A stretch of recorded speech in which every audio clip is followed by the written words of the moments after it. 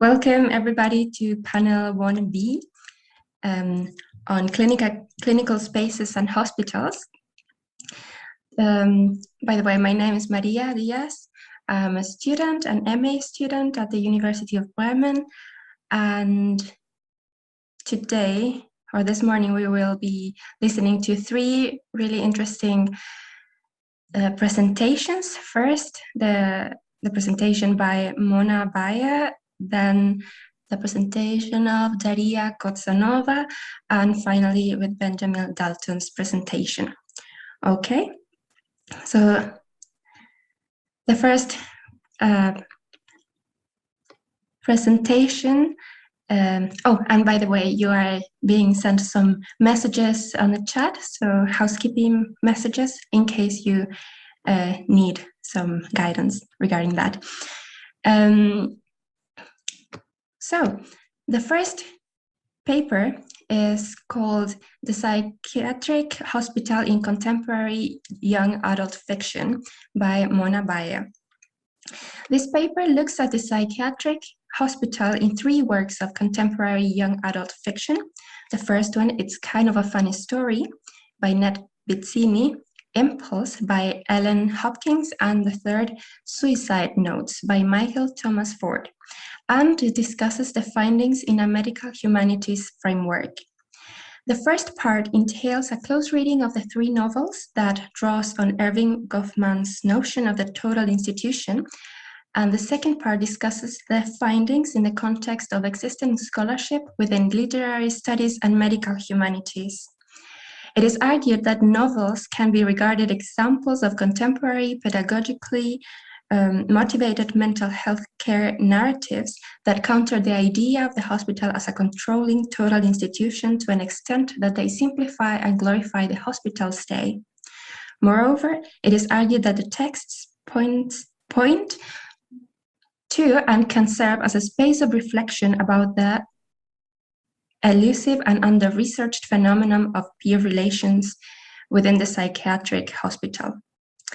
Mona Bayer is a medical doctor from Germany, having graduated from medical school at the beginning of last year, so congratulations for that. And she is currently enrolled in the Health Humanities MA at the University College London. Her doctoral dissertation was on illness metaphors of cancer and AIDS in autobiographical literature, 1973 to 2013. An article about her findings was published in the German journal Medicine and the Life Sciences in History in December last year. So the floor is yours, Mona, whenever you want. Thank you. Hi, everyone. Okay, so I'm just going to share my screen.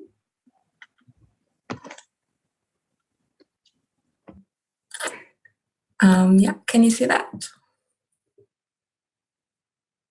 Yes. Okay.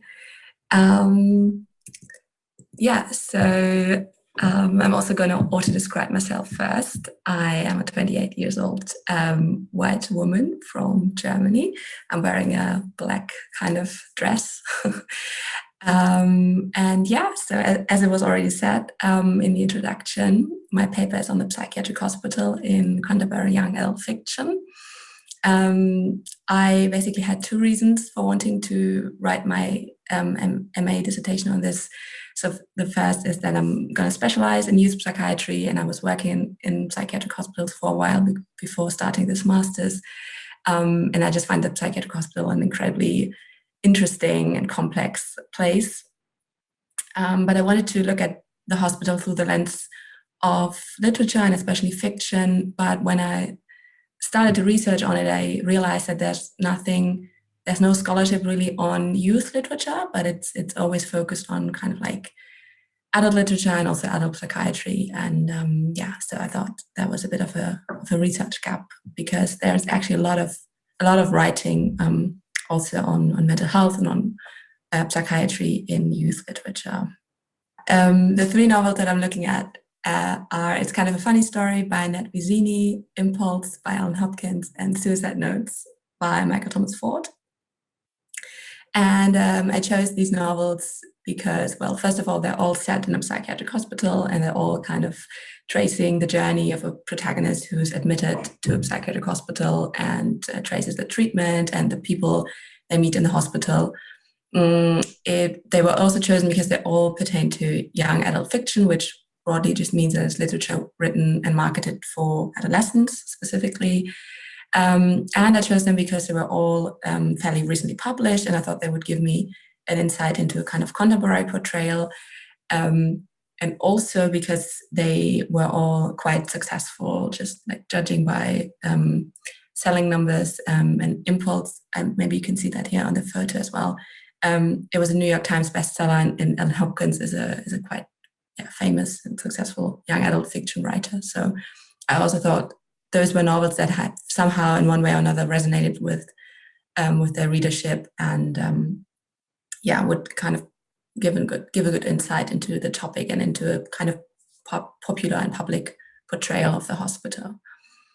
And then it was important to me that I didn't want to look at the hospital from a medical perspective or as a medical place, or as a place of medical intervention, but I really wanted to look at the hospital as an institution, or I wanted to ask what does the hospital do to its patients, kind of, what are the organizational structures of the place, and how are those narrated. And so the notion of the total institution by Erving Goffman seemed an apt starting point. I'm sure most of you have heard of this. So it is a notion that Goffman coined in 1961 in his book Asylums, which was based on field research that he did in a mental institution in Washington. And so he's basically saying that a mental hospital is a total institution in the sense that it's a very controlling place. It completely schedules the patient's lives, and it's there's no real private space or any kind of possibility for individual choices or individual flourishing. And importantly, what he says, what the mental hospital does to its patients is what he calls the mortification of the self. So due to these absolute structuring of the day, due to leaving no space for any kind of individual life, the patient slowly loses his civil identity and everything, the kind of role he had before and the outlook on himself he had before he came into the hospital.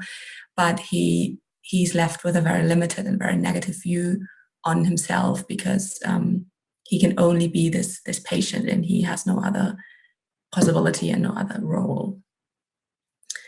And so what transpired in these novels, which was quite a surprise for me actually, because I hadn't read these novels before, was just overall how positive the hospital was portrayed, in the sense that especially the doctors were portrayed as very nice, very empathetic, very understanding, helpful. There was no violent treatment or any kind of coercive measures or those kinds of things. And this also got contrasted to, because so the novels are not totally light in that sense, that they do portray complex issues, especially it's kind of a funny story. It's a very serious account of the mental illness of the protagonist, of his depression, and that gets portrayed in quite some depth. But the hospital is kind of like, in contrast, this really positive place that that really helps the protagonist to navigate their illness, and importantly, in contrast to the mortification of the self that Goffman sees, in these novels, the protagonists are really all arriving at a much more positive and empowered sort of outlook on themselves. And it's kind of a funny story. For example, the protagonist discovers in art therapy that he really likes to draw, and discovers that he wants to be an artist when he's older. And in Suicide Notes, the story is that the protagonist comes to terms with the fact that he's gay, and he comes out to his family and friends, and also finds in the hospital a place that really encourages him to sort of live his sexual orientation, imposes no judgment whatsoever on that. And in Impulse, it's a bit more complex because there you have three protagonists. They're all narrating from the first in the first person, and the perspective kind of changes between these protagonists. But there's also the idea that, for example, Tony, one protagonist, is discovers in the hospital school that he's actually really good at school and that he likes going to school, something he had never had the chance to really explore before because he was kind of living between dysfunctional family and life situations, and he was always kind of dropping in and out of school. So I put some quotes here that sort of illustrate this idea of also a kind of, this new sense of self, but on this kind of coming of age that is taking place in these novels. For example, I've been through some serious shit and I can be serious like somebody older now, which Craig, in It's Kind of a Funny Story, says. So I was wondering how can I make sense of this? Because I think it would be easy to dismiss this as, like it's just youth literature. It's not as serious, or it's not. This is why serious things get portrayed in a lighter way.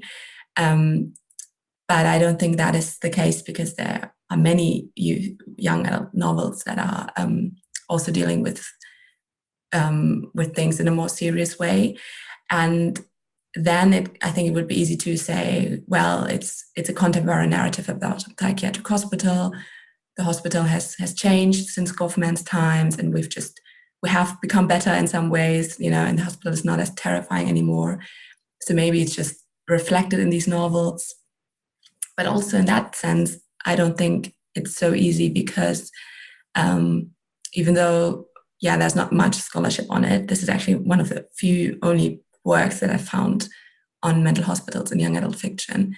But there, for example, the author says that mental hospitals are often presented in young adult literature as corrupt torture chambers where morally depraved doctors can experiment on patients at their whim. They're also frequently depicted as reminders of horrific pasts, with ghosts of wronged patients haunting the halls, terrifying anyone who dare enter the condemned building. And she was exploring text also from up to 2013, so also very, very recent texts. So the novels that I was looking at really stand in opposition to many conventional kind of psychiatry narratives that we have in both adult and in young fiction literature, young adult fiction. So I think the novels are best understood really as a kind of healthcare pedagogy, which can be very clearly seen in the texts, in the novel's paratext and in the author's biographies. I put here some just photos of kind of those paratexts. So, for example, very clearly in Suicide Notes, this can be seen. What you have here on the left side is a photo of a text that comes after Suicide Notes' main texts. And it's basically a message to the readers that if they're having suicidal thoughts, or if they're feeling depressed or have any kind of mental health issue, that they should go talk to friends or families. And if they feel that this is not enough, or they maybe don't have anyone to talk to, there's then also hotlines mentioned that they can call. And this text goes on for a while, and it's basically urging again and again to seek a professional and to seek psychiatric help, and to even admit themselves to a hospital if they feel they need to. So this is very clearly the kind of like the author is sort of connecting it to real world sort of mental health issues of adolescents, and especially gay, lesbian, bisexual, transgender adolescents, because that's the main issue of the book, right? He's kind of like the protagonist's journey as a gay adolescent. And it's kind of a funny story. A similar pedagogy can be made out. So after the text, there comes this little paragraph here in the middle that says that Ned Vizzini, so the author, spent 5 days in a psychiatric hospital, and that is what inspired the novel. And many interviews can be found with him where he also states that again and again, that he has, for example, a quote: "In my experience, the people who take care of mental health cases are wonderful to their patients." And so this is what he wanted to convey. And lastly, in Impulse, there's also an interesting dedication at the beginning. So the author dedicated the book to her daughter Kelly, and it says she helps young people like these. And so from interviews, I found out that her daughter was herself admitted to psychiatric hospitals as a teenager because she was suffering from addiction, and is now working as a social worker in those places. And and the author of Impulse says that her daughter's mental health problems sort of always inspire her work, and she also hopes to give a sort of mental health message to readers. And so what I was really left with, which surprised me because it's not really the outcome I had anticipated before engaging with these novels, was that I was really left with a space of ambivalence about this, because on the first level, of course, especially for me, who I had been working in these places, it can be looked upon positively that the hospital is portrayed in young adult fiction, that it's also portrayed in a positive way, or that it's kind of encouraging or showing readers that it's not as horrible maybe as one would think.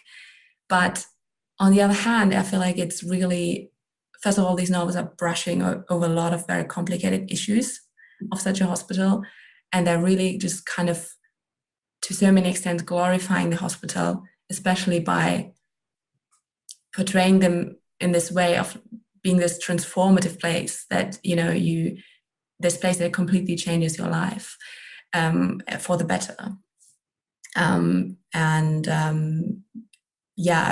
just left with the kind of these questions about, is this a mental health care narrative that has gone to some extreme and is now kind of like too uncritical of the hospital, in complete opposition to, the very critical portrayal of the hospital that we have in almost like all the time before, especially the 1960s, 70s, those times. And I was also left with just questions about sort of like the very clear adult agenda that these books have. The adult agenda is always an issue in youth literature, of course, because it is adults writing for younger readers. But I feel like in these cases, it's especially extreme because they have this very clear message, and they're really constructing an idea here for adolescents about the hospital. And so I guess I'm just left with this space of ambivalence here, and these are the kind of questions that are arising for me now from these texts. And that's it. I hope I was doing okay with time. Thank you very much, Mona. Yes, you did perfectly on time. Okay, I'm going to stop now.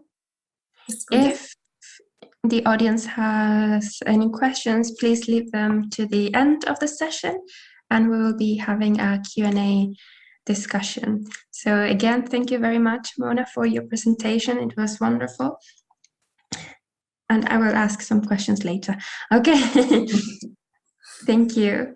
So now we will be listening to Daria Skosanova's presentation entitled Daughters, Monsters and Machines, Valeria Parella's Post-Human Maternity, by Daria Kosanova, who holds a BA in journalism from the Lomonosov Moscow State University and a MA in strategies of communication from the University of Padua.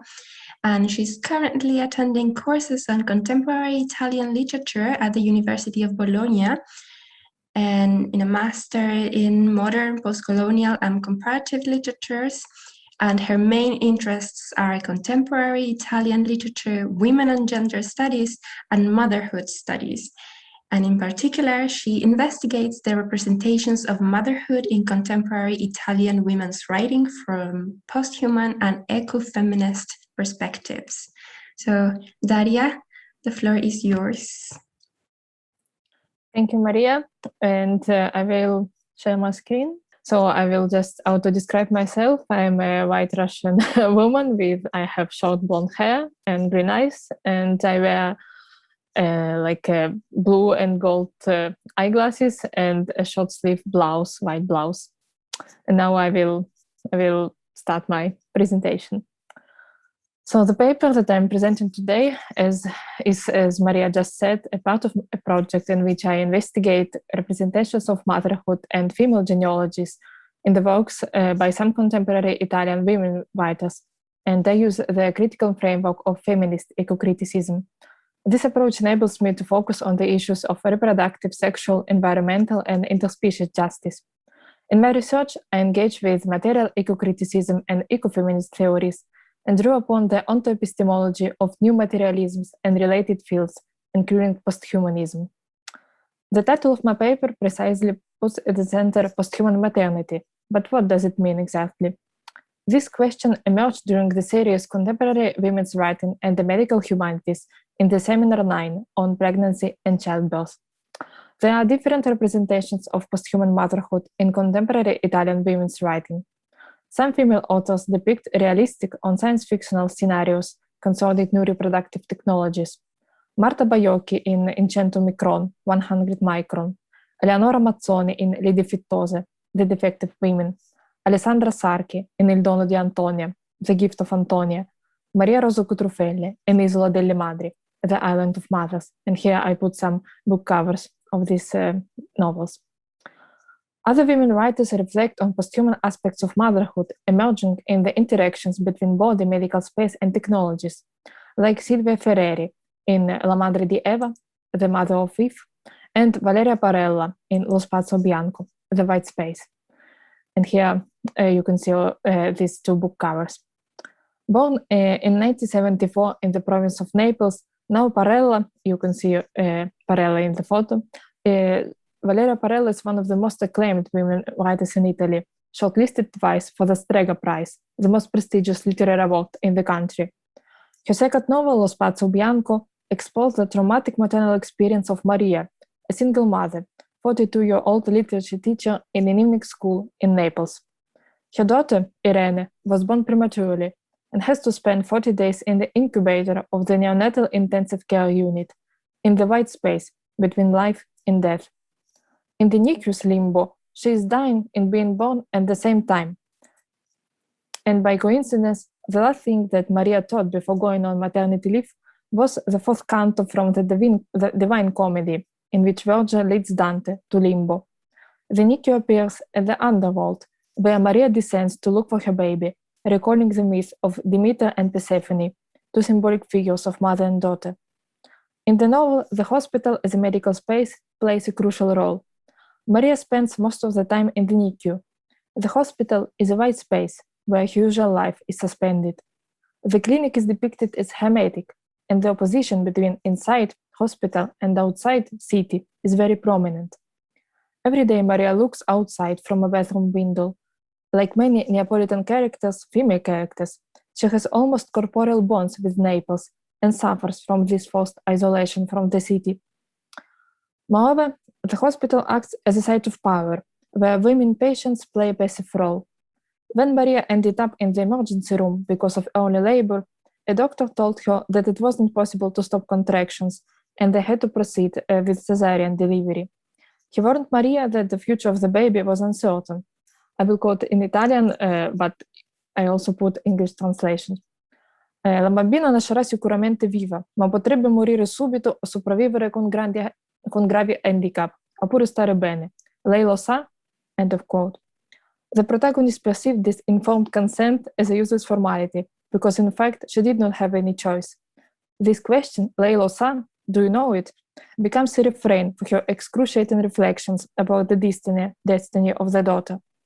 During the endless day in the NICU, Maria is desperate and frustrated because medical personnel, doctors, nurses, psychologists cannot tell her what will happen with the baby.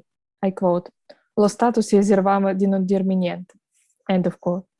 The protagonist would be happy to rely on the medical authority, to the power of their knowledge, but in this case, they are helpless.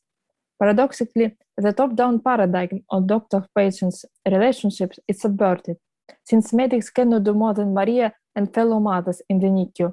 They all just wait patiently. Maria feels powerless, unable to do something for her daughter in the incubator. Technology alienates mothers' and children's bodies because the equipment is controlled by the medical personnel.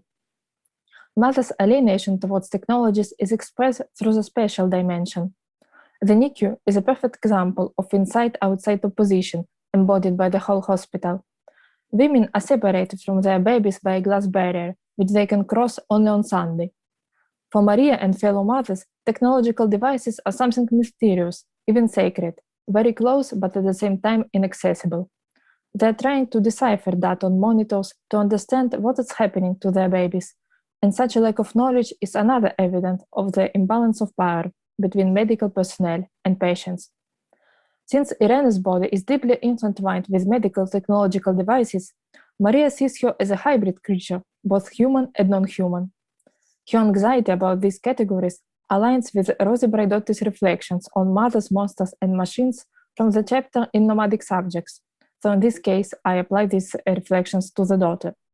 The starting point for my interpretation is Maria's thought that strange bodies of babies in the incubators are suspended, like in science fiction films or Gothic legends.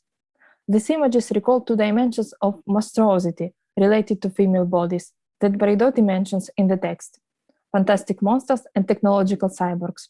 Different from Donna Haraway cyborgs, ironic cyborg, a fusion between the human and non-human. It's not a coincidence that one of the fellow mothers exclaims that the NICU resembles Alfred Hitchcock's horror. Moreover, Maria calls the unit a Wunderkammer, cabinet of curiosities, which also underlies the vertical paradigm of power in the medical space, inequality between the observer and the observed. I quote, "E noi dentro eravamo esperimenti di medici come stregoni, magni infilati negli ablò a riportare in vita ciò che avevamo partorito. Eravamo buttati in un ghetto e nessuno di noi aveva la parola giusta da mettere in bocca al suo golem." End of quote. The figure of golem, an animated creature from the Jewish folklore made of inanimate matter, first appears in an epigraph to the novel from the poem El Golem by Jorge Luis Borges, and here I put English translation. The simulacrum lifted its drowsy lids, and much bewildered took color and shape in a floating vault of sounds. Following this, it hesitantly took a timid step. Little by little, it found itself, like us, caught in the reverberating weft of after, before, yesterday, meanwhile, now, you, me, those, the others, right and left. End of quote. All these images and metaphors highlight inanimate and non-human nature of Irene. Maria compares herself and the daughter to non-human animals, to a seal who follows a dead body of her cub, killed by poachers. However, associations with cyborgs are the most persistent. I quote, "Una sonda che la alimentava dal naso, un tubo che le scendeva fino in fondo alla trachea per pompare dentro l'ossigeno che non riusciva a procurarsi da sola, con il petto dotato di elettrodi che le monitoravano le funzioni vitali." End of quote. Maria confesses that she has seen wires connecting the monitor and incubators more frequently than Irene's eyes. She considers technologies as something hostile that invaded her daughter's body, so the machines maintain Irene's fragile life. Maria cannot overcome an ontological dualism between the human and non-human and embrace a post-human dimension of bodies. The reference to Braidotti provides an opposition between normal and other. Everything different from the normative paradigm is perceived as dangerous and monstrous. I quote, "The monster is a bodily incarnation of difference from the basic human norm. It's a deviant, an anomaly. It's abnormal." End of quote. The protagonist is terrified by the non-human nature of her daughter and tries to bring Irene to the human dimension, for example, by giving her name, the first sign of humanity. Maria considers her post-human motherhood, the premature birth, as something shameful and abnormal, since it differs from the common discourse on maternity. She feels that everything went wrong, because a fetus should be inside the mother's womb and not in the incubator. as well as a baby, is to be born after 9 months. Against the laws of nature, her pregnancy is occurring outside the body. Irene will probably leave the NICU after 2 months, by the time when she should have been born in normal conditions. As a result, Maria experiences a double conflict of motherhood. On the one hand, the protagonist struggles to recognize Irene as her daughter, since she doesn't conform to habitual infant images in the collective memory. I will read this quote, it's a bit long, but be patient. Conoscevo I bambini degli amici, dei parenti, le mie fotografie da piccola, digitali in attachment alle mail, i bambini sani e quelli malati, quelli del corazzino al sole, quelli trascinati lungo i quartieri dalle mamme inferocite, quelli portati a spalla dai padri srilankesi.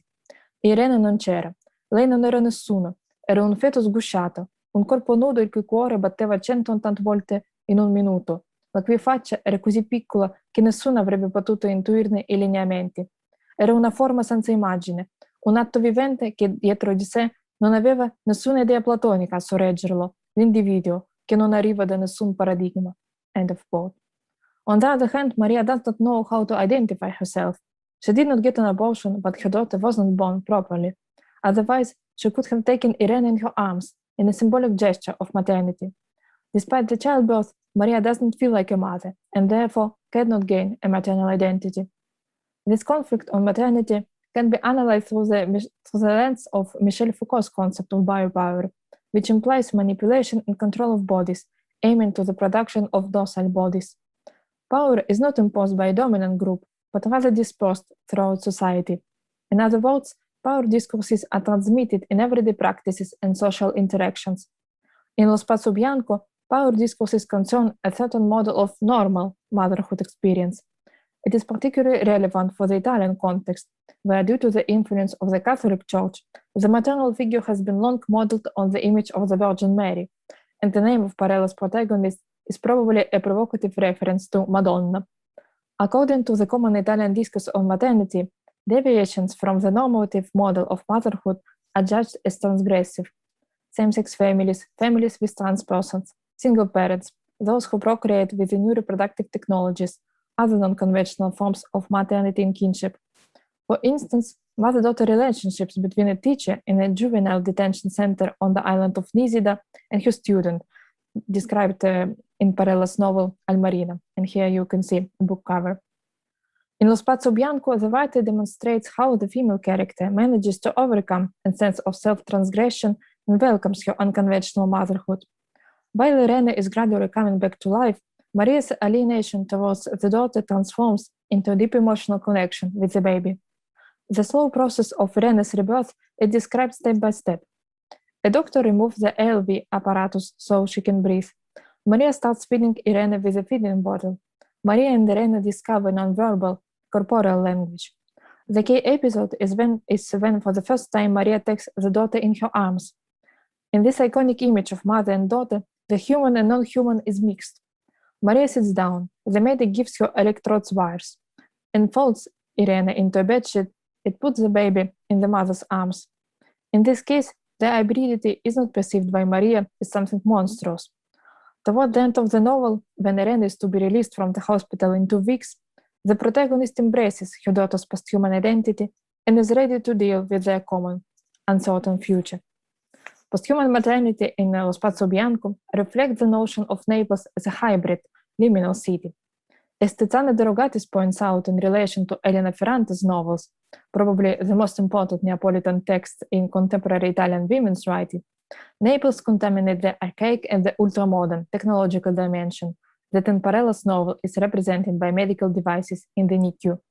In the field of eco-criticism, Serenella Iovina's concept of porous bodies of Naples underlines such hybridity of Neapolitan material semiotic reality.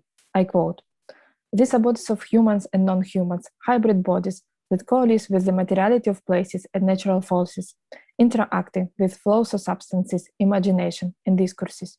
End of quote.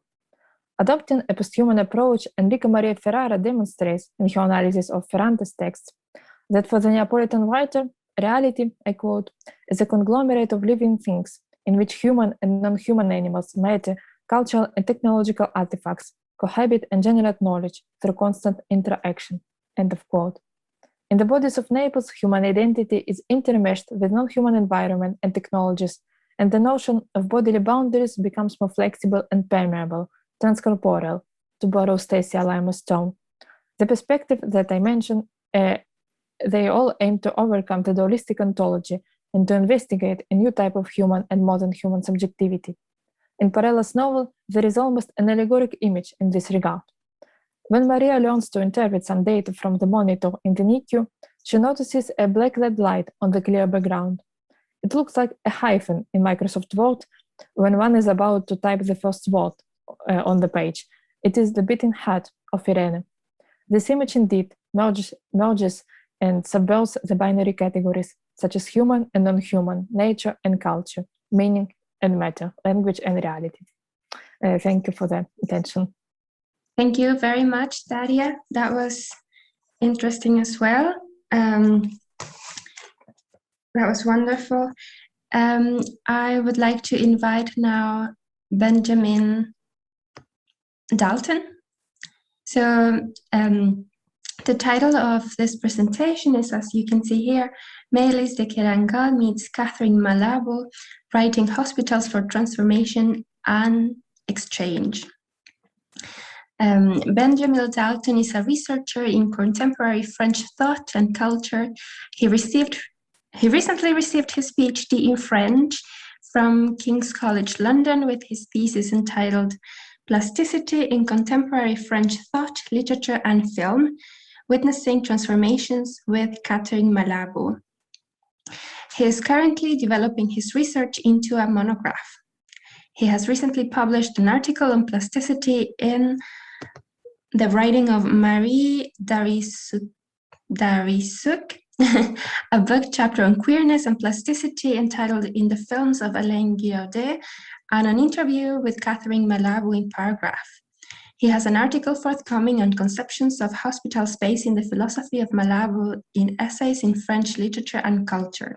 He also led a collaborative project narrating plasticity, stories of transformations between the plastic arts and neurosciences, which was funded by the culture team at King's, and brought together researchers in clinical neuroscience with the ceramicist Amanda Deutsch.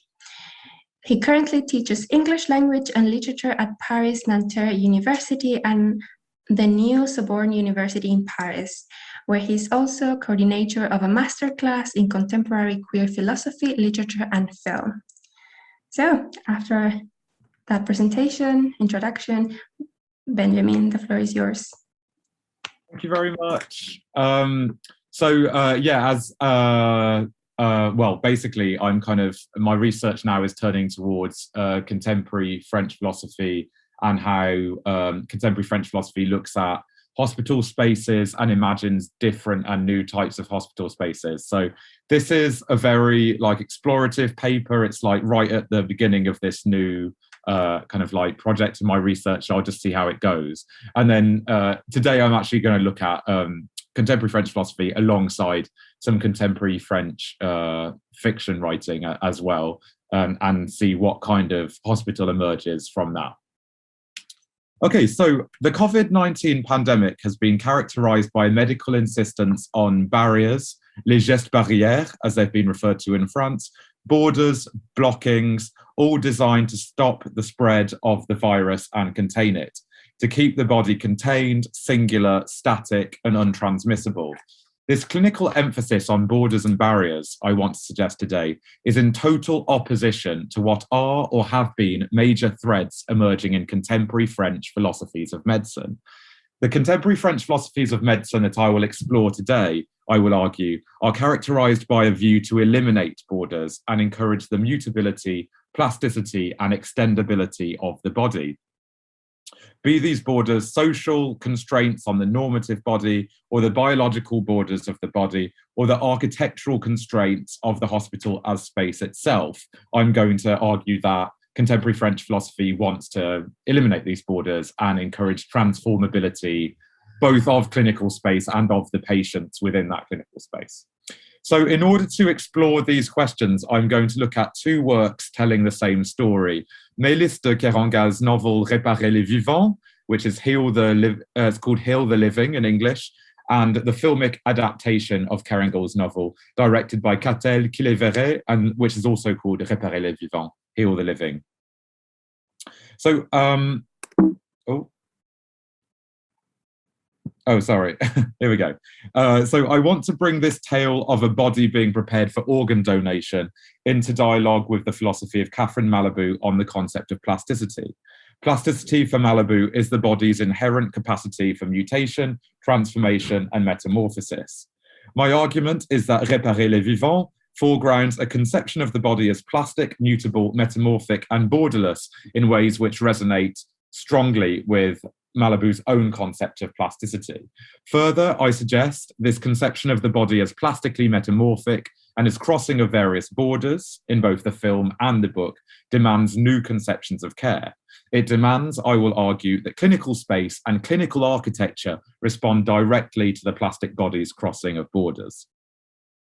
So first, however, a look at Keringall's Réparer les Vivants and its adaptation into a film. So Réparer les Vivants tells a story of Simon Limbers. At the beginning of the novel, Simon goes surfing with some friends. Following the surfing trip, Simon and his friends are involved in a car accident. The friends get away with minor injuries. However, Simon, who was not wearing a seatbelt, sustains major head injuries and is sent to hospital in a coma. At the intensive care unit of the hospital, under the care of the head physician, Dr. Pierre Revol, it is discovered that Simon is brain dead and unresponsive to resuscitation. Following this discovery, Dr. Revol notes that Simon would be the perfect candidate for organ donation. The rest of the text details Revol's communication of this to Simon's parents, who are at first deeply against the idea of donating Simon's organs, but then finally agree. And then the text details the physical removal and transportation of Simon's organs, his heart, lungs, liver, and kidneys, and their reimplantation in donor bodies immediately after. Simon's heart, lungs, and liver go to a 6-year-old, a 9-year-old, and a 17-year-old, respectively. Simon's heart is donated to Claire Méjean, a 51-year-old woman whose health is quickly worsening with the condition myocarditis. The narrative itself necessarily performs the borderlessness and mutability and plasticity of the body, its capacity to extend past its contours, to break up into fragments, and to join together with and complete and heal other bodies in the very literal sense of organ transplantation. The narrative also underlines the necessity of healthcare to communicate, work alongside, and enable this borderlessness and mutability of the body. The text details, for example, the logistical necessity of eliminating borders. Simon's organs need to be removed from his body, transported, and reimplanted in other bodies in the shortest possible time to prevent tissue decay. So you see how the hospital as an architectural phenomenon has to be as borderless and mutable as possible to literally transport these organs around. So now onto the cinematic portrayal of this borderlessness. In the film, this borderlessness or mutability of borders themselves is translated into a cinematographic language which favors fades and tracking shots and camera movements, which give the impression of a certain permeability between spaces, time periods, and bodies. A borderless world is portrayed from the very beginning of the film with the sequence of Simon's surfing trip. The film begins with Simon and his friends waking up very early in the morning to travel to the beach to surf. We see Simon cycling through the streets at night. These initial shots present us with a visual language of borders and delineations, road markings, street lines, flashing speed limit reminders. These borders seek to guide and limit Simon's movement and trajectory. In stark contrast to this, however, when the boys are finally in the sea and beginning their surfing session, the delineations of roads leading to the beach melt away into undulating waves. I think I've got a few. The camera is positioned at the point where the water meets the sky. Rather than a clear dividing line between sea and sky, we're presented with an endlessly moving, surging, and modulating divide. The camera often disappears under the water, as if the sea is undermining and overcoming any attempt by the camera to maintain a clear delineation or border. The use of slow motion allows us to concentrate on the forms, on the kind of modulating plastic forms of water itself. The waves do not organize themselves into clearly delineated geometrical forms, but rather divide into diffuse particles and foam. In one particular shot, we see the bodies of the surfers plunge through a wave, now underwater. The dividing line between the water and air flashes across the screen, and we see the bodies effortlessly pass from air to water, seemingly weightless. So in this sequence, the overcoming and undermining of borders and the plasticity of the body as it crosses these borders, and the plasticity of the water itself is performed again and again. It's portrayed as effortless, serene, and weightless. Borders themselves, such as that between water and sky, are portrayed as mutable and malleable themselves, constantly in flux and always fading from view.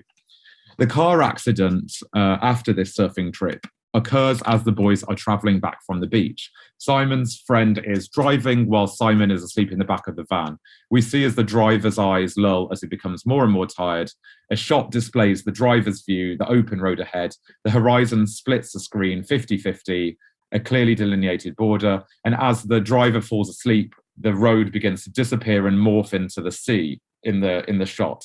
The clear delineation between ground and sky once again dissolves into a moving, morphing plane of waves until finally the camera is swallowed up by one of these waves. So my argument is now moving from this undulating waves and kind of plastic water forms and borderlessness into the clinical setting of the hospital. The film does not revert back to a language of lines and delineations or architectural surety.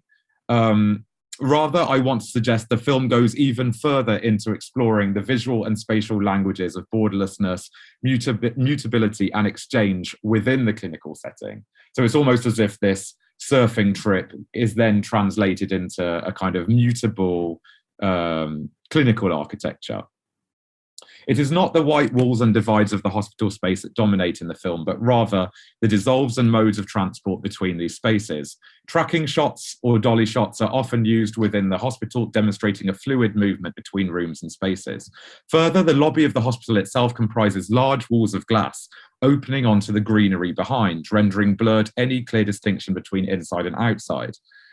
The final scenes detailing the transport of organs detailing the transport of the organs show helicopters, planes, cars, motorbikes to be ambulant, liminal, clinical spaces in their own rights. So this borderlessness, movability, traversability, extendability, and plasticity of the body is innately connected in the novel to a conception of the body as mutable and metamorphic, and to all living matter, and to the universe itself as mutable and metamorphic more broadly. So the doctor who is in charge of Simon, the Dr. Revol, expresses his philosophy of an endlessly metamorphic body and universe in descriptions of his inner thoughts and dreams. At the beginning of the novel, as he surveys the brain scans of Simon, which show his brain to have been irrevocably damaged in the car accident, he recalls a moment when he is in the Alps and he tried piotl for the first time, which is a small cactus used for inducing hallucinations. So I just thought I'd show a very grainy picture of this cactus. Revol thinks back to the night he experimented with the cactus. So I've got it in French, but so I'll translate like the bit of it that matters, I guess. So Revol songe à cette nuit étincelante où la voûte céleste s'était déchirée au-dessus des montagnes, libérant des espaces insoupçonnés où ils avaient cherché à s'engouffrer, couchés dans l'herbe, le dos contre le terre, et soudain il est traversé par l'idée d'un univers en expansion, en devenir perpétuel, un espace où la mort cellulaire serait l'opératrice des métamorphoses, où la mort travaillerait le vivant quand le silence travaille le bruit, le noir la lumière, ou le statique le mobile. All right, I'll stop there. So he's talking about his imagining a universe and expansion, an always ongoing becoming, where cell death would be the kind of operator of metamorphoses, where death would work the living like silence works noise, and black and darkness works light, and the static works the mobile, etc. So these thoughts foreground Dr. Revol's philosophy of innate, all-encompassing plasticity and malleability of all bodies and matter. So there we go again. Un univers en expansion, an expanding universe, always ongoing metamorphosis. Particularly striking in Revol's vision is the notion of destructive creative activity at the matter of the matter of the universe. In particular, he refers to cell death, la mort cellulaire, also known as apoptosis, as a process which enables bodily formations and transformations. We read in the novel that Révol has a copy of the French biologist Jean-Claude Amaisen's La Sculpture du Vivant on his bookshelf. So here's the book, The Sculpture of the Living, or The Sculpture of Life, which is about cell death and creative death, as he calls it.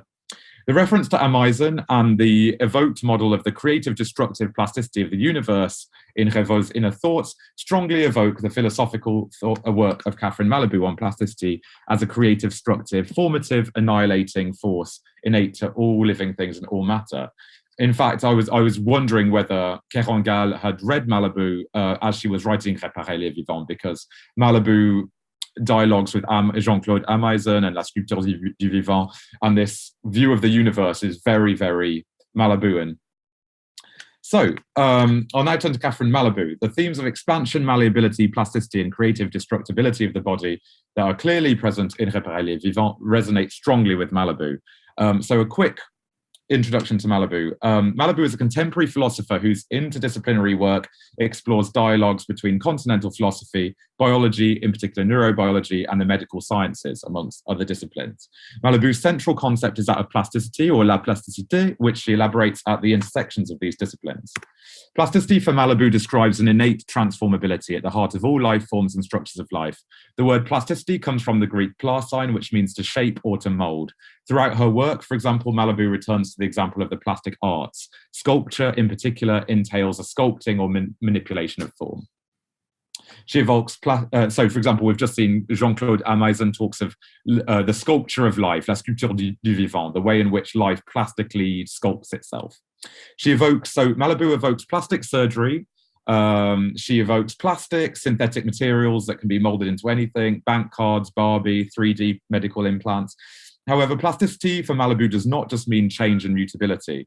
Malibu specifies plastic is something that can both give form and take form. It is the power to transform, but also to resist endless manipulation and hold a form in place. So I've got a quote, which I'll read in English. She says, "The adjective plastic, while certainly opposed to rigid, fixed, and ossified, is not to be confused with polymorphous. Things that are plastic preserve their shape, as does the marble in a statue. Once given a configuration, it is unable to recover its initial form." However, Malibu shows there is also an explosive, dynamitic, destructive side to plasticity. Here she is talking about plastic explosives and the threat of plasticage. So she describes it as the concrete shapes in which a form is crystallized, sculpture, but also the annihilation of all form, the bomb. So both mutant and explosive, plasticity describes an unruly mode of transformation, creative and unpredictable. Following her initial works, I realize I'm running out of time, so I'll try and bring this to a close. Following her initial works on plasticity in philosophical context, Malibu goes on to focus on the sciences, and in particular contemporary biology and epigenetics. The innate transformability that plasticity describes to be found is most radically to be found, Malibu shows, in the biological mutability of all life. The human brain, for example, is neuroplastic because it changes and manipulates its own neural form throughout a lifetime. Malibu is, however, not primarily interested in the plasticity of the healthy brain, but in the plasticity of what happens when the brain goes wrong or is destroyed through pathology or an accident or trauma, a bit like Simon in Kerangal's novel. So plasticity describes not just malleability, but also a fragility and explosivity, which is kind of translated into the brain. For example, in the event of brain damage, the form of a person's personality can be completely exploded and lost, or completely metamorphosed in ways that are kind of very dramatic.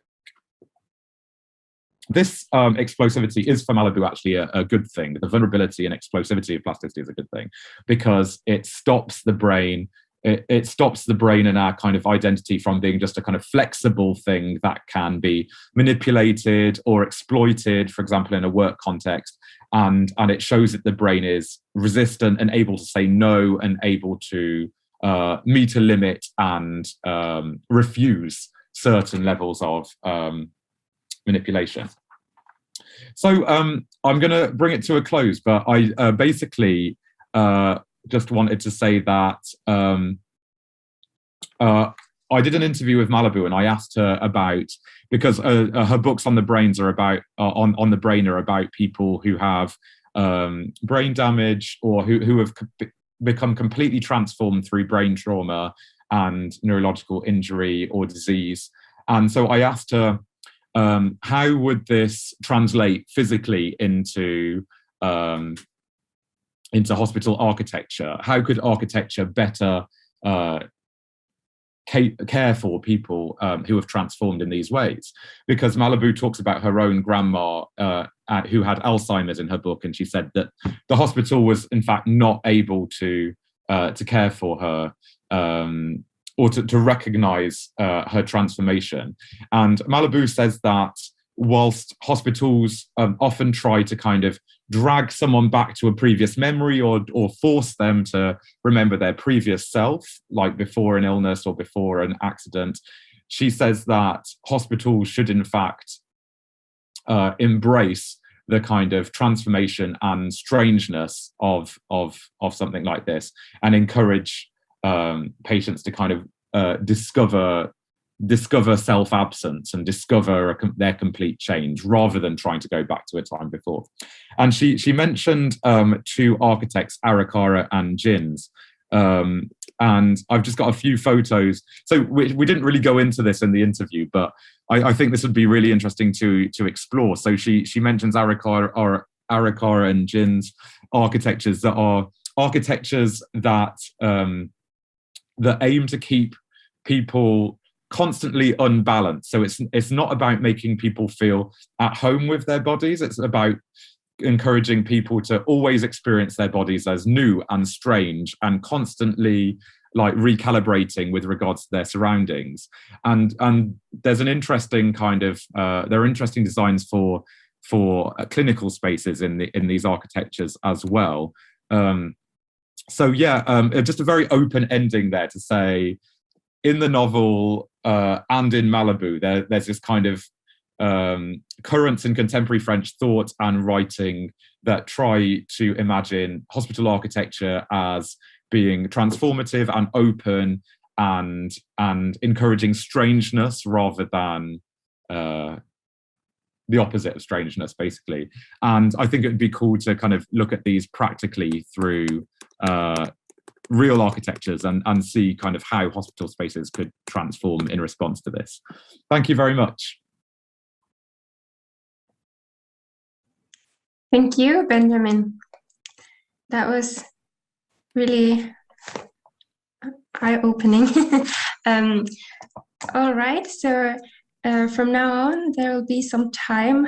We have half an hour, so there will be some time for questions. So in case you want to ask questions, please share your hand or unmute yourself, or write it in the chat, okay? So Margarita? Hi. Well, thanks for the presentations. They've all been fascinating. Sorry, I'm trying to get that lower my hand. Okay. And I don't know if this is a question or more of a comment, or perhaps a way to connect particularly Ben and Daria's presentations. Because I'm trying to think, I don't have it clearly formulated. I've been working on a piece about Jean-Luc Nancy's L'Intruse and the ideas by Braha Ettinger about the matrixial. And so to see the connection between heart transplantation and the maternal, or the matricial, which is not for Ettinger really, the maternal is not quite like that, but the idea of fusing two selves without not really fusing them, right? Like maintaining the individuality, but having this connection, this transsubjectivity is what she calls it, right? And you know, as a way of disclosure, I am a transplant survivor myself. I received my transplant when I was about the age of the woman who receives the transplant in Heal the Living. I love the way you have worked with plasticity in the movie in particular, because I've seen the movie too. But I was thinking, of I don't know if this is suggestive for you, Daria, in the sense of this kind of mother-child bond and how it is supposed to be natural, but it can be unnatural. The same way that hosting somebody else's heart, or for a heart to continue living in a different body, is unnatural. Just kind of to start a conversation.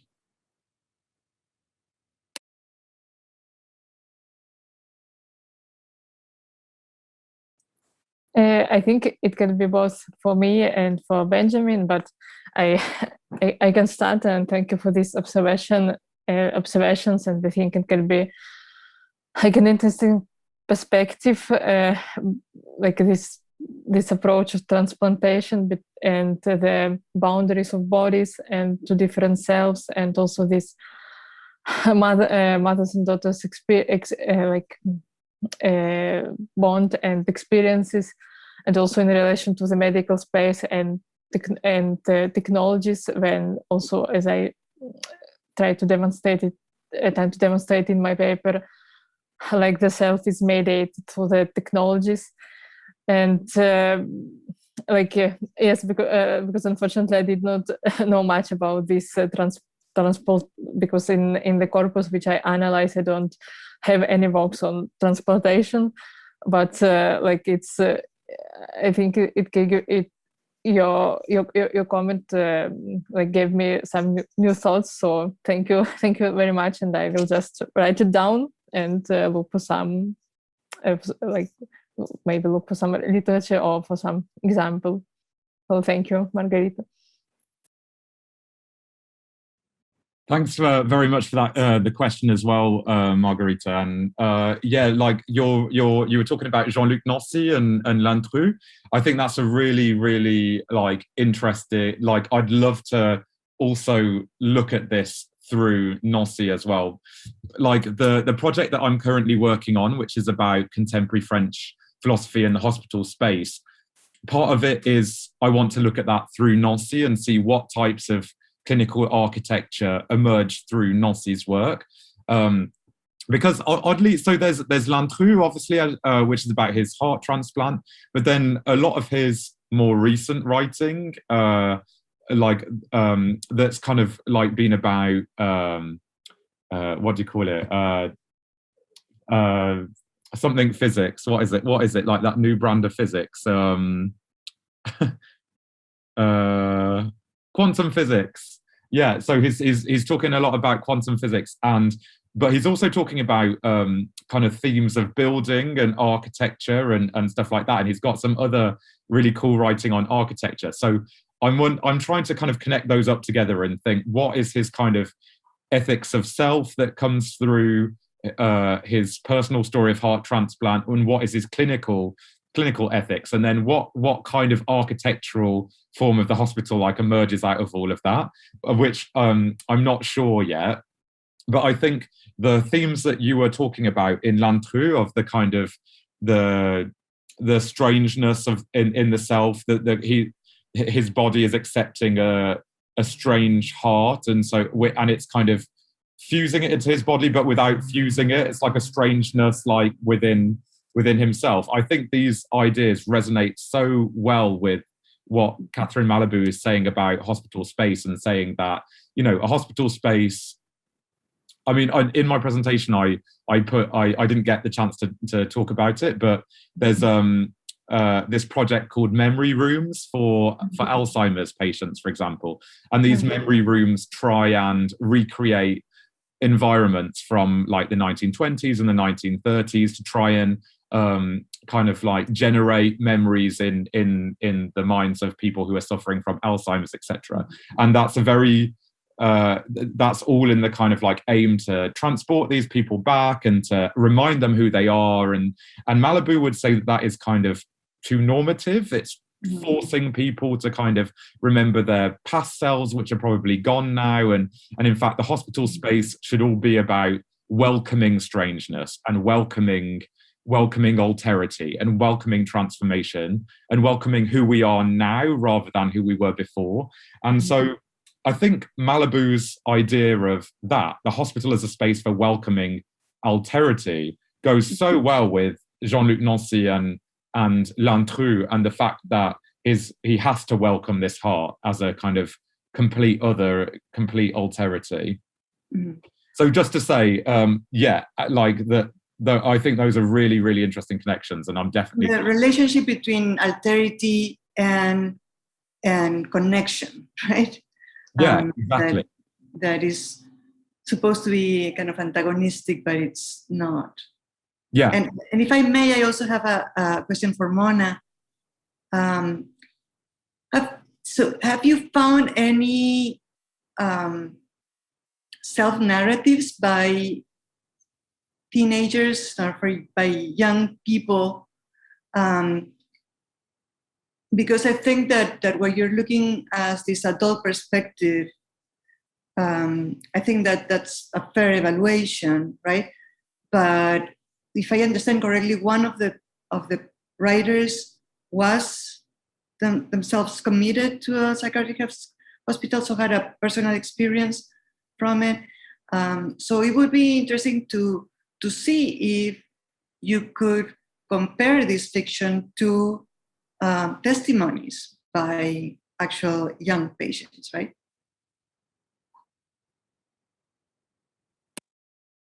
Yeah, thanks for that comment.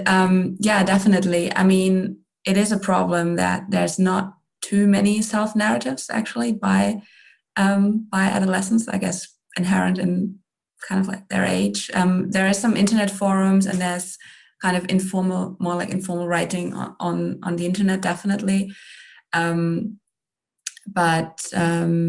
Yeah, not.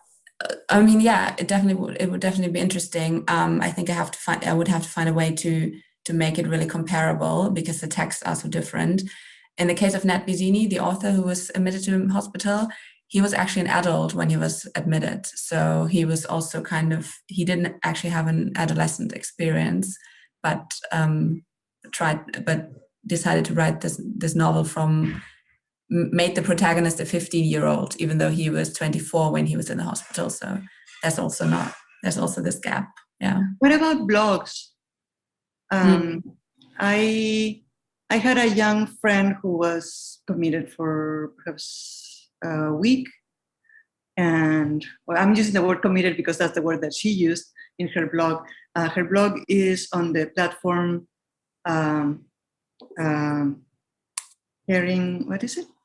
Caring Bridge.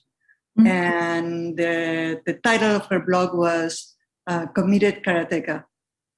And she didn't keep it for long, maybe has 3 or 4 entries, but she was, I think, 15 or 16 when this happened. So I think that it's interesting because it's just kind of she was frustrated by kind of the different trials of meds that were working or not working. But otherwise, her comments were kind of the food that she liked or didn't like or would try, and I think that perhaps that might add a fresh perspective if you can find other blogs and see what young people are actually saying. Mm-hmm. Yeah, thanks. Thank you for that, Great. Margarita. And there's a really good question in the chat. So Sabine says, thank you for your excellent papers. And given these contentious topics, psychiatry, normal motherhood, and organ donation, she wonders if you could speak to the strong opinions and tense debates that these topics provoke, and through your research, have you found your position in relation to these issues has shifted? So that is for all of you Whoever wants to start, please go on.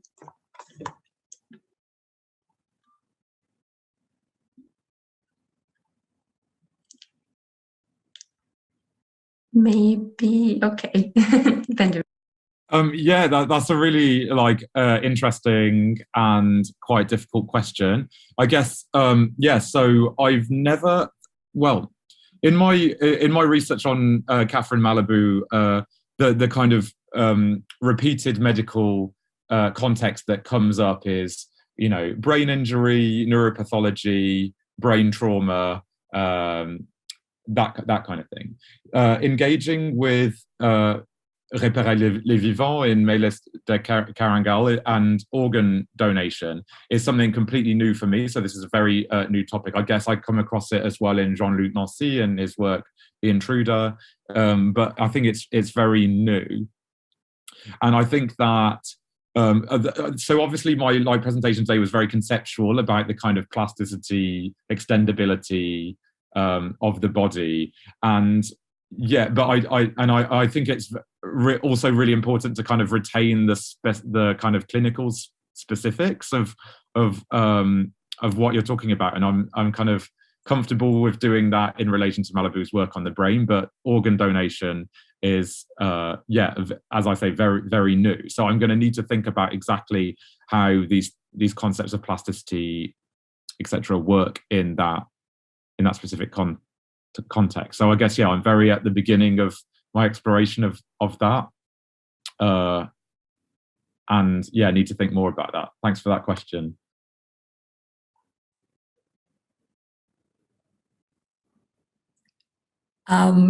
Yeah, so thanks for the question. Yeah, as far as psychiatry goes, if I understand the question correctly, what I definitely come across is, or I'm always surprised at how I feel like regarding psychiatry, there's almost only two extreme opinions. Like you're either against it, or you're kind of trying to make a point, as these novels do, of like trying to show that it's, yeah, that is not as terrible as people think. But there's hardly, or there's often not a very kind of like middle opinion. That's what I feel, which is yeah, which is a shame, and which I'm always also, which I try to argue in my paper, is that we need a kind of middle ground. I feel we need to accept these places as necessary and as potentially helpful for psychic crisis, but obviously we also need to complicate these places and see them in all their flaws. And I'm also actually very interested in this kind of architectural question. I think that's very important in psychiatric spaces as well. But there's so much complicated stuff about it, and opinions often go in two directions, probably especially when it comes to children and adolescents, because they're obviously more protected, and rightly so, but they also open up more complicated questions in terms of involuntary admission and yeah. Okay, thank you for this question. I think it, to answer, I would need like another paper or 1 hour, but I will answer briefly, of course, because the question of normal or normal, conventional, unconventional motherhood, like for Italian context, Italian society, and also it's like very important. It's a highly debated issue and political issue. It is also a key topic in the works of Italian women's writers, both in the 20th century and in the contemporary writers, which I'm mostly working on, because it's not just about the motherhood, but it relates also to the whole concept of the family, which is also like one of the like basis of the Italian society, and especially in the last years, in the last month,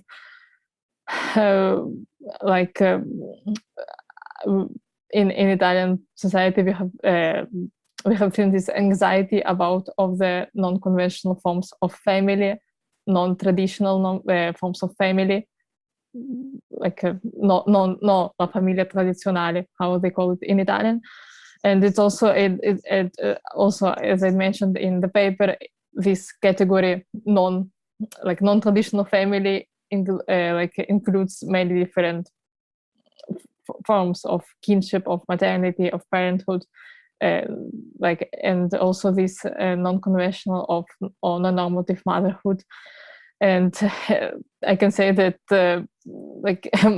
my thanks to due to my research, my position hasn't changed, but it has become more maybe prominent, and because in my research I focus mostly on this non-conventional or non-normal motherhood, and I mentioned another Parella's novel, Almarina, and because I analyzed 2 novels of Parella in pair, because the second novel, Almarina, it's also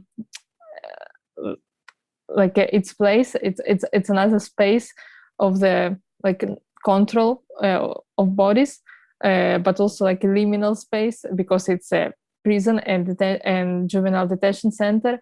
And so in the white space we have hospital, so the neonatal intensive care unit. And so I tried to analyze how in these liminal Neapolitan spaces, in the interaction between environment, technological artifacts, and also cultural artifacts, these non-conventional and not normal relationships between mothers and daughters, how they are forming, how they are emerging. And so, yes, I think it can be one of the answers, but of course it's the whole scholarship of this concept of normal motherhood in Italian literature and Italian culture.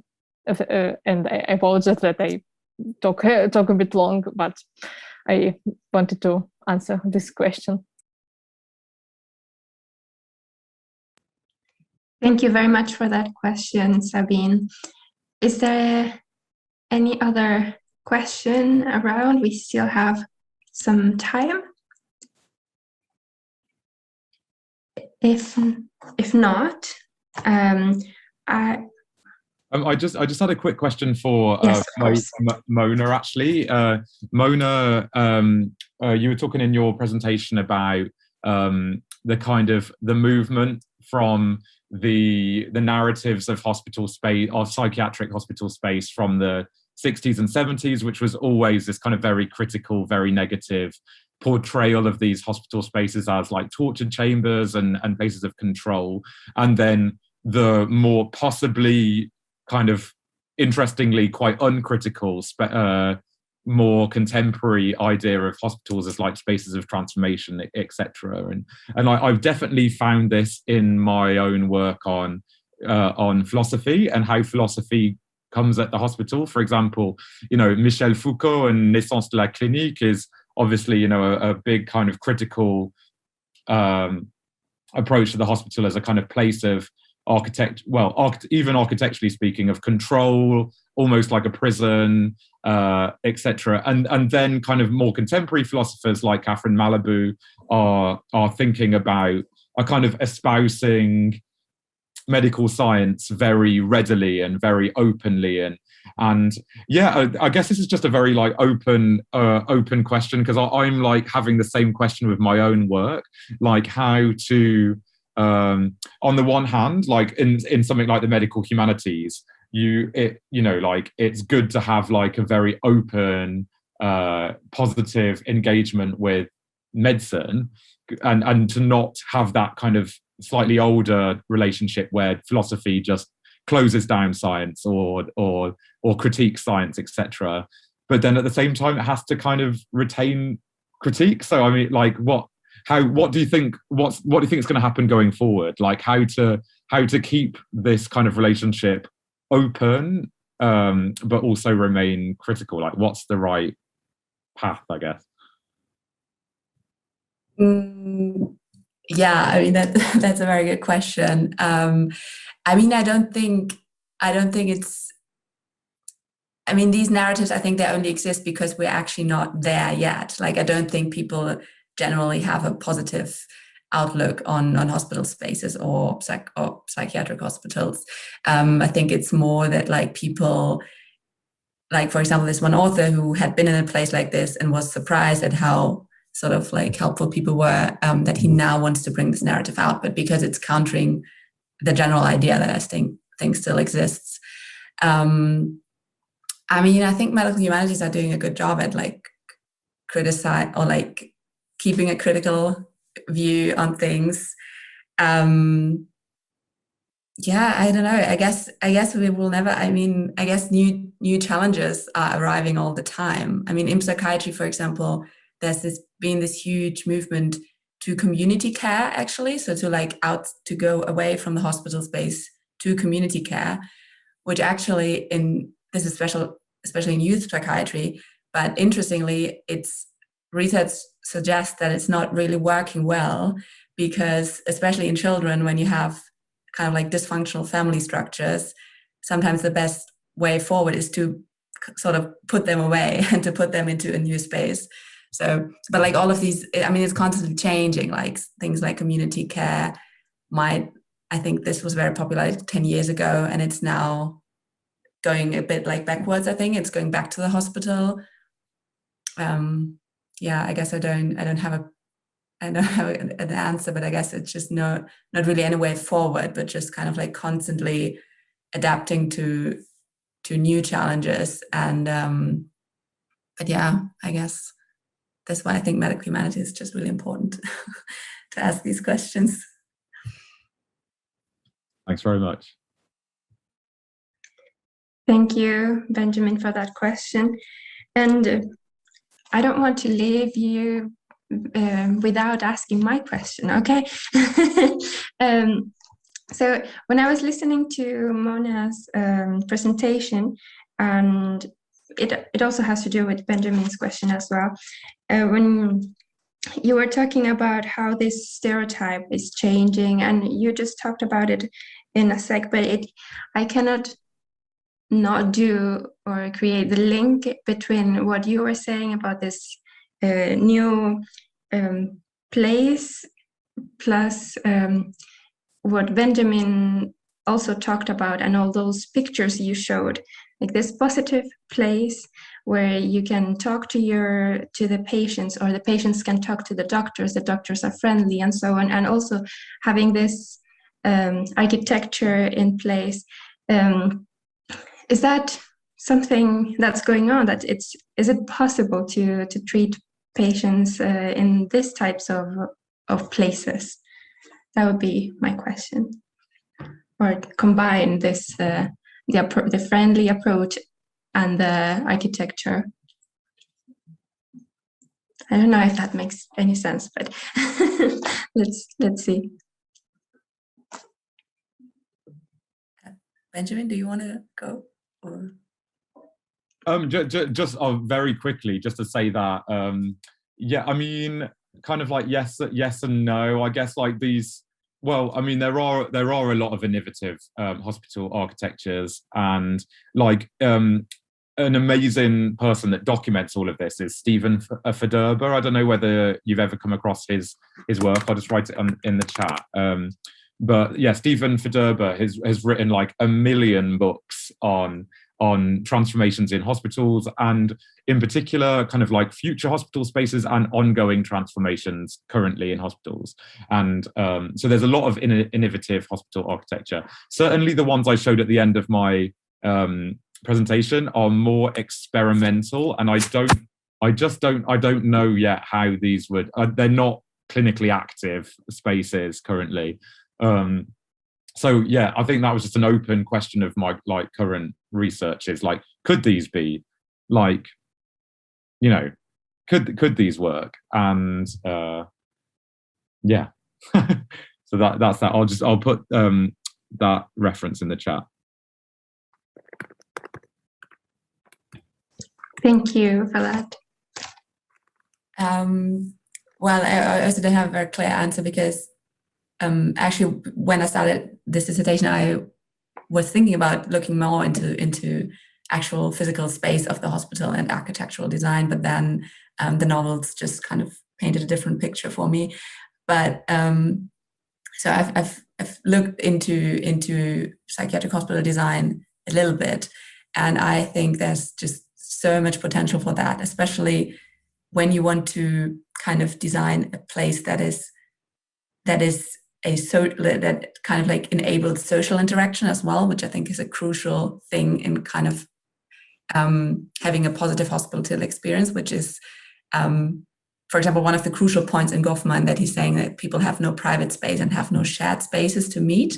So I think kind of like having hospital spaces that just involve kind of physical possibilities to meet is crucial. And I was looking, for example, at this seemingly simple, but this phenomenon of the common room in a psychiatric hospital, to just like have a place where people can informally meet, and it's like no pressure. It's not a directly therapeutic space in terms of like, it's not a medical space, but it is a space for interaction. So there's, for example, some research on that. And yeah, just generally lots of potential, because I don't know, just from my own experience, sometimes I was wondering, like, we put people in really sparse, terrible places with often they don't even have their own bedroom.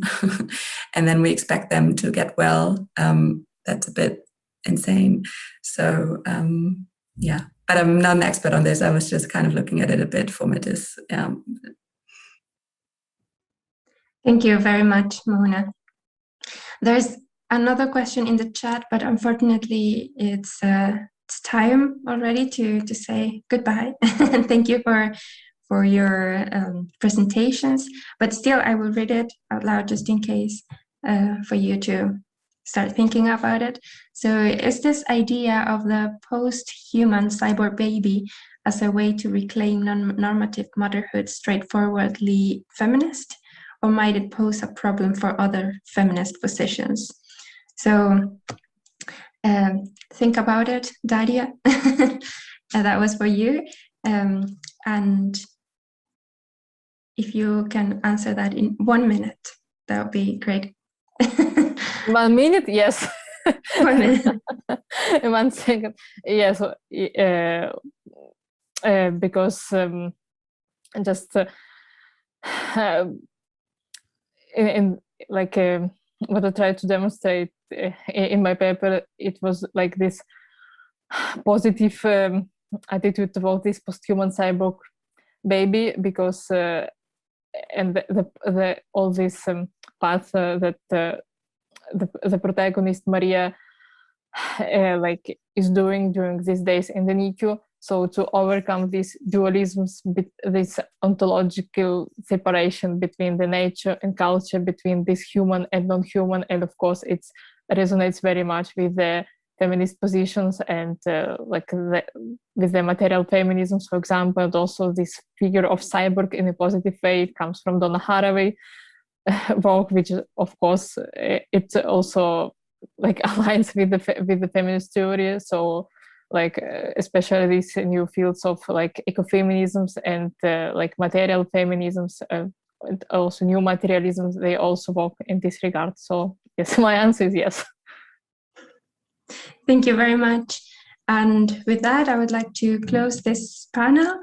Thank you very much to all who attended and to the presenters as well. And go to the next one soon.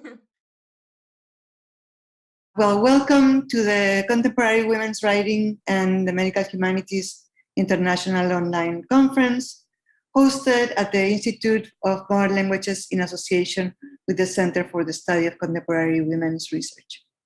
My name is Margarita Saona. I teach Latin American literature and culture at the University of Illinois at Chicago. I am calling from Chicago right now. It's 5:16 a.m. here. And I would like to read a land acknowledgement.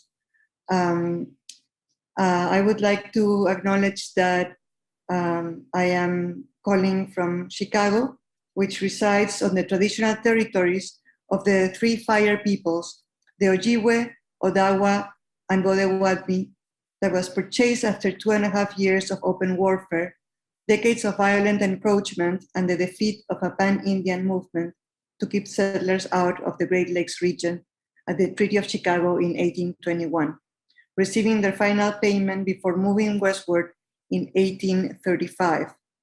The area was also a site of trade, gathering, and healing for more than a dozen other native tribes. The state of Illinois is currently home to more than 75,000 tribal members, and the Chicagoland area is currently home to one of the largest and most diverse urban native communities in the US. Illinois is also the territory of the Ho-Chunk, Miami, Inoka, Menominee, Sac, Fox, and their descendants. By making a land acknowledgement, we recognize that indigenous peoples are the traditional stewards of the land that we now occupy, living here long before Chicago was a city and still thriving here today. As we work, live, and play on these territories, we must ask what we can do to right the historic wrongs of colonization and state violence and support indigenous community struggles for self-determination and sovereignty. We are in the room for panel 2B, that is Reading Bodies, Gender, and Illness. As I said earlier, sadly, one of our speakers, Jane Hartshorn, cannot join us today. We have been asked to describe ourselves. So I am a middle-aged Peruvian woman, light skin. I'm wearing a white shirt. I have mid-length brown grayish hair and a light green hairband. My background is dark red wool. Our first participant is Shireen Hamza Osborne, and the title of her paper is Written in the Body, Medical Procedures and Gender in Winterson's Novels. Sharina Hamza Osborne is an honorary research associate in the College of Arts and Humanities at Swansea University and the author of Jeanette Winterson's Narratives of Desire, Rethinking Fetishism, which will be published by Bloomsbury in June 2021. She has been a research fellow in the Florence Mockenrich Fellowship Group 2019-2020. Prior to her academic career, she worked in media and advertising in Malaysia, and she has since taught at universities in Malaysia, Iran, and the UK. So with you here, Shireen. Right, thank you, Maria Rita, for the introduction, and also Ben and Becky for organizing this conference. Hi, everyone. I hope you are all well, wherever you are. I am a mixed white Asian woman with dark blonde hair and dark square rims glasses with a purple dress. So Jeanette Winterson's novel, from her first, Oranges Are Not the Only Fruit, published 1985, to her most recent, Frankenstein, published 2019, habitually deconstruct the body to show the fragmented nature of gender and the fluidity of sexuality. In her nonfiction book, Art Objects, Winterson wrote, "If we admit that language has power over us, not only through what it says, but also through what it is, we will be tolerant of literary experiment, just as we are tolerant of scientific experiment." Winterson considers language to be a fabulous tool that human beings have refined over so many centuries into this extremely sensitive instrument. This refinement through the experiment is what helps to create Winterson's style. Her writing is scalpel sharp, but not sterilized. Her novels are not literary patient, ephemerized upon a table. Today's paper discusses 3 of her novels in which the effects of medical intervention on the body are intertwined with the identity of her characters. The surgeries they undergo challenge any notion of the body fixity, mirroring their shifting and mutable sexual and gender identity. The use of medical and scientific language in her literary work suggests destabilizations and displacement of empirical and discrete category of biology. particularly in relation to the perception of the self and the other. In Written on the Body, published 1992, a decaying sense of the narrator's self and their relationship with Louis are aligned with the effects of cancer and chemotherapy. Louise's body is imaginatively dissected and examined by her ambiguously gendered lover, as the changes wrought in it by cancer become metaphor for their relationship, depicted in the language of medical textbook. And in The Stone Gods, published 2007, cosmetic surgery and genetic fixings are considered normal. And the text raises important questions around how the medical technology to alter appearances and reverse aging impact on women in the society dominated by patriarchal corporate power. And Wilkinson's most recent novel, Frankenstein, portrays a near-future world in which transgender and transhuman advances increase and alter way of living to provide new options and new ethical consideration. The central character, Ree, lives with doubleness following gender surgery, becoming not quite one thing or the other, as Ree's body existence challenges the gender binary. The status of man, woman, and the formation of masculinity and femininity are strained by their liminal existence. Although, once more, patriarchal power system attempt to classify what medical intervention has made physical. In Written on the Body, Wilkinson uses metaphor of corporeal inscription to question and rewrite conventional views of the body, while the narrative forms of confession of how the quest of love can be majorly affected. Initially, Louise's body is admired externally by the unnamed narrator's physical, psychological, and emotional perception.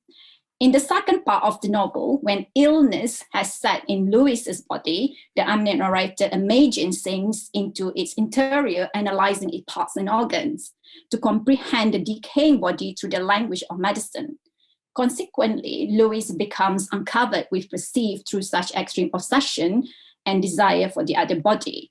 Written on the Body fantasizes the body through the deconstruction of unity and beauty, defining normative notion of extraction.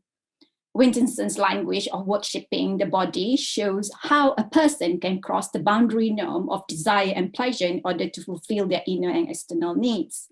The diction changes to the second half of the book, in which a medical obsession is revealed. This is shown by an anatomical language of chapter titles, such as the cells, tissues, system, cavities of the body.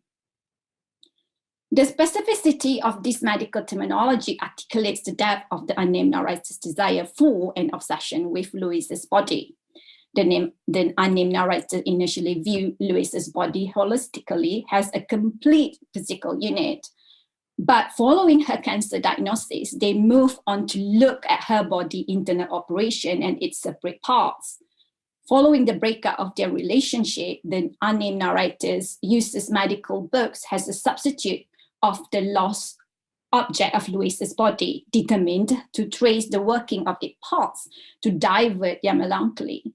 The unstable body questions any traditional view of the female body as coherent, whole, and beautiful. But in this particular situation, these acts of diversion and replacement produce a non-pathological fetishism that benefit the psyche of the unnamed narrator. Pathography is a term that narrative that focus on adverse health condition. As medical humanities scholar John Wiltshire has noted, the raw material of pathography is illness, usually devastating or mortal illness. And in it generally involves the evacuation or stripping of meaning from both person and event. However, the pathography performed by the unnamed narrator in Written on the Body is what supplies meaning. Rather than stripping this away, the intent focus on Louise's illness actually provide the unnamed narrator with multiple signification of both event, the cancer, and person's Louise. Thanks to the medical procedures invented in the Stone Gods, the aging process can be halted or even reversed, meaning bodies can be fixed indefinitely at a desired age. However, the result is an unequal burden of expectation placed on women to remain impossibly and damagingly young through genetic fixing and cosmetic surgery. As the text said, women feel they have to look youthful, men less so, and the lifestyle programs are full of the appeal of the older man. If fixing in the novel is understood in terms of solving a problem, that of aging, it is another sense of static, and permanence is not so certain. Due to the ability of reverse mitochondrial DNA to any age the subject has lived through, their physical appearance can be transformed at will. Well, they could probably rewrite the DNA to appear older than they are, but no one is asking for that in this world.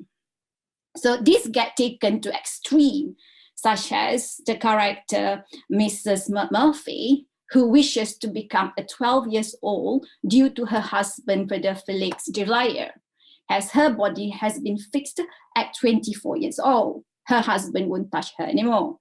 So as the narrator Billy said, now that everyone is young and beautiful, a lot of men are chasing girls who are just kids. They want something different when everything becomes the same.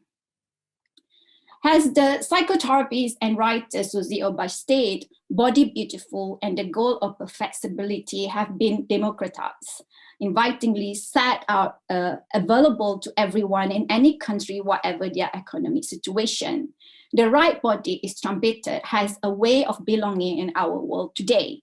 This democratic call for beauty deconstantly wears an increasingly homogenized and homogenizing form. As this quote suggests, and as the stone gods depict, a response to this surgically created conformity could be surgically achieved perversity that further enforce the bodies of women has the sites of repeated overlayering and imposed inscription.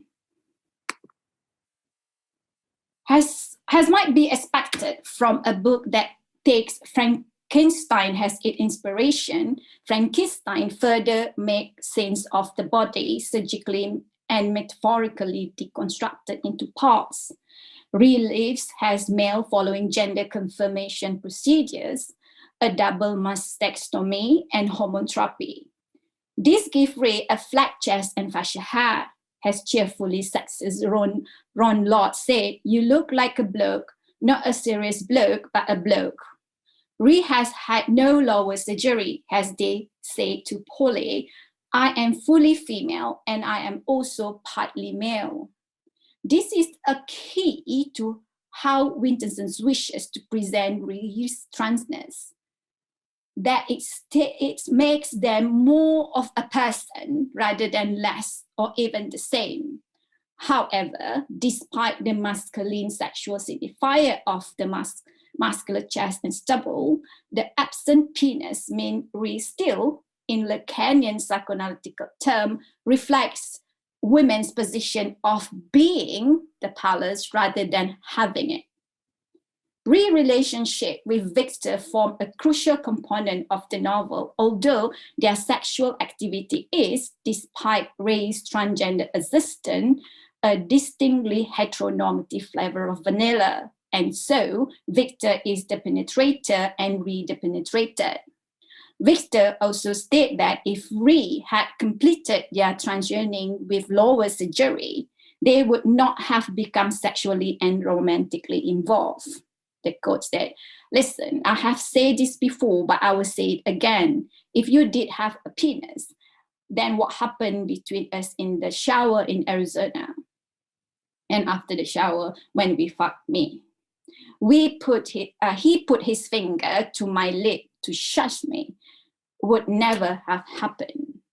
It is fitting that when Victor's disappear following the uploading of his consciousness to digital form, his signet ring is all that Ray can find of him. Victor's finger, for all their phallic signification, no longer exists as a result of his transition to a post-human existence, but a metonymy symbol endures. Signet rings, in their original use of sealing the wax on correspondence, were an early form of wearable technology for the purposes of identity verification. The paradigm's shift to digital consciousness achieved by Victor means these material objects must be left behind, but its symbolic power still resonates for Rhee. Victor's body has taken the final step away from medical intervention and have become composed only of data, from which coders and digital technology will replace doctors and hospitals. It is left to Rhee, who will remain physically embodied, to carry both the narrative burden and the deeper symbolic issues around surgical intervention and bodily transformation. As Anne Whitehead stated, for both writer and reader, pathography functions as the site of a limit experience, an encounter with possible death that engages powerful question of consciousness, agency, and identity. It is in this way that Rhee's account of Victor is photographical, as his physical bodily death to be replaced by the unintangible digital life forces the consideration of consciousness, agency, and identity in a postmodern world. As discussed, Wilkinson's characters and their relations to the society around them show that choice and autonomy still depend on the power structure that allowed access to and determine the outcome from the medical industry, while bodies, often female bodies, can remain subject to external forces and pressures. And it is significant that it is a man who first takes the giant leap into a non-body existence. Wilkinson's recent work strongly suggests that an increasing convergence between the medical humanity and the digital humanity will needfully occur as more boundaries between the self, gender, and bodies are broken down through medical technology. Thank you for listening.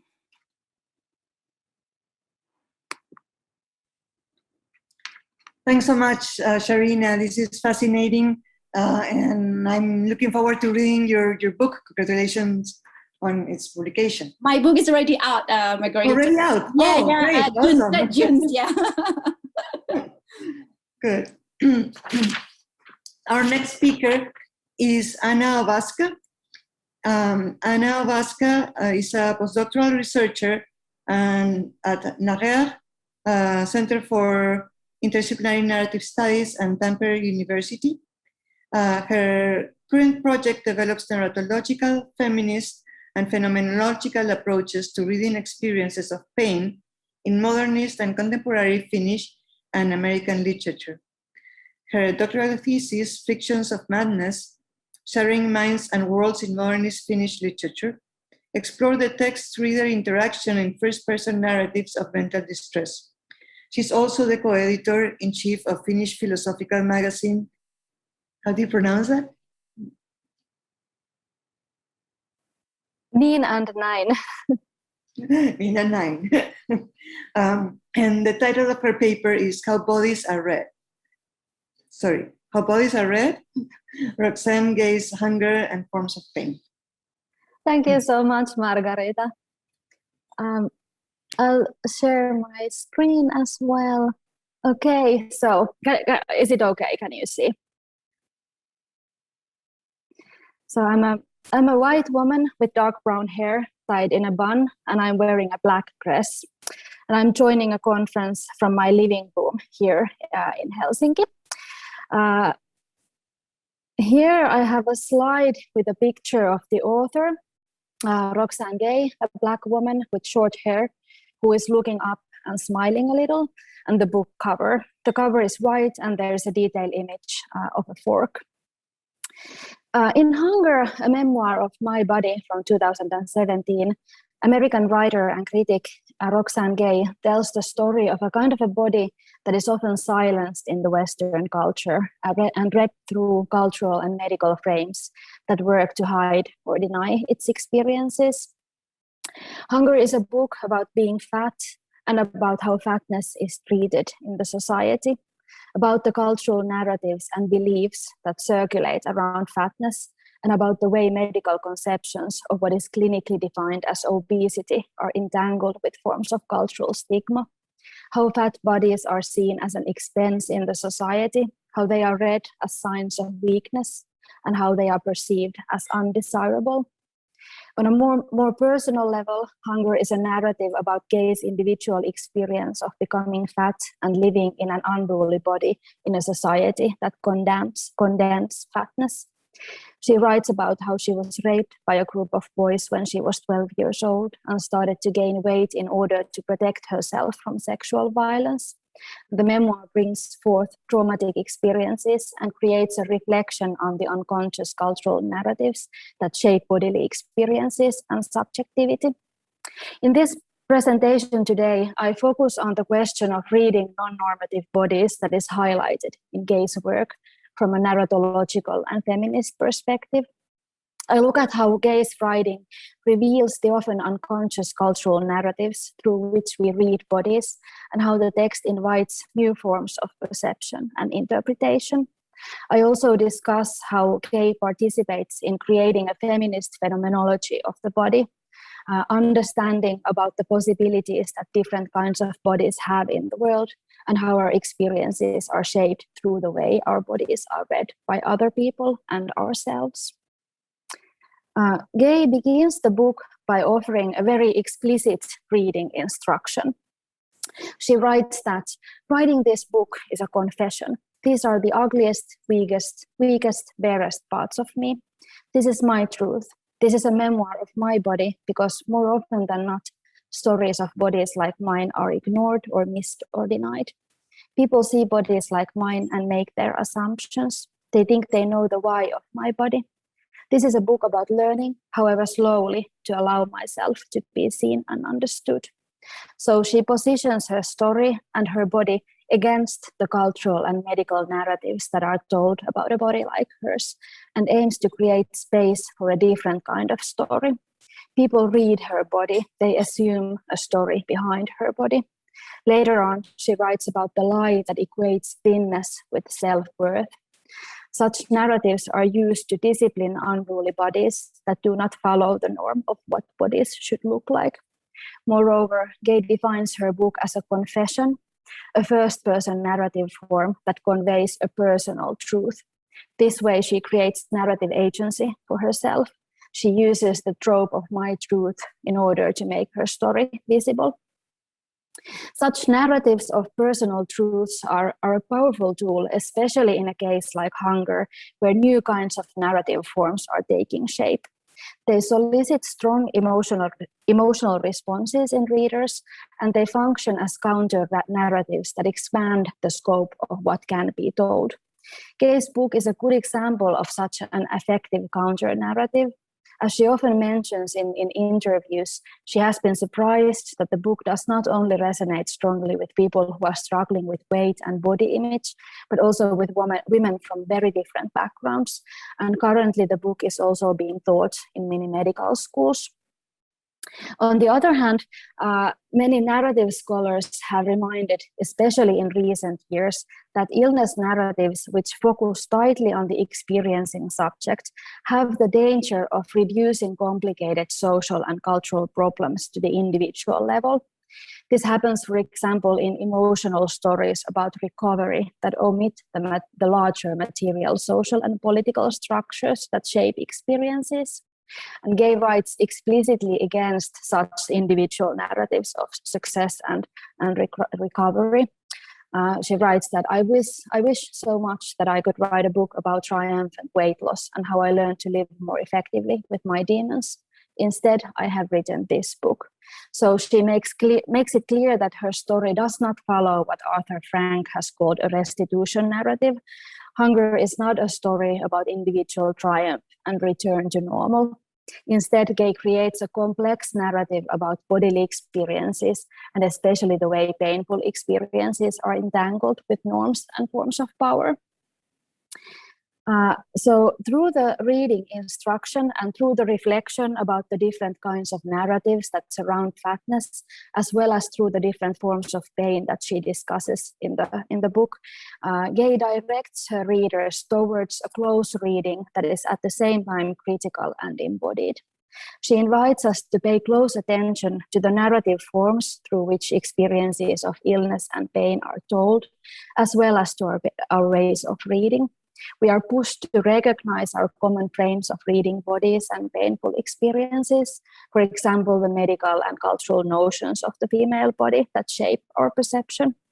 Moreover, Gay invites us to focus attention to the ways different subjects and bodies are situated in the world.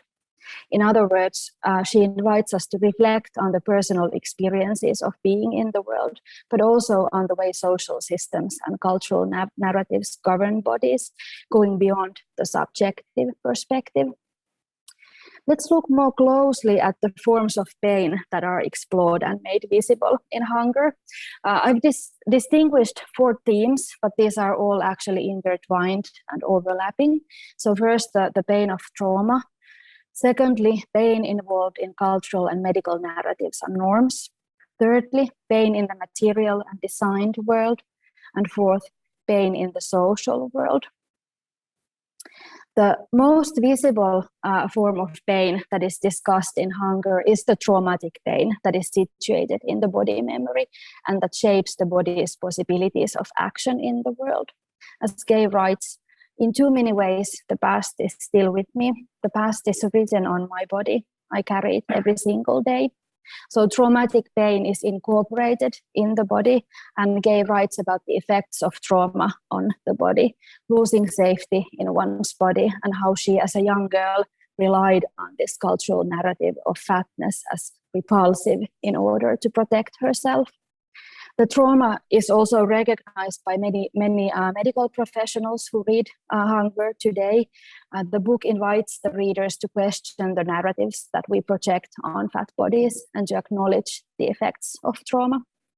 At the same time, Gay is very careful in the way she uses trauma to create understanding about fatness. And one important question that the book raises is about the way painful and traumatic experiences can or should be told. In her recent essay, Writing into the Wound, Gay explicitly discusses the dangers of writing about trauma. She asks how to write about trauma without re-traumatizing or exploiting or cannibalizing ourselves or our readers. And her solution seems to be to create understanding about the mechanics of trauma and situating trauma in a larger social and cultural context.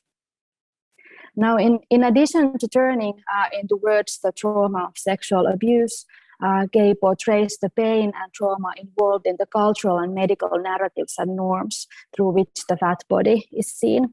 For example, she discusses how medical notions about fatness as a health risk are constantly used to regulate and discipline fat bodies. She writes about the comments she receives from people.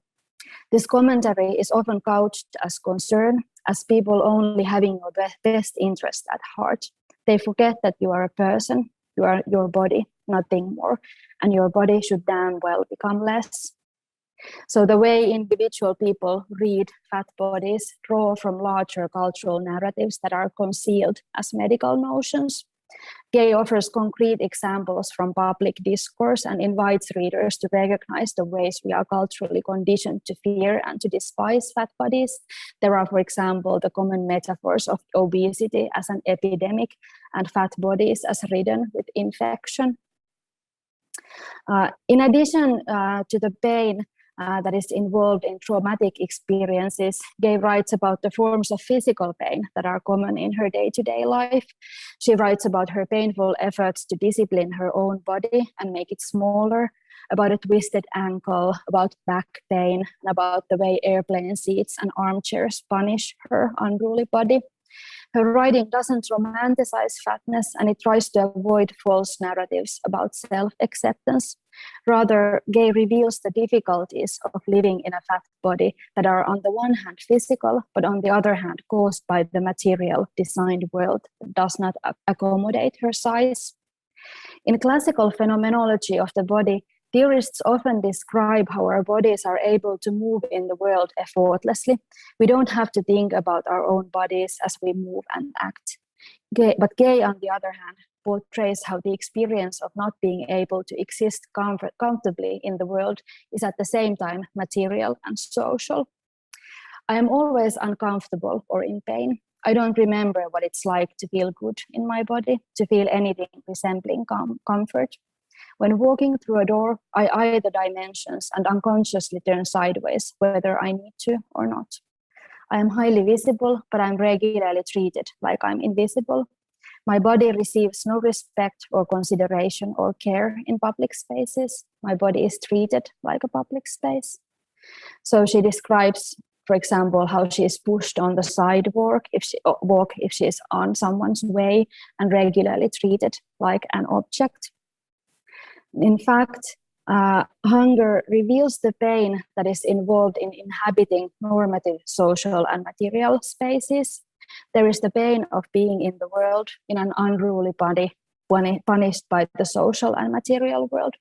And this way, hunger makes visible the social norms that govern bodies. And in addition to the physical pain, Gay writes about the pain of living in a world that punishes her body for not fitting in and for breaking the cultural narratives of what especially women's bodies should look like. She shows how the norms affect the very basic ways of being and moving in the world. I am self-conscious beyond measure. I am intensely and constantly preoccupied body in the world because I know what people think and what they see when they look at me.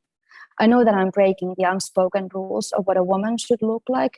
I'm hyper-conscious of how I take up space. As a woman, as a fat woman, I am not supposed to take space, as if I have less a right to be in the world than anyone else.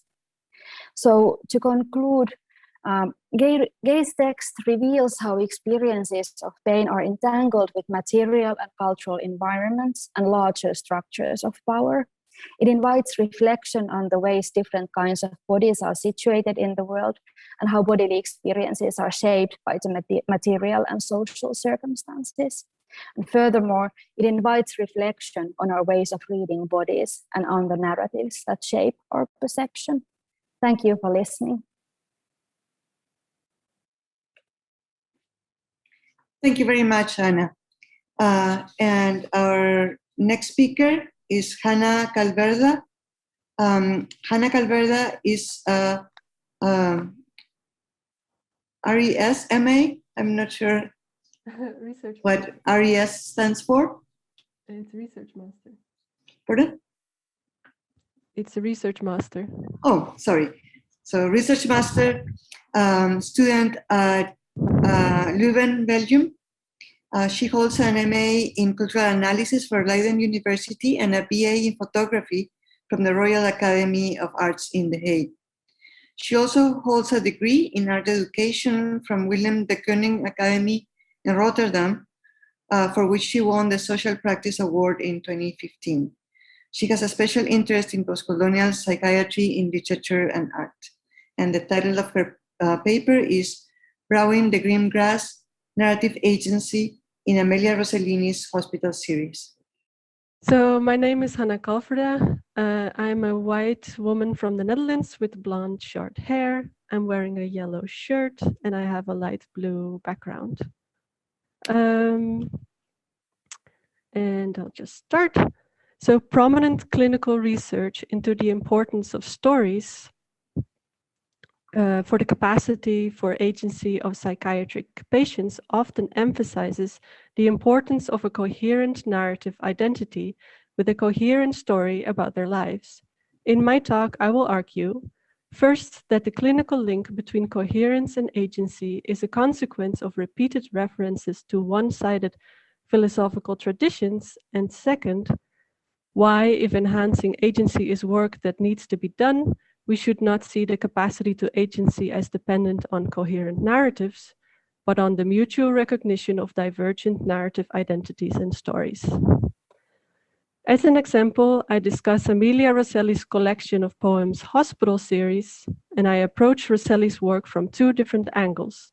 First, I look at how reception of Rosselli's poetry has perpetuated to see her fragmented style as a direct representation of madness, thereby questioning the legitimacy of her work.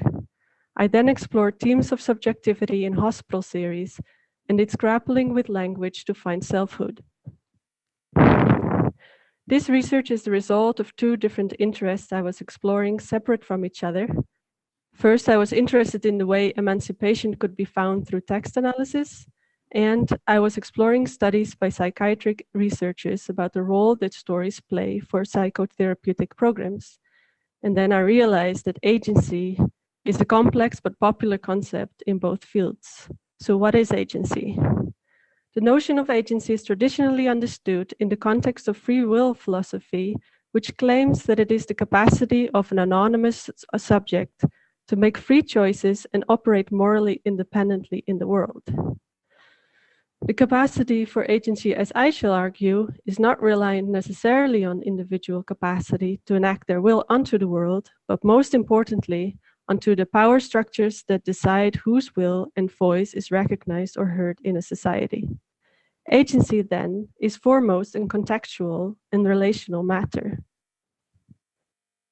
While the notion of agency speaks mostly about the possibility and freedom to act in the world, narrative agency refers to the stories that are able to be told and heard within the world. I decided to bring together text analysis and psychiatric research because the American Psychiatric Association is a major influence on how psychiatry is viewed around the world. I searched their archives for publication using keywords such as agency, coherence, narrative identity, and narrativity. From these, about 10 articles emerged in which narrative identity, coherence, and certain pathologies are repeatedly linked. I conclude from these articles that among researchers who use these terms, there is a general view that the absence of narrative coherence is a characteristic of certain disorders as they are mentioned in the DSM-5. In addition, I read that a disturbed self-narrative hinders the integrated sense of self associated with agency. As a result, according to this research, increasing a sense of agency is an important goal during treatment programs. To help the patient gain agency, a relationship between the patient and counselor is built based on a narrative transaction. In a successful narrative transaction, the patients can tell about themselves in a way that the counselor and consequently the patient's social environment can understand and accept. This usually comes down to helping someone who is seen as lacking coherence to construct a coherent narrative identity and life story. Assigning agency is then done on the basis by which the counselor has found a way to acknowledge and understand the patient. I mention this because this therapeutic method is supported by theoretical framework, and it is this framework I will focus on. The early 20th century French philosopher Paul Ricoeur is repeatedly referred to in relation to research on narrative identity, and this is not surprising, but at the same time it is. Why? Ricoeur uses a normative ethics that is directly tied to the conception of the narrative self. It is something that, according to Ricoeur's theory of the self, must be achieved and one is dependent upon. This narrative self is grounded in a teleological ethics, meaning that one must look for their telos, a goal in life, for example, towards a just world or towards self-respect. Furthermore, the capacity for agency is for Ricoeur linked to the extent in which the individual is in touch with their personal or contextual history, their morality, and the narratives one tells about oneself. Ricoeur acknowledges that this narrative is fragile and can fall apart, resulting in a self that is lost and without self-esteem. Self-esteem, coherence, and agency are so inherently linked, according to this framework. The key takeaway is that these clinical papers argue that in order to achieve meaningful narratives, a person's story should not only have meaning for the person uttering them, but also within a social context. Therefore, in order to have a narrative recognized within a social context, there should be consensus about what a socially accepted narrative is. In the researchers Lee Sacker and Leonard's words, who based their views on Ricker's framework, they say, agency thus involves creating flexible and coherent accounts of the meaning of events which can be understood by others. The problem with this theoretical framework within clinical research is that it makes it seem as if a coherent narrative identity is a prerequisite for an I. Instead, as I claim, it gives rise to the idea that those who can tell better and more complete stories about themselves are also better people, and that agency thus tends to be granted to people who can tell a coherent story. Such a fate happened to the poet Amelia Rosselli. If we look at the reception history of Amelia Rosselli's work, for example, we can see the link between coherence and agency is similarly perpetuated. The first and most influential critic of Amelia Rosselli's poetry was the writer and filmmaker Pier Paolo Pasolini. Elio Vittorini brought her work to his attention, who subsequently published 24 poems in Vittorini and Italo Calvino's magazine Il Menabo, accompanied by a commentary written by Pasolini, Notizia su Amelia Rosselli. This commentary is irrevocably linked to the further reception Rosselli's poetry up until this talk. In his brief analysis, Pasolini marked the work and language as awkward, marked by gaps, a lapsus. It is neurotic and mysterious, aiming to free itself from the institutional.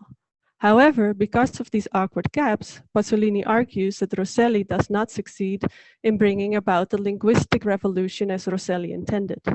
On the contrary, the work has an aura of sickly, inscrutable mysteriousness. Rosselli has always tried to contradict this image of herself as a writer of gaps. Pasolini's powerful words result in Rosselli's language still often being misunderstood as a symptom of an illness that got in the way of her poetic ability. It is clear that Rosselli's use of language was not accepted as an experiment, game, or revolutionary use of language, as was typical in the perception of the avant-garde movement with which Rosselli has sympathized, but as a wound or defect due to uncontrolled use of language. This wound was seen as symptomatic of Rosselli's illness and periods of psychosis. Rosselli's reception is exemplary of the way in which her poetry is repeatedly declared rhetorically illegitimate by well-meaning literary critics, translators, and enthusiasts.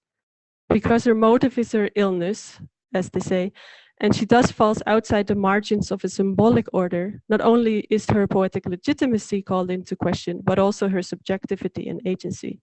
How this happens is clearly described by the literary critic Melanie Yergo. Yergo argues that someone with a psychiatric illness is often seen as a residue. This void or wound is filled by the specifics of the illness. Their rhetorical actions are not understood as symbolic and intentional, but as the result of biological factors that are involuntary and lacking in willpower. It is the disease that acts, not the person. This attribution of rhetorical involuntariness creates an inhumane characterization of someone, and historically especially women, who are labeled with a psychiatric illness. In effect, these automatic conceptions ensure the deprivation of her agency. We also see this happening in the reception of Amelia Rosselli's work. The dichotomy between intentionality and madness works exclusively. Because Rosselli's biography and rhetoric do not fit within accepted discursive frameworks, Rosselli's poetry is not recognized as a unique experience from which willpower and symbolic intentionality emerge. Reading Rosselli beyond narrative and coherence may be an example of such an acknowledgement of a unique sense of meaning making that moves beyond the Rickerian idea of narrative identity. And I will refer to one chapter in Hospital series, namely 5 Poems for a Poetics. It is made up of stanzas that are blocky, robust, and compact. I will not propose a narrative or horizontal reading, but a diagonal reading by looking at phonetic connections and anaphoric references, by not labeling the text as a burden for the reader, as is historically done, which puts the blame on the text, but by recognizing that language contains possibilities, space is created for alternative ways of reading. If, as Sarah Drews Lucas says, agency is collective work to be done, then recognition by the literary and clinical community of different possible narrative expressions and identities contributes to the narrative agency of the text and its narrator. So this section opens without explanation with an imperative towards a stranger, a gesture that is characteristic of this indition. The situation concerns an appeal that unfolds in the first section into a desire for connection with an unattainable other. First, the narrator calls for her to regain her own speech, characterized in the imperative "revive my lips," which passes into the desire to be able to understand, as in the exclamation "does make me understand." It becomes clear that the narrator is struggling to find a connection with an unreachable other, as in the statement, "incomprehensible I remain." In the lonely search for you, this other is not explicitly identified. The unknown other takes on several forms throughout the poem, to which objects such as the moon are assigned agency. In general, the other can be associated with the overwhelming night. Night's routine, a lively night, was the night, routine of not finding, not understanding, not forgiving. Self-reflexive elements stand alongside observation of what the I in question seems to see. The exceptional imaginative power of the section follows from the way these self-reflexive moments pass into everyday objects and then through spiritual or mythical excursions back to the self contemplating the night, as seen as the bagatelle that is my refrigerator, cudgels for the beast, so completely self-absorbed it begins sneezing. Collision of beasts and of landslides, my dreams won't leave. Me in peace, press then the pursuit of pleasure, I seek you alone. This movement from the self-reflexive to excursions into the imaginary or the spiritual result in an endearing dance of images that provides both a tragicomedy as a portrait of the struggle of a subject who, in an endless night, needs her imagination to be time. In stanza 2 of this section, the struggle takes on a linguistic character. Here the narrator addresses another, whom she initially identifies as a poor speaker, as seen in "You pass in shouter of semantics" to the infinitive, which he then loses, "I'll no longer see you," taking shape. After which the speaker notes that her own words have faded. What I hoped to say flew out of the window. In these moments, the I and the you seem to merge as two misunderstood subjects, struggling to express themselves to each other. The assumption that the narrator is speaking to herself seems plausible, given the overlap between the I and the you. The splitting of an I seems to distinguish an I from a narrative I. As a result, the addressed other seems to be the unreachable narrative I due to a struggle with linguistic intelligibility. This is further expressed in "I don't see you. I have nothing to do with it," which establishes the affirmation of an I that is opposed to coalesced thought. Thoughts that are both of the I and beyond the control of the I, as they are described as secrets. In section 3 and 4, the struggle unfolds into an explanation to a substantial other, for I try to be clear. The other is given eyes and is described as looking at the narrator. You look at me and you don't see me, you hear me and despair me. The internal struggle seems to have transformed into a worry over external judgment. In overcoming this worry, the narrator calls unto herself the courage to overcoming these judging eyes. Pick up your pen and learn to look around. Risk the cough in the vestibulary. It's a kind of exclamation and motivation to do pick up the pen and not care about the clear-eyed glances at my back. This phase of consciousness in which the narrator contrasts herself with another who is watching and moreover judging, shifts in part 5 to acceptance and emancipation. Shouting softly and gesticulating, but without finding any answer, is fitting, is proper for my rose feet. Moreover, the narrator indicates that she has no aspiration, I don't aspire to the truth, that is, dedicated to the truth. The attempt to understand the other and to keep them inside is a struggle, a battle, which according to the narrator ends in nothing but a semantic revolution. The narrator here declares her language as her own, as an attitude within which no adaptation seems possible, and through which understanding and acceptance seems to be enforced. I have nothing else to say. Breath is a strategy to confound oneself in language. In doing so, she both equates and separates herself from the other with an imperative. Assume that I am like the rest of you, who in catatonic language must the engagement of your mother. This movement from struggle to reviewing linguistic possibilities seems to be an unfolding process towards emancipation and liberation, a search for new ways of connecting. This way of connecting seems to abandon narrative, to move towards word-centered meaning-making, where unconventional relationships between sub-sentences speak louder than the succession of sentences. To conclude, instead of accepting coherence in order to grant the narrator in the text agency, we should recognize her unique way of making meaning in the world. Thank you.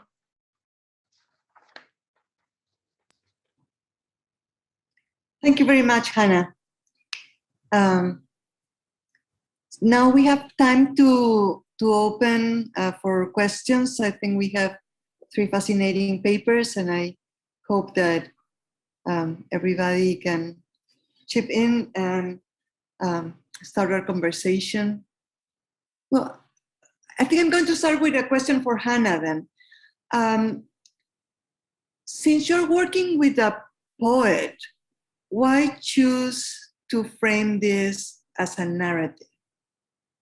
Just as a literary critic, you know, I'm a little bit puzzled by the choice. And if there would be, and I understand the idea of the cohesive narrative of the self within psychiatry, but since there are other ways to approach poetry that kind of evade precisely this idea of narrative, and also of the idea of the self is also different in poetry than it would be in narrative. Like the poetic, I'm not sure, in Spanish we talk about el yo poético, like the poetic I, right, as a different entity from what we will see in autobiography, for example, or self-narrative. So can you discuss that a little bit? I find it really interesting. The reason is a bit that these 2 works came together for me. And it's a question I also answer and will, have myself.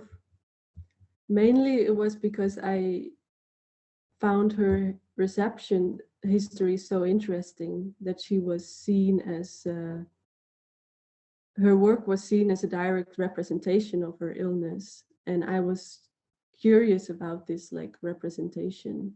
And then you're right that poetry and representation is an interesting question. But that's the next step indeed, to focus more on other kind of narratives, to find right. others.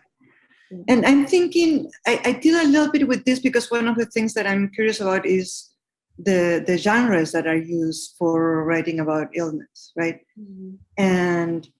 And I'm concerned with the aesthetic aspects of it, and how they work in poetry and they are different in essays or in narrative.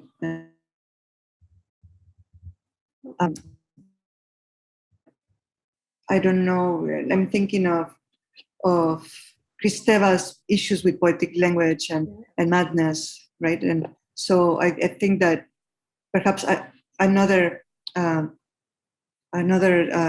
approaches might also shed light on it.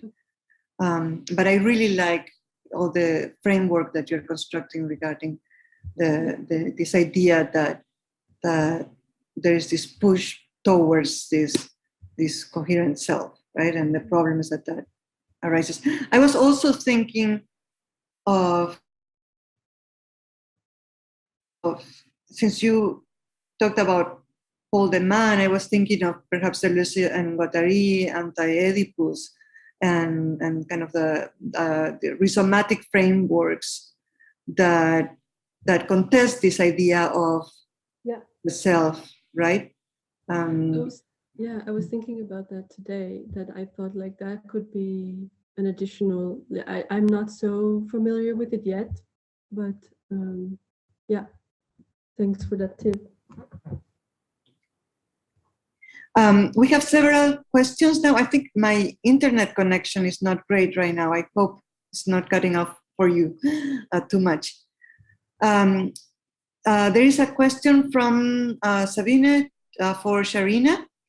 I'm going to read it. What do you think of Winterson's comparison of Reed's gender transition and Victor's transition of his consciousness into virtual, from given that transphobic commentators are claiming that transhumanism is the end goal of trans rights?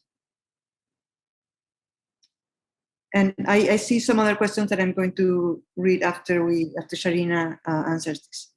Right. Thank you for the questions, Shabin. This project, Medical Humanity and Jeanette Winterson's work, is actually my, other project that I'm into it now, to see the dialogue. How can we use novels or literature, and to see how can we present equal view, medical humanities and also arts or literature. So it is a good question. I think from the novel perspective, it is interesting that Reed is firmly embodied and wishes to remain so. If you read the novel, so she wished to do that. So Winterson will not subscribe to such a transphobic idea and an end game of transhumanism. I don't see that in what she tries to do, because like I said earlier, that Winterson's use language. Language is her is a tool for her, or vehicle for her to represent what happened around. So it's different views. So I don't think that she would. So in a way that Winterson would not subscribe to such a transphobic idea. I don't think that. But what she's trying to show also, if I'm not wrong, in her article that she said, even even in the this modern world, or this advanced technology, that women's or it's still being presented less, even in science, for instance. So, but it does raise a question: what genuinely post-body and post-gender world would be? And this argument, transphobic or otherwise, would be irrelevant and immaterial. So that is the post-human. So it will be different, So that's why post-body and post-gender, it will be irrelevant in the future, perhaps. So not only for trans community, but also for a family, female and male. So what is she trying to portray? Perhaps to see what's the current, who is still in power, who is still in control of gender, body, and sexuality, and what and how it will become, I think. So that is still a lot of, argument around it. And why she wants to show that, why Ria choosing, she is happy with what she is. She's lived in the doubleness. And Victor's is another, another characters. So which perhaps we can find it even in now around us. So yeah, I hope I answered that. Gabriel has a question. Hi, yes, thank you. Sorry for the chat. I can do a ta-da, but I can't put my hand up. Anyway, my question is mainly for Anna, but might be relevant to Sharina too. And I wondered if you'd thought about kind of Roxane Gay's text and her ideas in terms of the body positivity movement, and particularly where it's been criticized for toxic positivity. And it was, yeah, it made me think this kind of, the whole body positivity movement is, from a phenomenological perspective, you can't just have your body. You either have to hate it and think about it in that respect, or love it and always be thinking about how wonderful it is to move in the world with your body, and how that plays in. And so it might be slightly relevant to Sharina in terms of aging is wonderful, we must celebrate it. Yes, I wonder if you had thought about it in that respect. Thanks, Avril. That's a good question. And Gay writes a little bit about that in Hunger, but also even more, I think, in Bad Feminist. So she's been writing about her difficult relationship with the body positivity movement. And it has to do with like what I was trying to say a little bit about her resistance towards these restitution and recovery narratives. So she really strongly has this idea that these individual stories of weight loss and success are problematic, and all of this, like when you have these consumerist diets and so on, those are of course criticized by the body positivity movement. But there's kind of this like a triangle of you have the weight loss narratives, and then you have, which are kind of like restitution narratives, and then you have the body positivity movement, and Gay is somewhere in between, trying to criticize both, trying to explain exactly the phenomenology of living in a large body in the world, if this makes any sense. So it's kind of criticizing both, making criticisms towards both directions. Thank you. Yes. Yeah, if I would say like about toxic positivity, I think body, it is usually or normally female body. So what I see in Winston's idea of body, gender, and sexuality is that she presents the various bodies, gender and sexuality, and it's fluid. So the idea of gender is hidden, but actually to celebrate how your body is. If you read Jeanette, her character's body, like dog woman, she's big like giants, but however it's been celebrated. So the idea is for her reader to see that you have to love your body. I mean, I know it's not easy because we have all these media saying what are the perfect body, what the perfectity, but then with all this narrative that we have in fictions or even in non-fiction articles and social media, we are all influenced by the external. So to have author or writers that celebrates, or even a celebrity like Jamila Jamil, for example, that celebrate the positivity of the body. So the commercialize of perfect body and also love your body is there. So we as a scholar have to kind of help to translate that positivity, regardless of how your body, what is perfect body and what's normal body. So we as a scholar question that.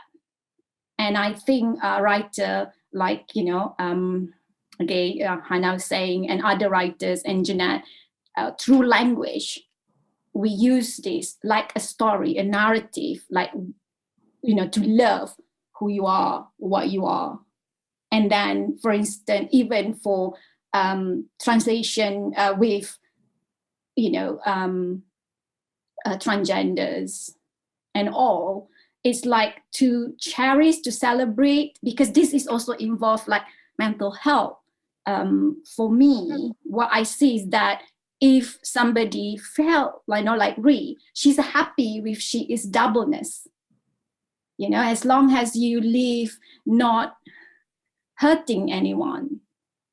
So you celebrate your uniqueness, and also people around in the society helps to cherish that uniqueness. So we as a scholar and also media out there have a lot of work to do to celebrate this, you know, love your body regardless what, I think. Thank you both. Yeah, that's great. Thank you.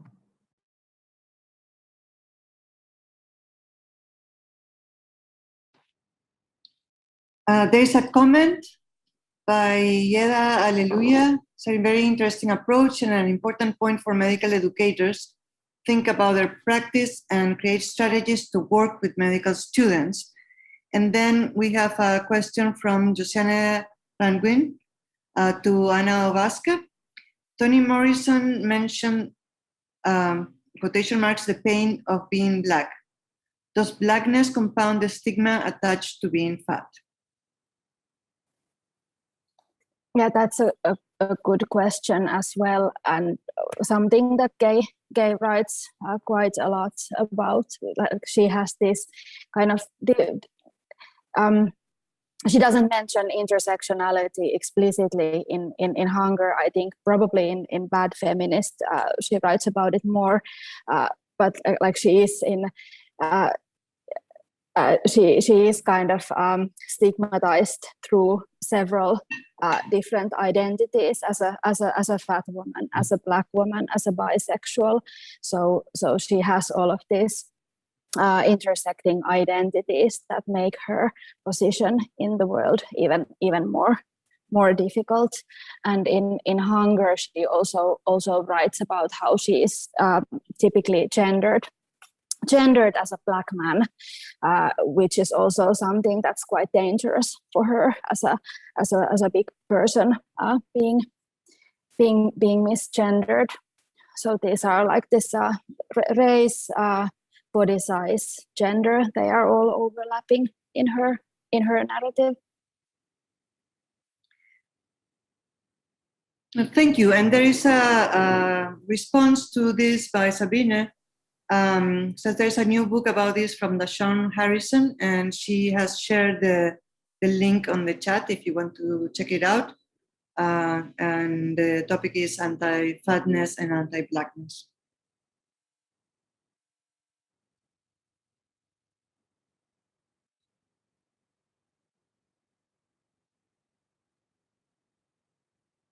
Do we have any other questions or comments? We still have plenty of time, so, you know, don't hold back. Well, I have a question for Hannah, if I may. You said really well at the end of your talk, like kind of you made this distinction between coherence and meaning, and like meaning. There are other ways of making meaning than the idea of coherence. Meaning doesn't necessarily have to be about coherence. And I started to, because you mentioned several times about the way Rosselli is self-reflective in her work. So I started to think about the connections between self-reflection and agency. So would that also be kind of a way to kind of move away from the idea of coherence and rather understand agency as connected to the ability of being self-reflective? Yeah, there is, well, it's a very good question, and because actually a critique on Ricoeur is that he comes also from the background of reflexive philosophy, that meaning is made retrospectively, whereas a feminist critique, I couldn't go into this now, would say that agency can also happen not reflexively, but in the moment, without necessarily making those connections. I don't know if that makes sense now, but because that's in essence also what in the reception of Rosselli happened, is that people said, like, because she went back to her poetry all the time, she moved, she kind of like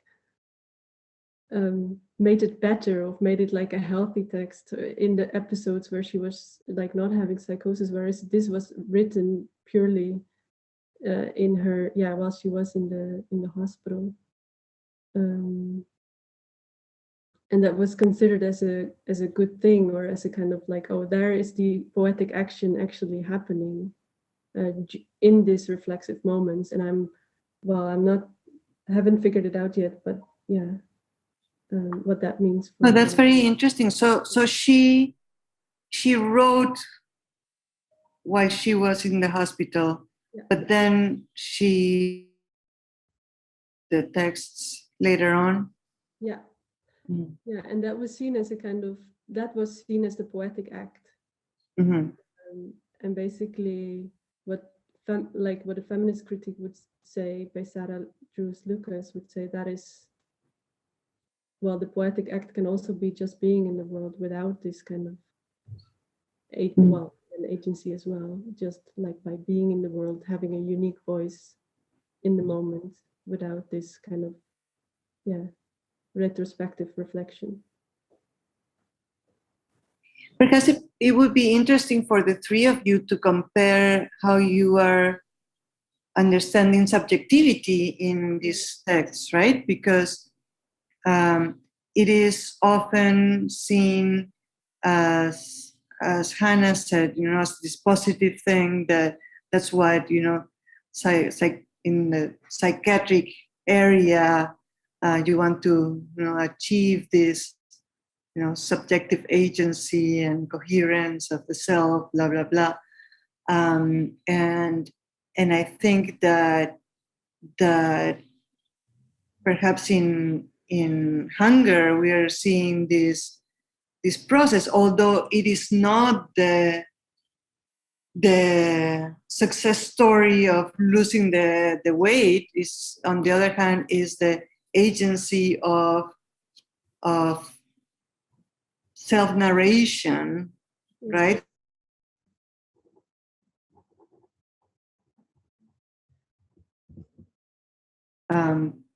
Self-narrative that Roxane Gay is doing, versus the poetry, that you're working with, and with Sharina also. It seems like the characters, I'm not familiar with the work, but it seems like they strive for agency, right? So perhaps the three of you can comment on how you see this. I go first. Anna, is that okay? Yeah, sure. Right. Thank you for that, Margareta.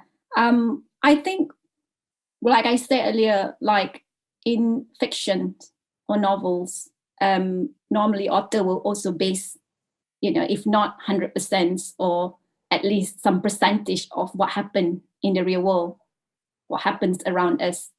So like the character being put in fiction is to kind of like give voice to the others. Or like, for instance, when we talk about hospital, for example, in the story about, how good the service, for instance, this is just example, how good the service and all that. But then we just hear that voice. Or in the media saying how good mental health, for instance. But we just see that in the media. or the propagandas of the media. But then come the story, like for example, self-reflections or narrative, that the author or whoever the writer are giving the voice to the others, to the unfortunate others that not been given voice before. So in terms of our as a scholar job is to kind of like break that out in that works or that author works to table it up, to show it up, and then we use what happened around us, or we use other approaches like a psychoanalyticals or a medical narrative, for instance, how culture's narrative and what happened, because I'm very sure whatever happened in the UK where I'm now is also different in other part of the world. So we have people like us, a scholar, to kind of like break that works through that narrative and present it to the others. In a way, what I'm trying to say is that in the words of novels and literature, it's giving voice to the others that not been heard and be heard. So people have choice to choose, I guess.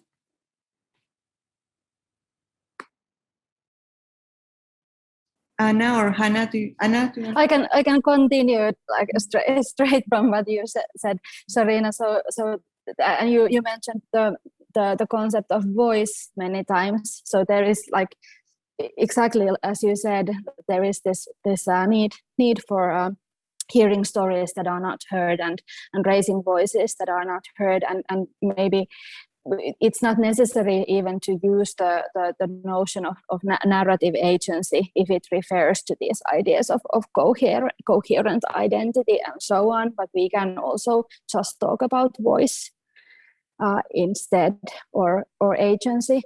And then I also started to think about this phenomenological distinction between the minimal self and the narrative self, which is, I think Dan Zahavi has been developing it especially.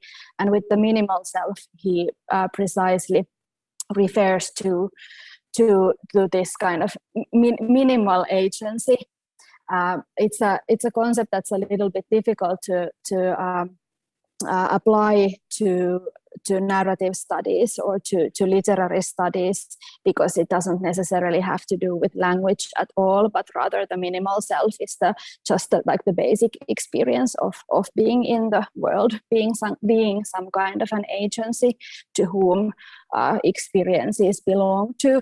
But I think that, for example, Roxane Gay, when she tries to describe this basic experience of moving in the world, what it feels like for a person in a certain kind of body to navigate the world, it is exactly like this minimal self, this minimal kind of agency that she develops. And then there's the narrative agency, which is about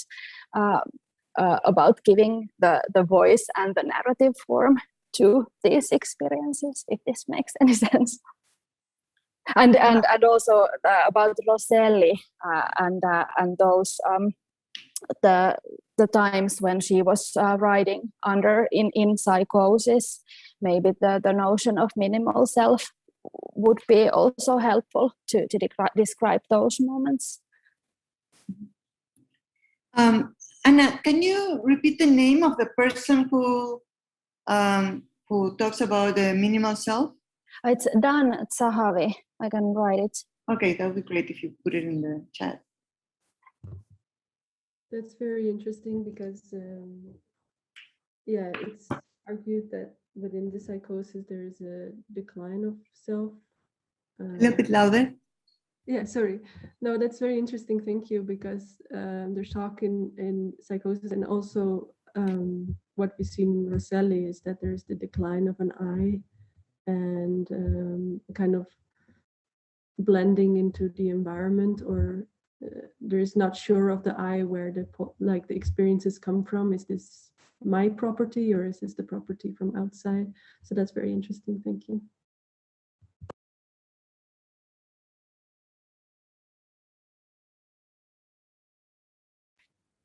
There is a comment by Sabine in the chat. I don't know if everybody has seen it. A couple of people have agreed, so perhaps the speakers could address or acknowledge it.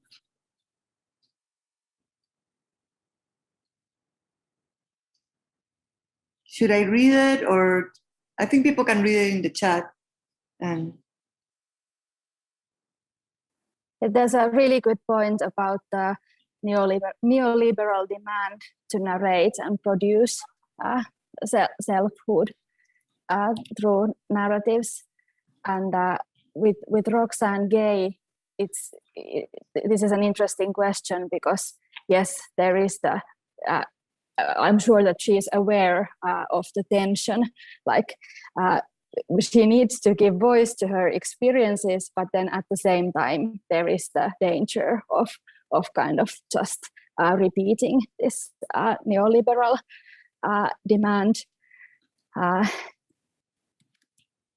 and like she frames her story as a confession, yes, but then I think that she is at the same time critical of the neoliberal tone of the confession.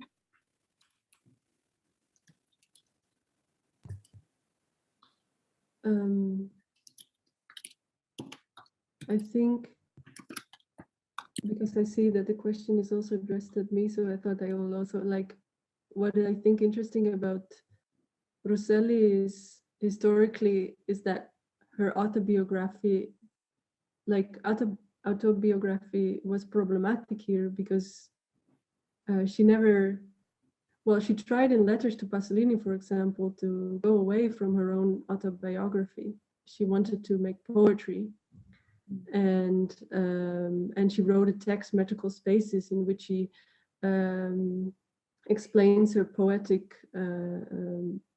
materialism.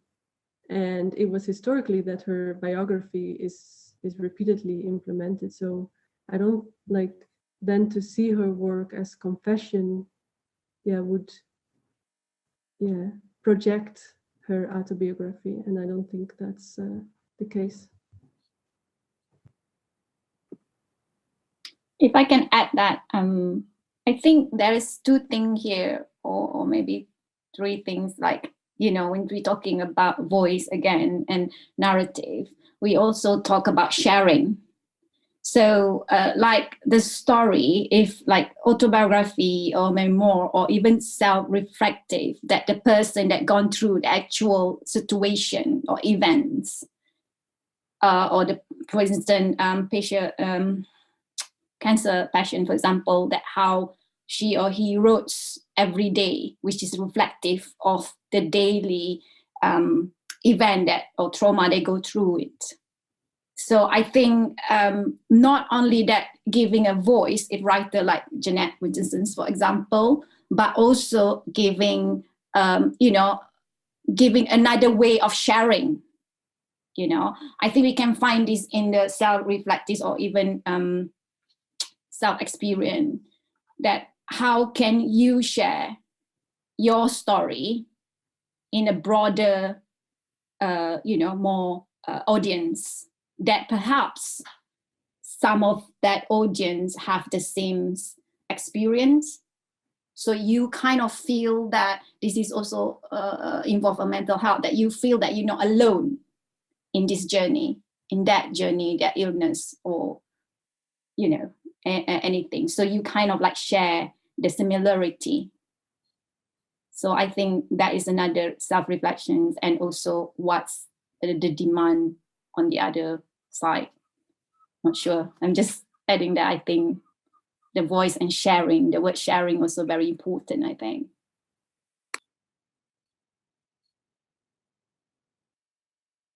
Gay actually ends her book by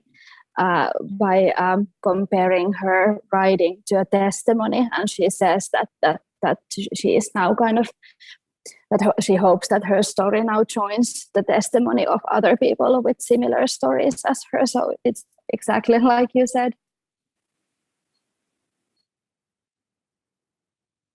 Anna, that's very interesting, because one of the books I'm going to mention in my talk tomorrow is Memoir of a Devolved Woman by Susan Gubar. It was a memoir of her ovarian cancer. And they're kind of this double impulse and this kind of testimony, which is on the one part she says, well, I want to write this because others might share my story and the medical profession needs to pay more attention to research in this area, blah, blah, blah. At the same time, she says, I needed to write. I couldn't. It was a compulsion to write. And so, it's always this almost need to explain the motivation for these writings. It's also interesting, right? To justify why one is talking about oneself, for example. Interesting.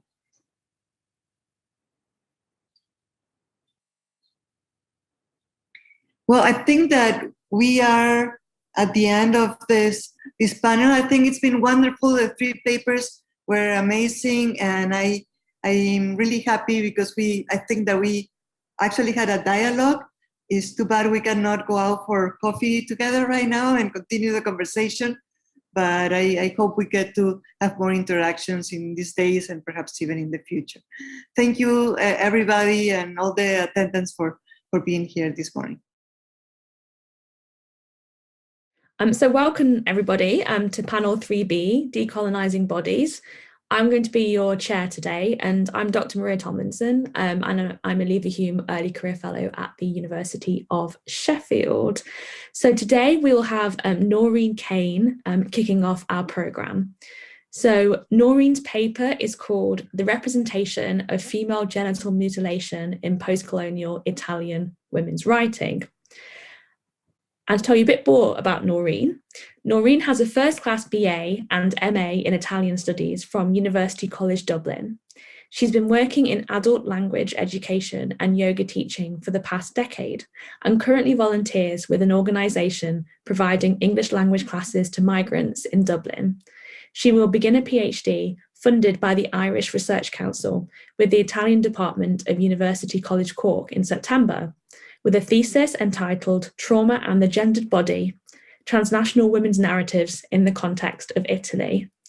So are you ready to give your presentation now, Noreen? Yeah, thanks very much, Maria. Thank you. So, hi everyone. And I'll just start with the audio description. So I'm a 36-year-old Irish woman with kind of shoulder length brown hair and green eyes, and I'm wearing a white t-shirt. So just before I begin, as Maria mentioned, the topic of my paper is female genital mutilation. So I know it's quite a sensitive topic. If anyone prefers not to listen, please turn off the sound and come back after 15 minutes. So I'm just going to share my screen. One moment. Okay, can everyone see that there? Yeah, perfect. Okay, thanks. So the practice of female genital mutilation takes a central position in the debate between universal human rights and cultural relativism. And as Herland and Shell Duncan point out, it tests the limits of the latter for many. The theme recurs frequently in Italian post-colonial literature, predominantly written by women with origins in Italy's former colonies in the Horn of Africa. These texts succeed in offering a more nuanced portrayal of a practice commonly presented to a Western readership in media coverage that emphasizes its horror and barbarity, objectifying its victims. This paper will analyze how 3 texts by Somali and Somali Italian women writers challenge sensational depictions of the practice. Firstly, I'll briefly contextualize the novels and their authors, then outline the specific narrative devices employed, such as the fusion of testimonial and fiction in one case and first-person narrative in the others, before offering a close reading of relevant excerpts of the works.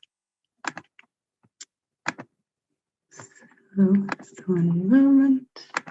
So despite the fact that Italian colonialism has only started to emerge from collective cultural amnesia and receive mainstream media attention in the last 2 decades, post-colonial literature in Italian has been flourishing since the early 90s. Caterina Romeo categorizes this output into 3 distinct phases. The first phase, which arose in the early 90s, was concerned with first-hand account of difficult migrant experiences. While these works were recognized for their socio-anthropological value, they were dismissed for their perceived lack of literary value. The first text I analyze, Sirat Hassan's Sette gocce di sangue, Due donne somale, can be placed in this category. While it does not relate Hassan's personal story, its function can be said to be more sociological than literary, with its clear intent to educate the reader on FGM. Hassan was born in Somalia in 1962 and grew up in the USA, receiving her university education there. She currently resides between Italy and the US. This first phase was followed by a short transitionary period, which started to embrace wider themes.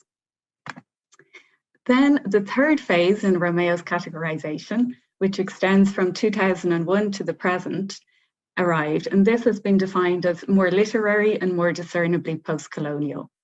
This stage includes second-generation writers whose first language is Italian and who challenge Italy's colonial legacy directly through their works. Belonging to this group is Ijaba Shego's Oltre Babilonia and Cristina Alifare's Madre Piccola. Shego was born in Rome in 1974 to Somali parents and has become an outspoken public intellectual on matters of Italian citizenship and racism. Alifara was born in Verona in 1973 to an Italian mother and Somali father. Both texts have received widespread acclaim and been translated into English.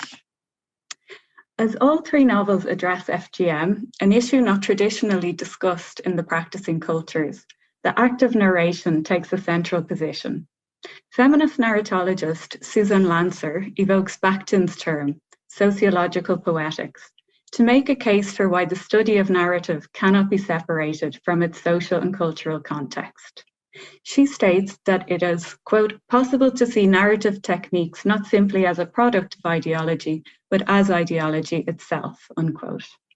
Hassan's novel employs a third-person narrator to recount the true story of 2 Somali women who are living in Rome, who were subjected to infibulation as children and migrated to Italy as adults. Jeanette's term heterodiegetic may be used here to describe this narrator, who remains fully separate and distanced from the events in the narrative. On the one hand, this form of narration can be seen as problematic, as it reflects the power imbalance between the author, a middle-class woman with a Western university education, and the 2 uneducated Somali women living in harsh conditions in Rome. As Sandra Ponzanesi points out, this dissymmetry makes the process of representing their experience fraught and ambiguous. However, Hassan is aware of this issue and directly addresses the reader in her introduction, explaining her motivations for writing the book. She writes, "This novel is very personal. Asha and Hawa could be my aunts, my cousins, or even my mother or my grandmothers, who are Somali and all infibulated. That is, subjected to a mutilation of the labia and the partial suturing of the vagina.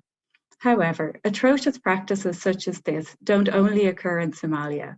More than 100 million women in 30 countries worldwide undergo sexual mutilation." Here she clearly inserts herself into the international debate on FGM. While it can be said that the hierarchy of a Western educated writer and the subaltern victims of the ordeal is reenacted through the narrative structure, Hassan makes her affinity with the protagonists explicit and concludes by putting the final words on the future of the practice into their voices, in this way emphasizing their agency. In contrast to Hassan's third-person narrator and hybrid style of testimonial and fiction, both Oltre Babilonia and Madre Piccola are fictional and consist of multiple first-person narrators.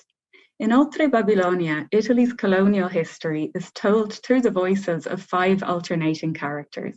And in Madre Piccola, the history of the Somali diaspora is narrated through the 3 protagonists.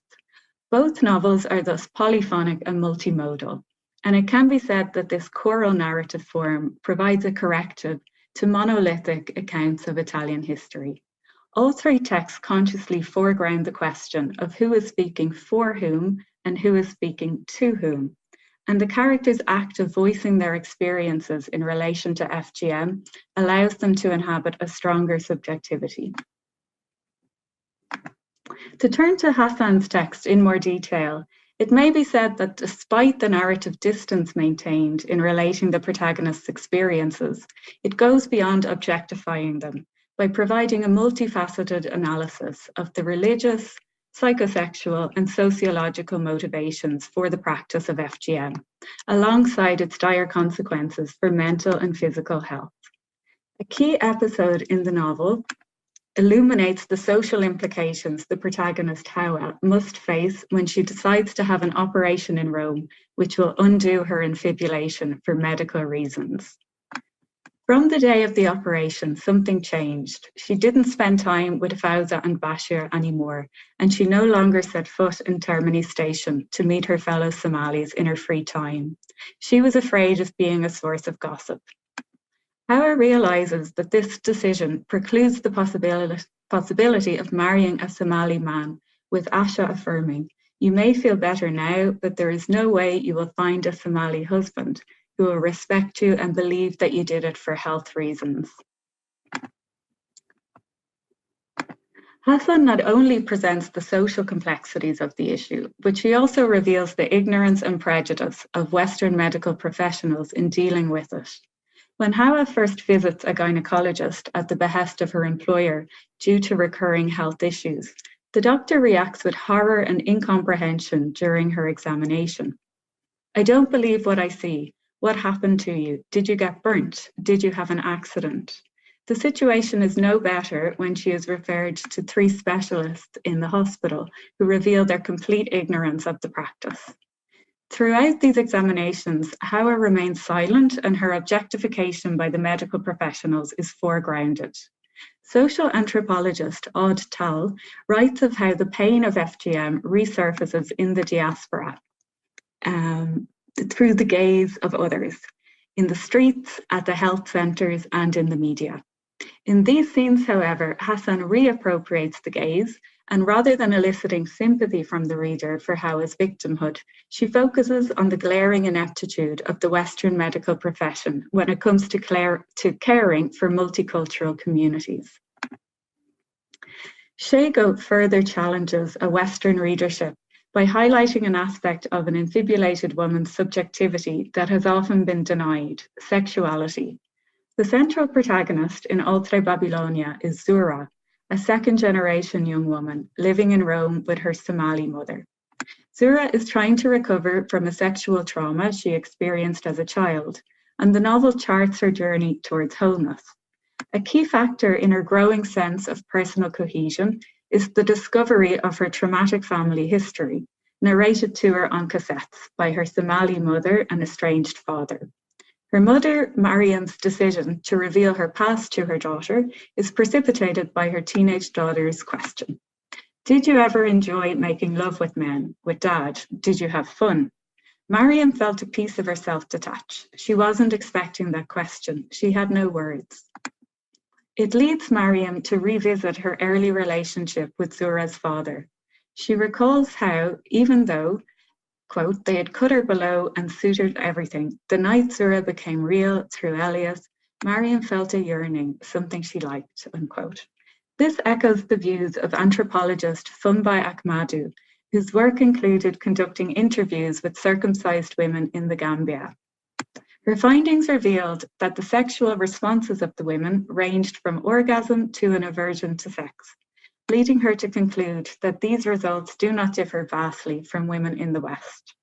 Mariam's first-hand account of her experience directly contradicts stereotypical portrayals of infibulated women who are not usually given an opportunity to voice their experience of sexuality. However, it must be noted that Shago has been more unambiguously condemnatory of the practice in some of her other works. Finally, Cristina Ali Farah's novel Madre Piccola is predominantly concerned with the difficulty in inhabiting a dual Italian and Somali identity. The central protagonist, Domenica, must navigate the challenges of belonging to Italian society while maintaining links with her Somali side. Born to an Italian mother and Somali father, Domenica experiences turbulence throughout her youth as a result of an inability to reconcile both aspects of her personality. Like Oltre Babilonia, Madre Piccola consists of multiple narrators sharing their stories through different modalities, one of which being a letter Domenica writes to her psychologist. In this letter, Domenica tries to make sense of her years of self-harm, which takes the form of cutting, and which she feels originates in her split identity.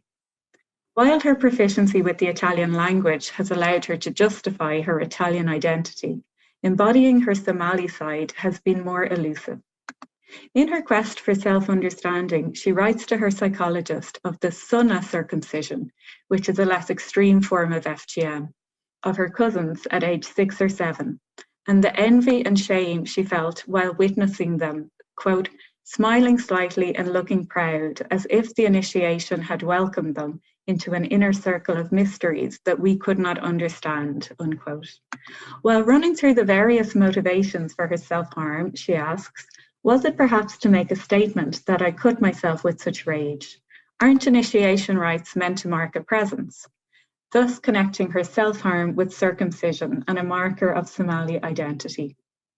Her letter concludes with her decision to circumcise her newly born son. While female excision is undoubtedly more invasive and poses far greater health risks than male, François Lyonnais argues that, quote, for both sexes, the operation is meant to inscribe a particular sexual identity on the body, to mark it as cultural, to give it a symbolic meaning, unquote. Domenica justifies her choice, writing, it was to avoid standing in the way of my son's right to belong. I had to mark belonging on his body. She closes her letter with the line, circumcision marks his belonging to this story, and we're led to believe that she has found an ability to live more peacefully with her dual identity. To conclude, while all three texts denounce the practice of FGM, they do so in a way that avoids victimizing or objectifying their characters. Hassan concludes her text with a conversation between Hawa and Asha, who up until this point have not spoken of their infibulation to each other. Asha is asked if she plans to continue the practice with her newborn daughter, to which she replies, infibulation, no, I don't think so, but I will do the sunnah, which is obligatory, so she won't suffer like I've suffered. By leaving the final words on the future of the practice to the women involved, Hassan shows that change can come slowly from within the community, reinforcing Obaima Naimaka's comments on Western feminists. In their enthusiasm, our sisters usurp our wars and fight them badly, very badly. They have provided solutions to these problems. We are the only ones who can set our priorities and agenda. To sum up, rather than reflecting the horror and outrage commonly expressed in the West against FGM, these texts humanize the women involved, demonstrating their agency in the face of consolidated rituals, and providing an intercultural bridge, promoting empathy, understanding, and respect in their Italian readership for the estimated 87,600 women living in Italy today who have experienced the practice. So thank you very much. Thank you very much, Noreen. Round of applause for everyone, either virtually or by the little hand symbols. That was a really fantastic paper. Thank you. Really insightful. Okay, as we lost some time at the beginning, we'll move straight on and we'll do questions at the end. So next, we have up Lucia Lopez Serrano's paper, which is called Indigenous Health After the Colonial Epidemic, Reading Lee Marac's Raven Song and Celia's Song. And to tell you a bit more about her, so Lucia is a research fellow funded by the Spanish government and PhD student at the University of Salamanca in Spain. Her postgraduate studies focus on the analysis of the intersection between vulnerable bodies and the medical establishment in contemporary Canadian literature, with a focus on the encounter of post-colonial thought and the field of the medical humanities. Thank you so much, Maria. Can everyone see my slides? Okay. Yeah. Thank you. Fantastic. So I would just like to begin by thanking the organizers and giving my brief audio description. So I am a 27-year-old white Spanish woman. I'm wearing a sort of flowery top and a jean jacket and glasses today, and I have longish brown hair. As Maria very kindly said, the name of my paper today is Indigenous Health After the Colonial Epidemic, reading Lee Markle's Raven Song and Celia's Song.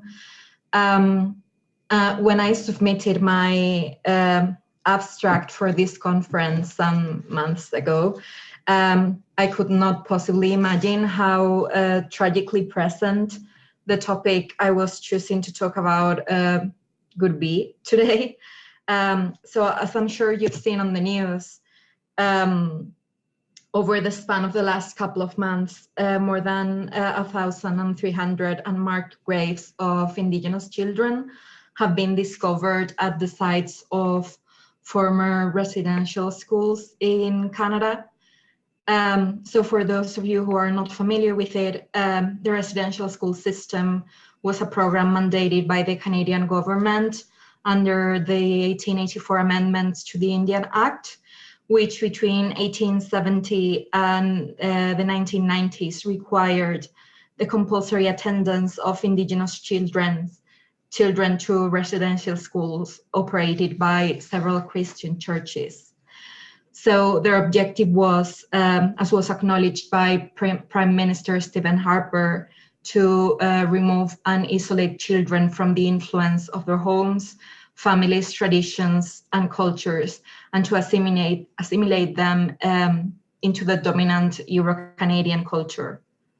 As was uncovered by the Truth and Reconciliation Commission and the terrible discoveries of these last few months support, the residential school system was effectively a mechanism to facilitate cultural genocide that allowed for terrible psychological, physical, emotional, and sexual abuse upon the Indigenous children that were forced to undergo these policies.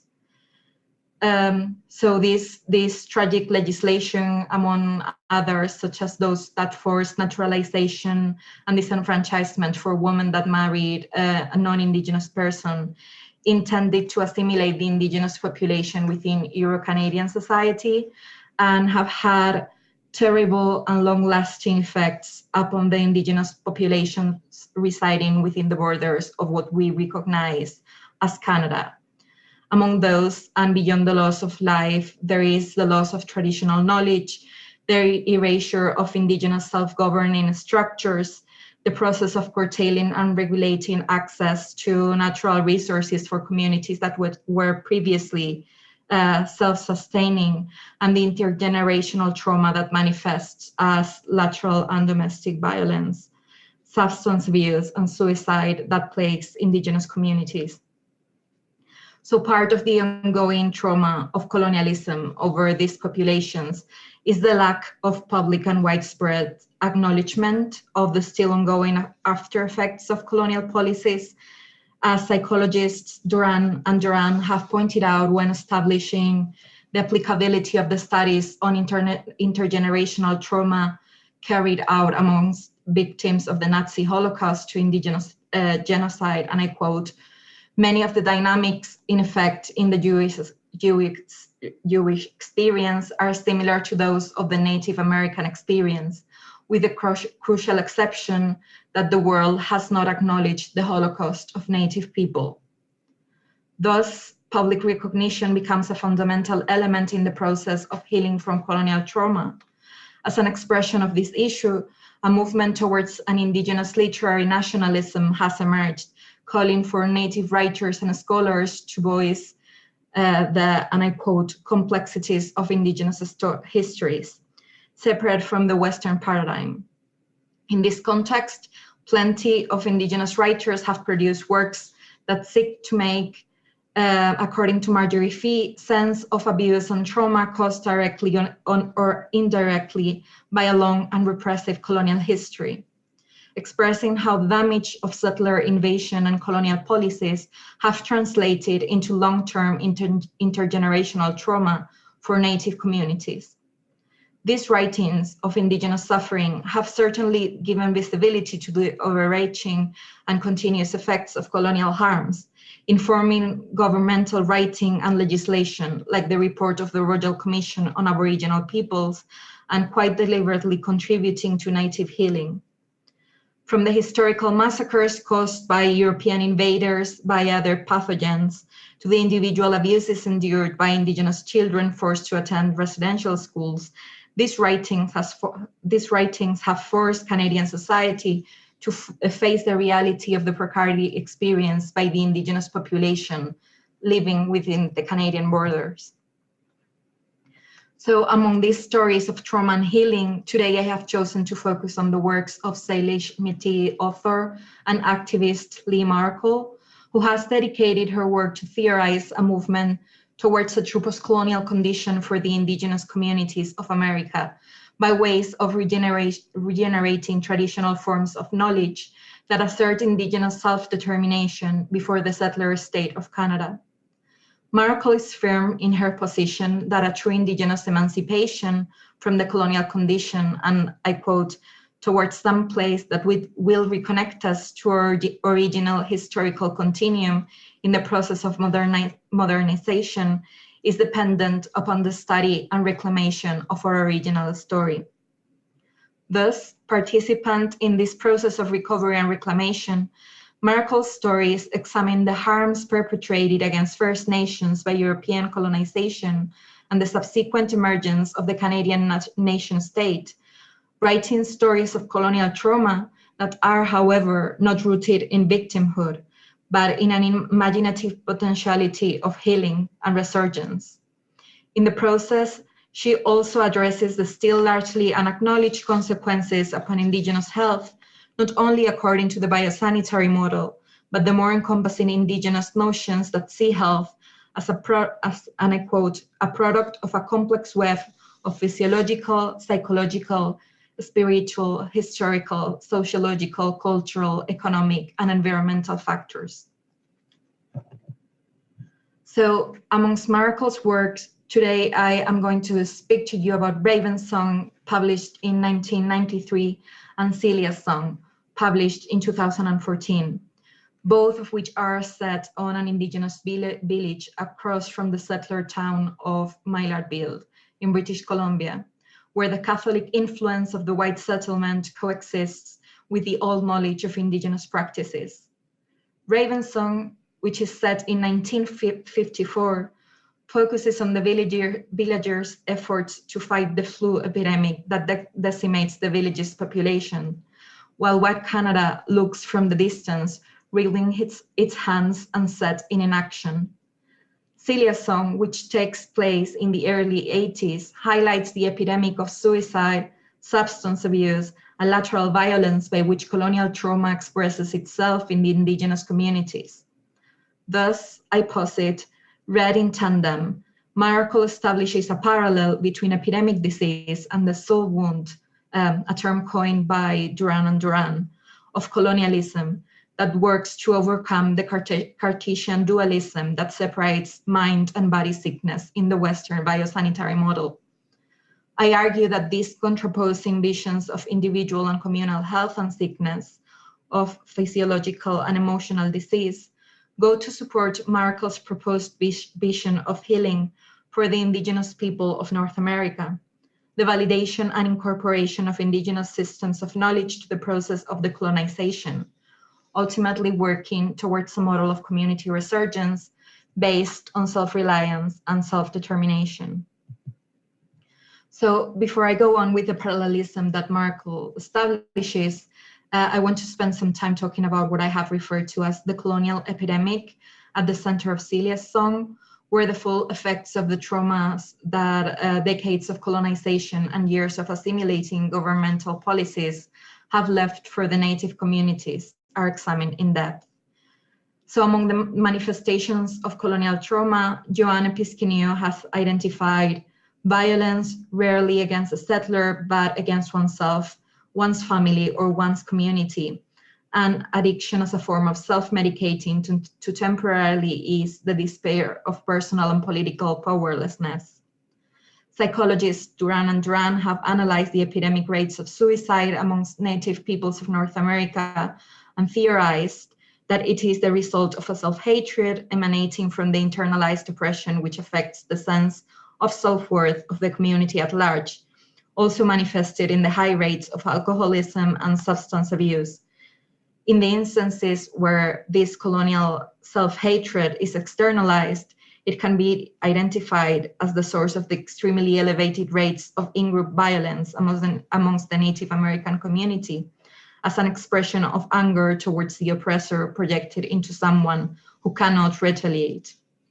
However true the presence of violence, suicide, and substance abuse may be amongst the indigenous population, settler communities have often responded with lazy stereotyping and subsequent criminalization, which only furthers the problem by not addressing the underlying cause, which is, and I quote, rooted in imposed social and legal injustices in the form of racist, colonial, and genocidal policies that have translated into geographic isolation, lack of opportunities, poverty, brokenness, and poor health outcomes.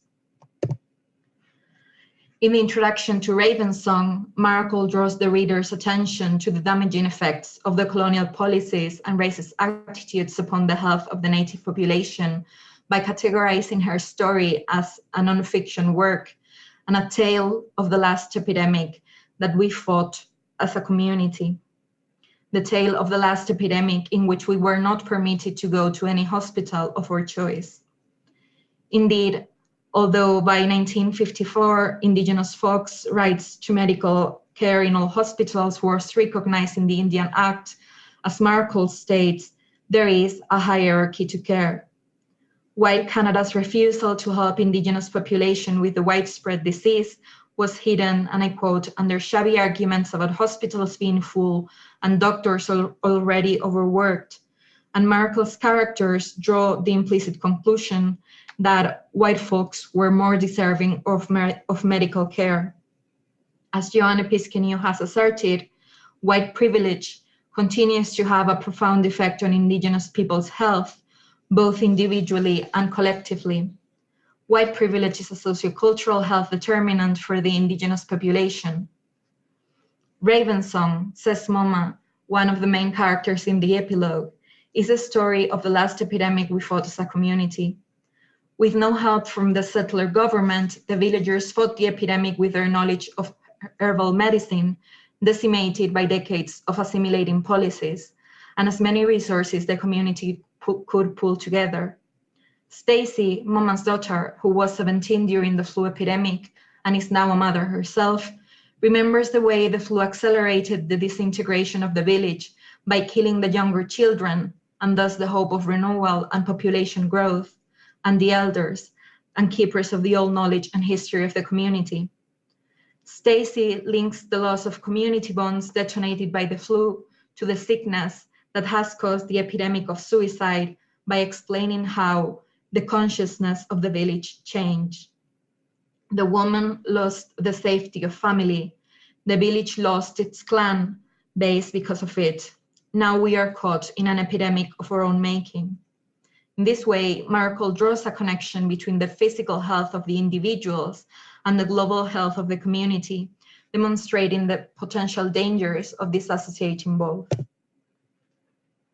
In Celia's Song, which takes place in the early 80s, Maracle addresses more directly the stereotypes of welfare dependence, alcoholism, and violence that surround the indigenous communities of North America, linking the disintegration of social tissue caused in part by the previous epidemic with the terrible epidemic of violence and suicide that plagues the community now.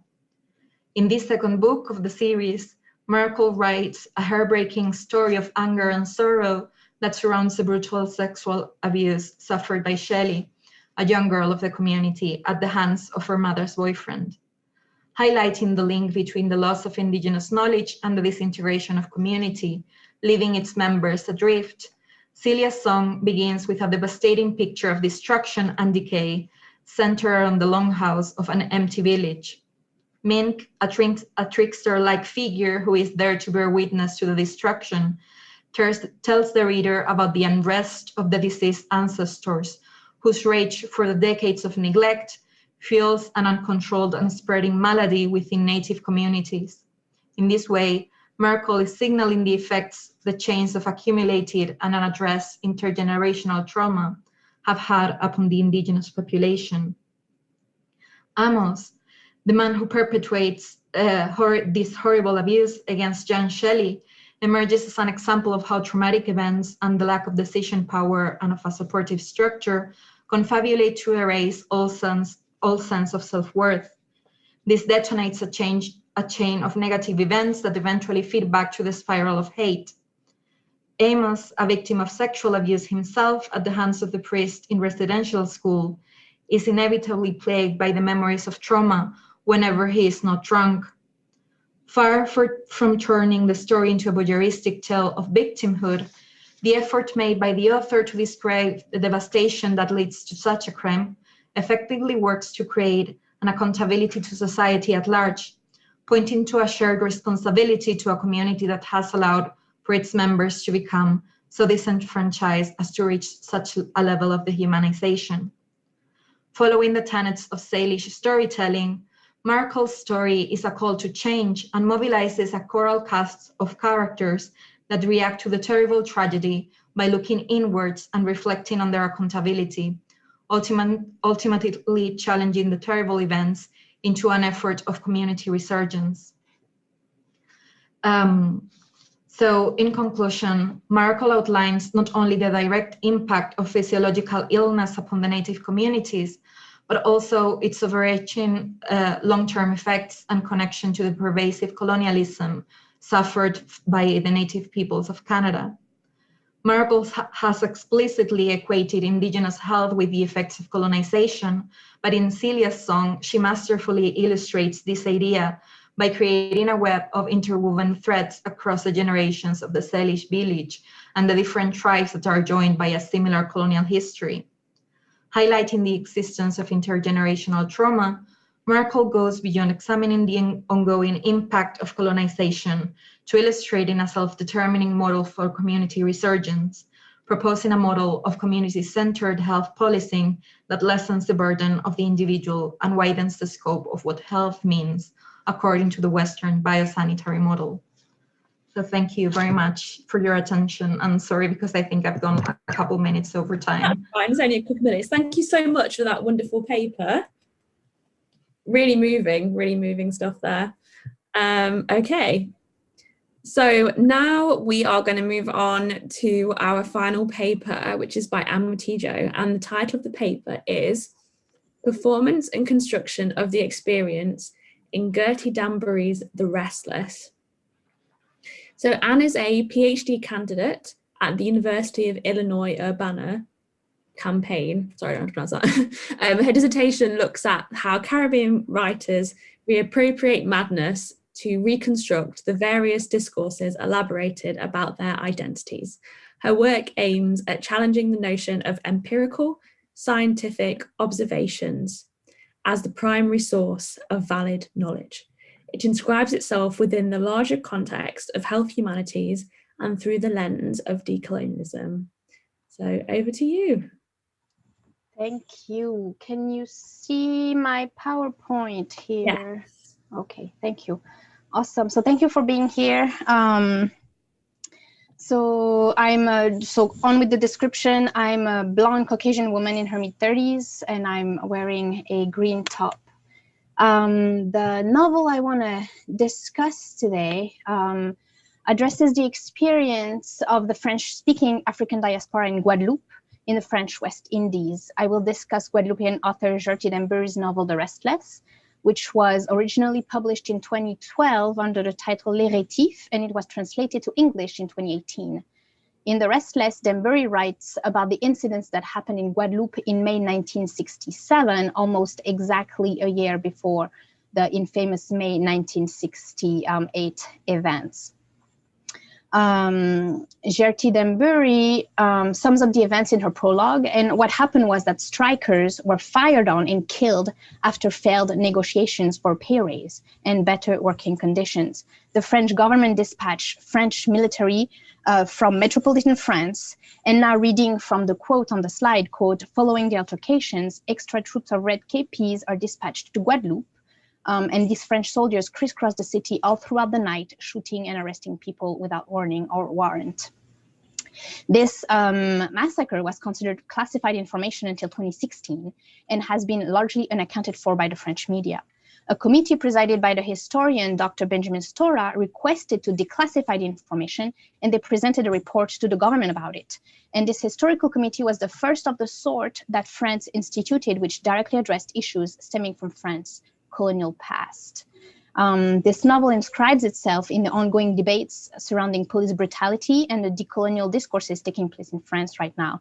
So you may be familiar with the French government's remarks earlier this year in February against post-colonial, decolonial, and race theories which the French government claims are imported from American universities, which are seen as threatening the stability of French society, as well as fueling acts of terrorism. So I've been paraphrasing a New York Times articles from February 18th here, which also stated that the French government declared it will be investigating French universities' research, specifically post-colonial research. What I think this is really saying is that the threat that such theories pose are ones that would force France to finally face not only its colonial past, but also some of the flawed foundational myths of French society, especially one which has been justifying racial inequality through scientifically based source of knowledge. So I'm talking about the supremacy of empirical knowledge, right? Like the basis of medical practice, including psychology and mental health practices. Whereas the French government argues that post-colonial and race theories fuel acts of terrorism, which are comparatively recent events, Gertie Denbury's The Restless reminds us that it's France's own repressed and censored colonial history that may be partially at the core of many social-political movements throughout France and French colonies history. This is true for events such as the ones going on in France right now, but even movements which may at first have no connections to France's colonial past, like the events of May 1967. In The Restless, Denbury suggests the need to reposition the May 67 events into a broader geographical and temporal spaces. When she examines the relationship between the facts of the historical events and their fictionalized accounts, by extension, Denbury also questions the modalities and the limitations produced by dominant linear models of knowing. And the way Denbury does that is by offering retellings of the events, which she repositions in spaces which cannot be objectively located, but instead which go beyond that idea that knowledge exists solely in one single individual mind. So for instance, Denbury uses a very hybrid genre in the novel, and then the space of the narration is unsettled. The characters who tell us about the massacre are typically marginalized voices, like the mad, women, homosexuals, children, and the dead. So I'll be briefly talking about the structure of the novel to help us understand the argument, but I won't spend much time on it because Gladys Francis has already published a great chapter on the structure of the novel. So I'll spend most time on the second part, which focuses on the way Denbury lets the voice of a child, one that is considered quote unquote crazy, be the main voice through which the events are told.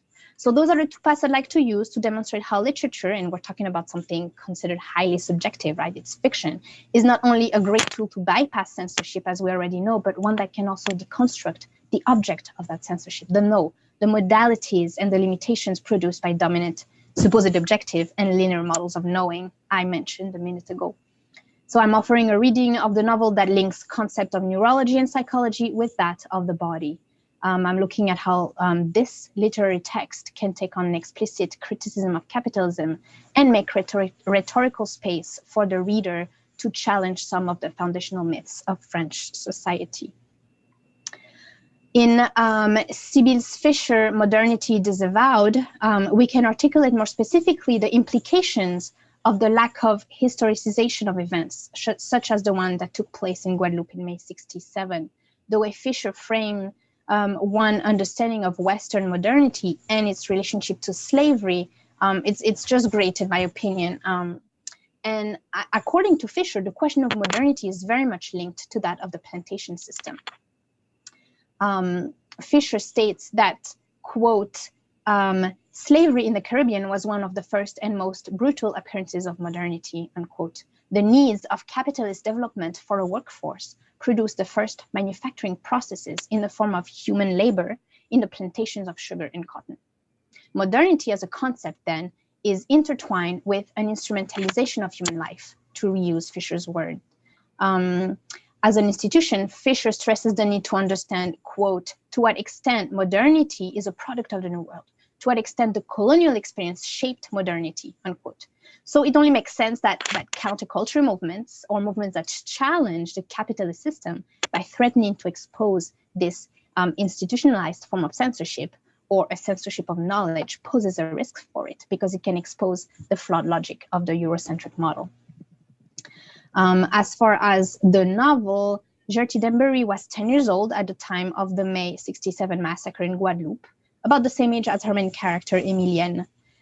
In The Restless, Emilienne waits for her father sitting on the bench in their courtyard. Emilienne wants her father to explain to her why her teacher, Madame Ladal, has disappeared. Emilienne wants her father to help her make sense of the violence she's seen in town when she went to look for her teacher at her house.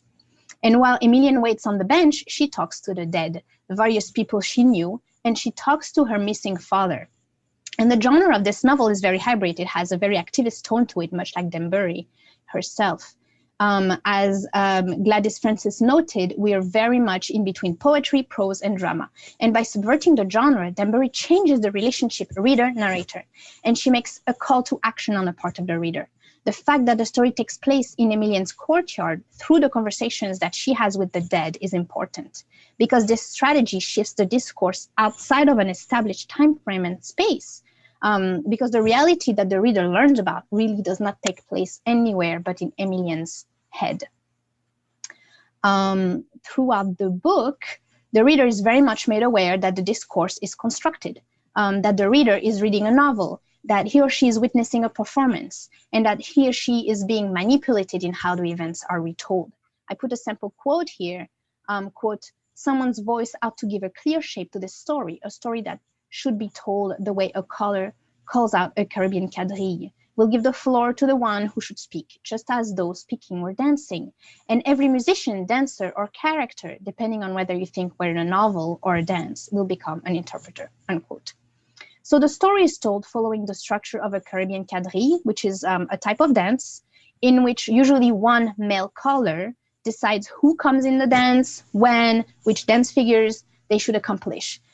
In this novel, there is not one caller, but several. And when they give the floor to someone to give their version of the events, they are in fact giving the floor to a deceased person.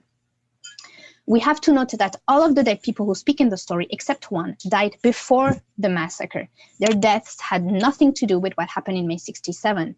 What's also unusual is that the callers decided that Emilienne will also be able to decide who should speak and when. The callers believe that Emilienne is the most apt to find out the truth, but yet, at the same time, they call her crazy. What they also say that I think is important is that she lives in another world. Hence, the reader is left to make sense of the events through a web of witnesses who would never be considered fit to testify on the events. We're stepping away from a form of access to knowledge that is linear. I'm pointing out at Fisher again, and hers and Mignolo's theorizing of the post-colonial subject's experience of time and space in reality as being a differential phenomenon. It's as if reality is different for someone in the colonies as it is for someone in a metropolis. And I think this is particularly relevant in the context of this retelling. Throughout the novel, Emilienne has the curious habit of placing herself in front of a mirror and to repeat to herself, quote unquote, I have no name, I have no face. And more than a coping mechanism, it is something Emilienne does regularly, more like a mantra. And she admits she doesn't know why she does it, and she doesn't know how these two sentences came to her. Halfway through the story, when Emilienne learns that her teacher, Madame Ladal, has mysteriously disappeared, Emilienne becomes angry. And the only thing that calms her down is to repeat her mantra while looking in the mirror. And there is that strange paradox here, because Emilienne states that she has no face, Yet she's looking in the mirror. She does not say she's looking at herself in the mirror. She's just looking in the mirror. It's as if it's only by entering a space of no reflection that Emilian is able to detach herself from the events, to regain composure before returning to her unsettling reality. It's as if it's a way to escape her own image, an image that one may say has largely been shaped by decolonization, right, by a discriminating environment around her. In any case, Emilian resists. In an interview that Danbury granted in 2016, I'm reading in French, but I translated it to English on the slide.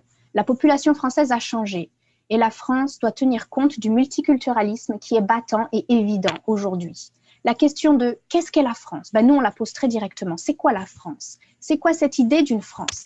C'est quoi cette illusion d'une France qui finalement n'existe pas, n'existe plus, à laquelle on voudrait nous faire ressembler, dans laquelle on voudrait nous faire entrer, mais dans laquelle on n'entrera pas parce qu'elle n'existe plus, nous l'avons transformée. Unquote. So an image that has not been defined, that is the image Emilian is reflecting onto herself. She refuses to resemble and to fit into an image that does not reflect her reality, just like Danbury's utopian France. The face Emilian sees, or rather the absence of face, is no longer one that is the product of colonization, but one that forever reflects back at itself without transcending into something else, into anything else. In that sense, Emilian's mantra is more than just a coping mechanism. So Emilian is without a face, without the means to perceive the world around her, and without the means to name her reality, a reality that, as Danbury says, does not exist anymore. But instead of leaving the structure that has been imposed on her by capitalism and then to replace herself into another supposedly more desirable space, a process Deleuze and Guattari coined as reterritorialization, Emilian stays out of everything that can even be named. She says, I have no name. Deleuze and Guattari in Kafka stated that the word is master, it directly gives birth to the image. Does something exist if it has no name is another way I understand this quote. By staying even out of the language, Emilian may be able to escape the totalitarian nature of capitalism. Emilian's mantra works as the refusal or the impossibility to use words to give an image, to give shape to a reality. Either way, there is a detachment on the part of Emilian from her own body in a movement in which the body is no longer attached to the master word, to reality. Elizabeth Grosz is a scholar who considers this interaction between the mind and the body, and there's some connection with the previous presentation here.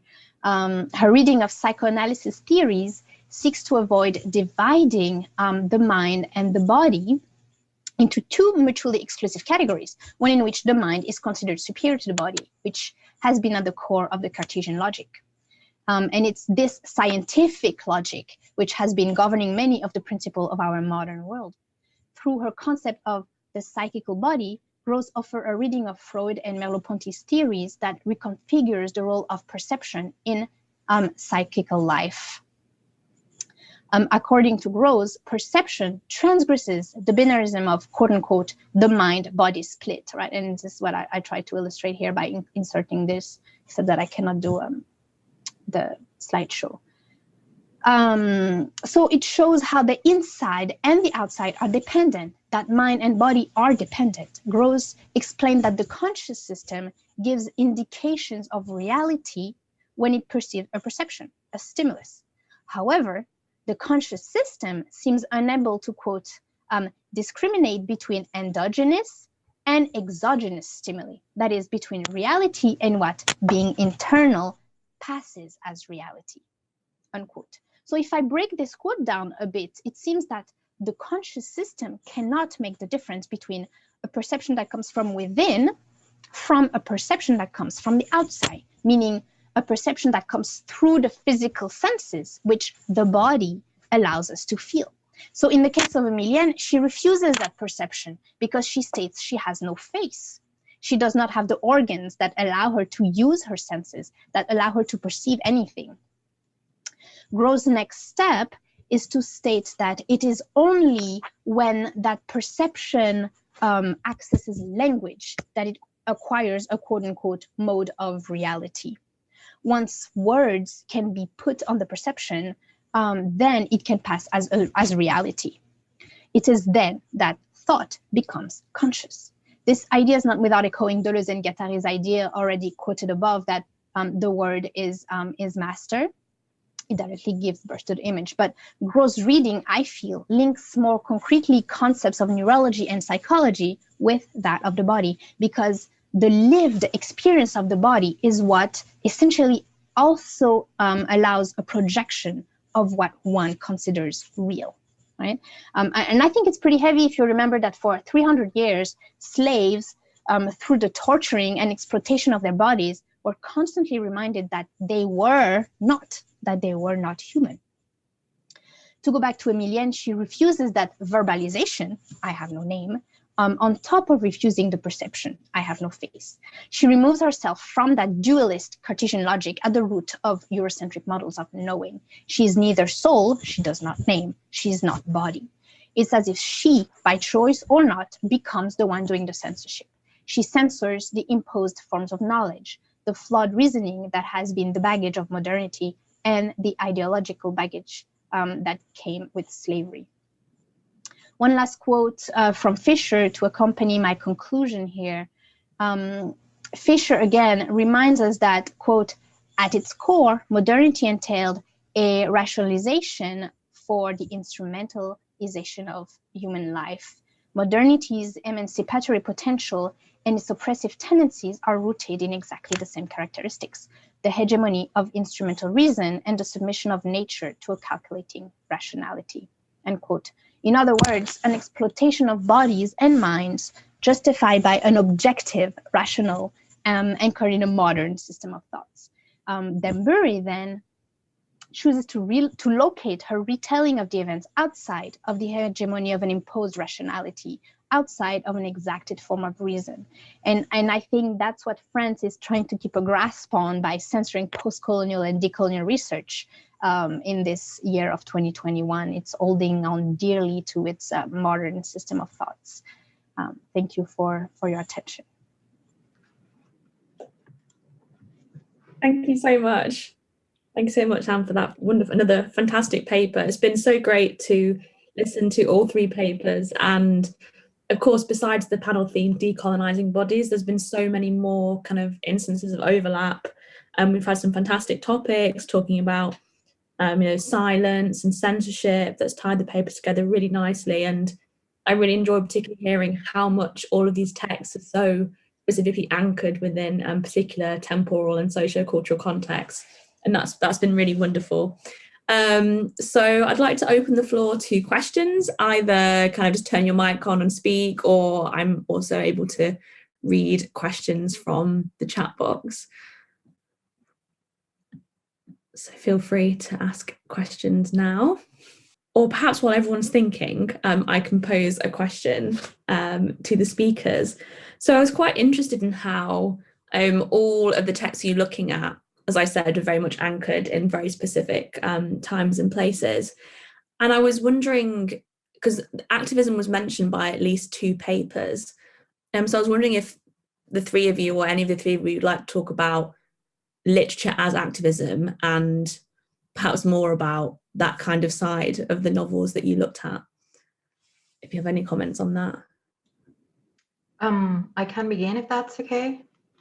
Actually, this is a question that has been on my mind since the first time that I started working on Ravensong, and I don't have an answer, but I think the question is really interesting in itself. So obviously, analyzing indigenous literature as a white reader has its own set of potential pitfalls that I continuously have to be aware of and revise myself. So I make sure to do as an unbiased work as possible. So one of the first things that I did when I started working on it was to read like everything Lee Markle has written, both theory which he has written a lot, and fiction. And in a couple of interviews, she has stated that she does not write for white readers, that the audience that she imagines when she wrote specifically Ravensong, which is her most successful novel, and has been widely read by the white population of settler Canada, it was specifically written for an Indigenous audience in this effort that she engages in of reconstructing an Indigenous history for Indigenous peoples. So I think it is very interesting how the book works, sort of twofold, if we think about it in this framework of activism, because on the one hand, it certainly does what Lee Markle set out to do, but on the other hand, it has also provided with so much awareness to the widespread Canadian population that I think it cannot be just set aside. But again, because Markle's activism is firmly rooted in sort of just looking inwards to the Indigenous communities and step aside from what white Canada thinks and feels and does. I hesitate to analyze that part of the equation because I don't want to take, I don't want my scholarship, which always obviously comes from a place of whiteness and comes from Europe, to set the focus aside from where she wants to put it. I don't know if this is relevant at all to your question, but it's something that's on my mind a lot when I work with these books. I don't know if the other speakers have something to, something similar to this happen to them. Yeah, thank you very much for your answer, Lucia. Exactly. So you're saying that, well, the author said that her work is primarily to kind of reconstruct history. So perhaps activism in the sense that she's kind of keeping history alive for Indigenous populations. And Noreen? Yeah, just on that topic of audience, like who are the writers writing for? So one of the women I was talking about, Ijaba Sheiko, she's probably the best known, at least in Italy. And her background is actually, I think she did a PhD in education. So there's always this like strong drive of education, it seems, in her work, that even one of her books, it's kind of a fusion of autobiography and fiction. It has a special edition that's for use in schools. So I think she's kind of taken it upon herself to teach Italian colonial history to Italians because it's been left out for so long. So I kind of see that as a form of her activism, like filling in the gaps and decolonizing Italian history really for kind of teenagers, it seems. That's one of her target audiences. So yeah, that's all I have to say. Thanks, Noreen. Well, thanks. Well, maybe I can add a little things. Lucia, I have that same concern all the time.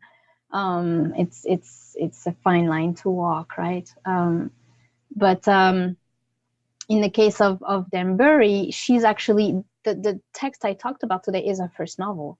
Usually she does plays, and she's an activist. And what I found interesting in finding her first novel is that she chose to switch into that genre, right? To be able to access a wider audience. But at the same time, she does not quite stay in that genre, so she can kind of challenge the preconceptions that come with the novel, which is, in the French context at least, the novel is a very bourgeois production. The birth of the novel is very much tied to the emergence of the bourgeois society. So in that sense, we were talking about audience. She tries, by switching to that genre, she taps into that audience, but at the same time she subverts it. And that's a very activist tone, I think. And what I also find interesting is so not only challenging the idea that fiction is just subjective, something very subjective, I think it's very interesting that the text was translated, the timing, the text was originally published in French. In 2016, we have the report from the Historic Committee with the French government. And then 2 years later, 2018, the translation in English comes out, right? So that, I think, is telling that, fiction has an impact on what's going on, right? Yeah, absolutely. And I was interested in your point about plays there, because I've been looking at activism around FGM in Niger, and plays is one quite common way of kind of raising awareness of the negative impact that it can have. Fantastic. Okay, no questions have appeared yet on the chat. So I'm just wondering if anyone in the audience is just sitting there bursting, waiting to turn their microphone on and ask a question. We have 15 minutes.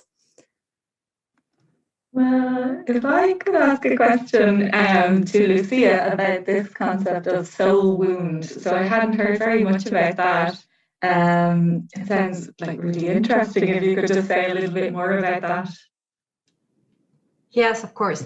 So I think I mentioned, I included a couple of quotations from a couple of psychologists called Duran and Duran, who have specialized on post-colonial stress response, they call it, to colonial trauma.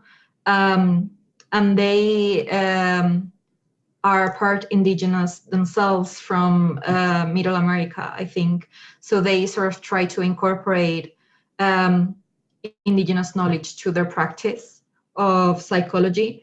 And among those practices that they incorporate is this notion of naming. So they use this term, they coined this term, the soul wound, to talk about this notion of colonial trauma, in part in an effort to decriminalize and shift the blame away a little bit from individual responsibility in these sort of responses that we have been seeing in indigenous communities all across America, where we see this huge increase in alcoholism, lateral violence, domestic violence, substance abuse. So of course, shame and blame is a very big hindrance in the recovery process. So coining a term to acknowledge that place in the body soul where the damage is, they felt was very important to the healing process. I don't have the bibliography with me at the moment because I'm not in my computer, but I can definitely email the book when where I found it, if that's useful to you. Yeah, that would be great. Thanks a million. Of course.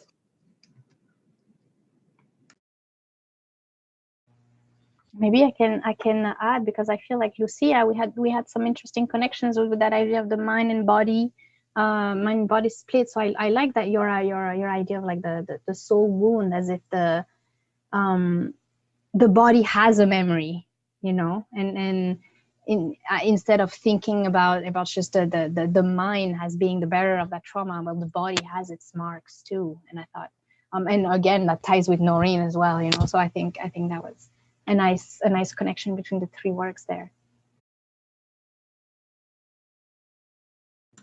Yeah, definitely. One of the things that I found that was very interesting when I was researching around particularly the concept of recovery is how, of course, sorry, I'm going to shut up because someone in the audience has a question, and I don't want to fill in the time, but definitely I think that the concept of the incorporating the duality of body and soul to the process of healing is very productive.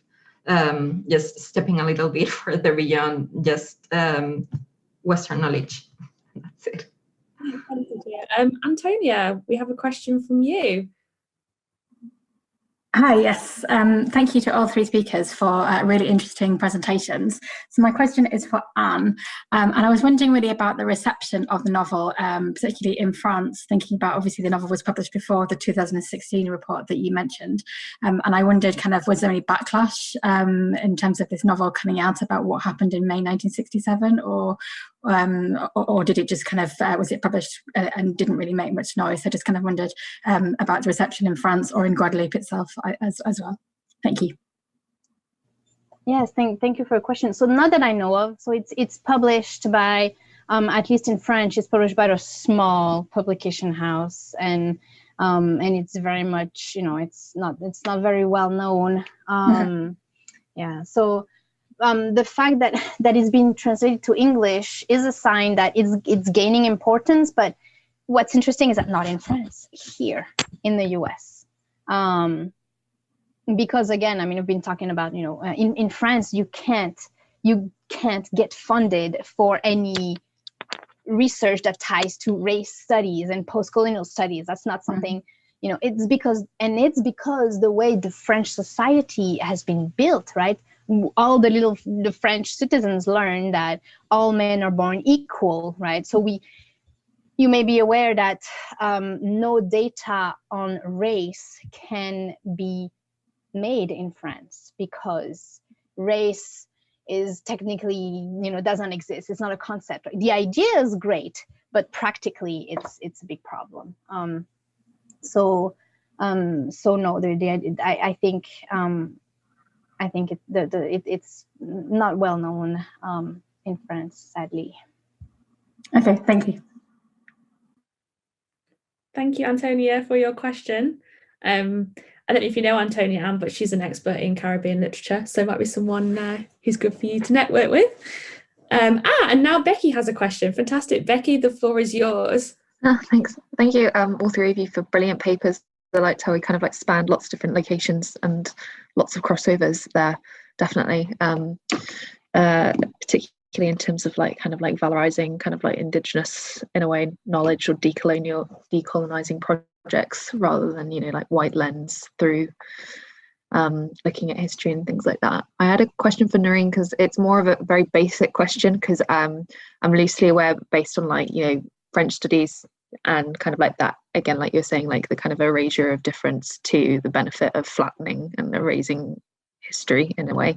And then same Lucia, I'm very aware of what's going on at the moment with trying to literally unearth what all the residential schools. But Italy is a bit of a blank spot for me, in terms of you mentioned briefly kind of the politics surrounding addressing colonial past, which wasn't that long ago in Italy. So I was just wondering what are the politics of it, what's kind of the societal kind of socio-political kind of, or even just educational kind of understanding of it. Is it similar to France, where they try to kind of flatten out difference for the sake of kind of color doesn't matter type thing, or is it slightly different? I think what's really happened is there was this myth of Italiani brava gente. It was the phrasing that the Italian colonial project was this very kind, very positive thing, and books written from the Italian side after fascism were kind of love stories, very romantic, about Italian men and local women. So there was this only this perception, and then a lot of people, it seems, in Italy now are still not even aware that Italy has had colonies. So I think there's a lot of lack of awareness. But then in academic work, a lot started in the last 2 decades. And then that seems to be filtering down. And in terms of film and literature, there's a lot, probably because Italy has started to get a lot of immigration in the last 2 decades as well. So that's bringing up the past. But I would say there is a lot of ignorance about the past, and then also racism is a huge issue in Italy as well. And this lack of awareness that a lot of the people coming actually have a huge knowledge of Italian culture because their grandparents maybe spoke Italian as a first language or studied the Italian syllabus in school. So they have all of this background knowledge, and they're arriving to Italy but Italians have no knowledge of them. So that seems to be a really common theme.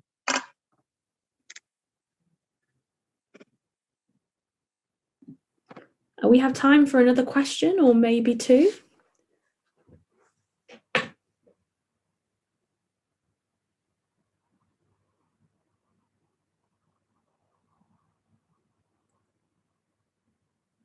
Anyone got anything they'd like to ask?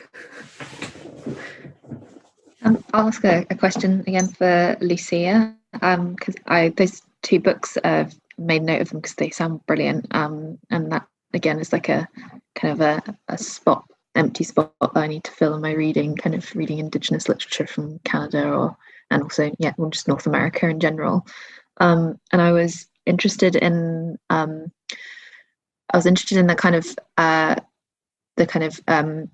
the gap in a way, because you kind of mentioned like psychological distress, like suicide, for example. And I looked at the books, and there's a bit of touches a bit on alcoholism as well. Is that right? In some of them, in some members of the community there. And I was just wondering, the figure of that kind of the spirit in a way, or like I can't remember the name of it. It's like the spirit or like sprite or something like that kind of travels through the books.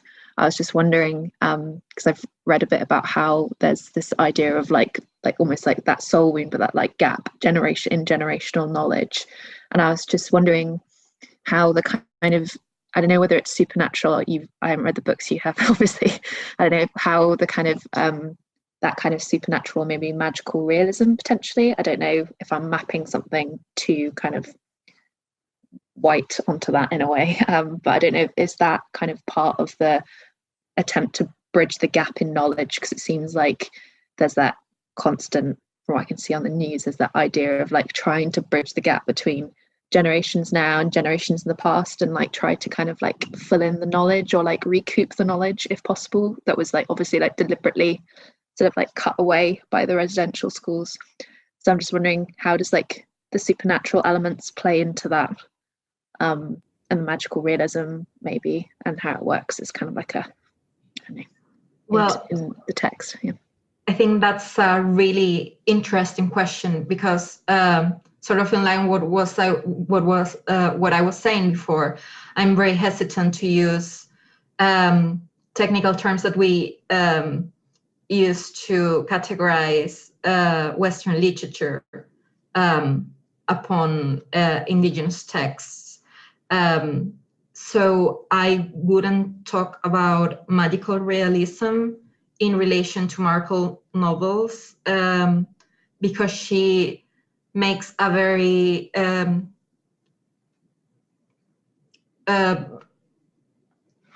her effort to replicate oral literature in written form is very she's very firm on that purpose. In fact, she coined this, she uses this term to refer to her own works. She calls it orature, because it's literature that comes from the oral tradition. But she also acknowledges the fact that having things in paper will help to keep the knowledge alive and help avoid situations like what you were mentioning before, the gap that was created obviously by those years of the policy of residential school. And after that, in the 60s, at the end of the 60s, the policies regarding the compulsory nature of residential schools relaxed a little bit, but then you have what was called the 60s scoop, which was that there was this continuous effort on the part of social services from taking indigenous children from their parents and giving them to white families very far away geographically from where they were from. So basically to the same effect of the residential school system. Family systems were decimated, and this huge gap in the knowledge was created. So obviously this regeneration of knowledge is almost impossible right now, because as I said in my paper, instances such as that of the flu epidemic obviously were to affected the elders of the communities much more than more younger people, and those were the keepers of the knowledge. But still, scholars like Markle, who are dedicated to the revival of of the knowledge, travel alongside North America, but also South America, talking to the surviving elders and trying to. I think what they are doing is almost rebuilding a sort of pan-indigenous ontology, taking pieces from different communities and trying to apply to what they remember or what they understand about their own culture from the elders that they have been in contact with. And of course, these supernatural figures of the tricksters are essential to that dissemination of knowledge. And of course, in Raven's song, as the title of the novel says, Raven, which is one of the main trickster figures for the Salish community, is one of the main character, and he's the harbinger of change and the one that brings the flu epidemic to the community, because it's this concept of resurgence stemming from crisis. And it's present in almost all the Salish stories that I have been able to read. So I don't know if I've covered more or less what you were asking, Becky, but thank you for the question. No, it was a very a roundabout question. So thanks for having. That was very waffly from me. Sorry. I think that's a great point for us to end on. Is there anything you want to add, Becky, about the running of the conference before we close, or? No, just thanks everybody for joining, and apologies again at the beginning for the delay. There's sort of various people owning various different Zoom accounts, so it's kind of trying to keep everything going throughout the day has been a slight struggle at times, but it's all good. But thank you for your patience and and I want to say a big thank you obviously to you, Becky, and to Ben as well for organising such a fantastic event, and to our three fantastic speakers on this panel who, like myself, are all early career researchers. So it's so great to see so much great work from early career researchers as well. So I hope you all have a good evening, and I look forward to seeing you at the rest of the conference. So welcome everyone to the second day of this wonderful conference of the Contemporary Women and the Medical Humanities International Online Conference at the Institute of Modern Languages Research. My name is Kellyanne Ung, and I am a visiting assistant professor at the University of Pittsburgh in the Department of French and Italian. Are we still describing ourselves? So in that case, I am a French Asian woman with dark hair wearing black and white. It is my pleasure today to moderate the panel titled Narratives of Transition and to welcome our two amazing speakers. This panel will investigate transition writing across genres in relation to medical care and explore the tensions between writing the self and questioning medical authority. Our second speaker, Sabine Sharp, is PhD candidate at the University of Manchester and has recently submitted their thesis titled Monsters, Time Travel, and Aliens, Tracing the Genealogies of Trans Through Feminist Science Fiction Writing and Film. Their article exploring science fiction's colonial histories through Asian Canadian science fiction was published in Contemporary Women's Writing in January 2020. Alongside their research, they also co-organized the Sexuality Summer School, a week of events for postgraduates taking place each May. Today, they present on New Trans Genres, Reimagining Medical Transition Through Trans Science Fiction Writing. So now, la parole est à Sabine. Good afternoon. I'm really, I was making so many notes in that previous talk, so I'm trying to move into thinking about my own ideas now. So good afternoon, my name is Sabina Sharp. I'm a white trans non-binary person with sort of medium length brown hair, wearing a dark blue check shirt and dark blue waistcoat, sitting in my rather cluttered office. This is my first bit of writing since finishing my PhD, so I'm really keen to hear any feedback or questions at the end.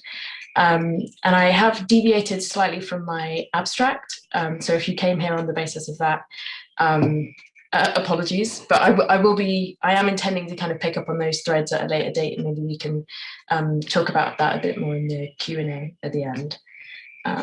So I'll just change slide. Yeah.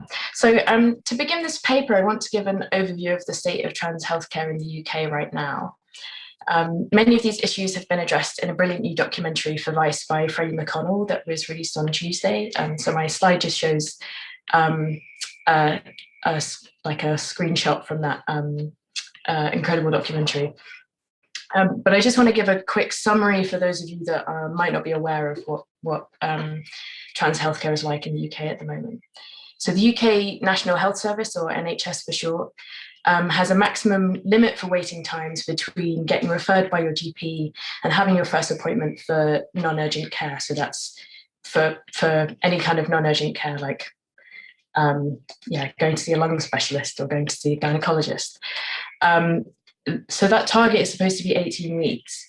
I spent 18 months on a waiting list for a gender identity clinic, and I'm one of the lucky ones. The average waiting time between referral to a gender identity clinic and actually being seen is about 3 years, with some trans people waiting 5 years. And as my own experience attests, it can still take years between that initial assessment appointment at the gender identity clinic and actually receiving transition-related healthcare. So I've now spent longer at the gender identity clinic waiting to be prescribed testosterone than I spent on the waiting list. Pink News recently reported that since April of this year, the NHS have halted bottom surgeries for transmasculine people, which has been leaving some people in between surgeries and with painful complications. Meanwhile, trans women are facing hormone shortages, causing transitions to stall and temporary menopause symptoms. To top it off, the provision of puberty blockers for trans children was placed in jeopardy by the 2020 Bell v. Tavistock High Court ruling on children's capacity to give informed consent. So in summary, trans healthcare in the UK is in a really dire state at the moment. In the context of this waning access to trans healthcare in the UK, I turn to science fiction, a narrative mode of critical thinking that offers speculation, extrapolation, and satirical wit as devices with which to unravel problematic presents and anticipate possible futures. Today, I'm going to discuss 2 recent trans-authored science fiction stories that interrogate the troubling past and worrying present of trans healthcare. These 2 stories are Tori Peters' 2016 novella, Infect Your Friends and Loved Ones, which I'll refer to as Infect, and Isabel Fall's 2020 short story, I Sexually Identify as an Attack Helicopter, which I'll refer to as Helicopter.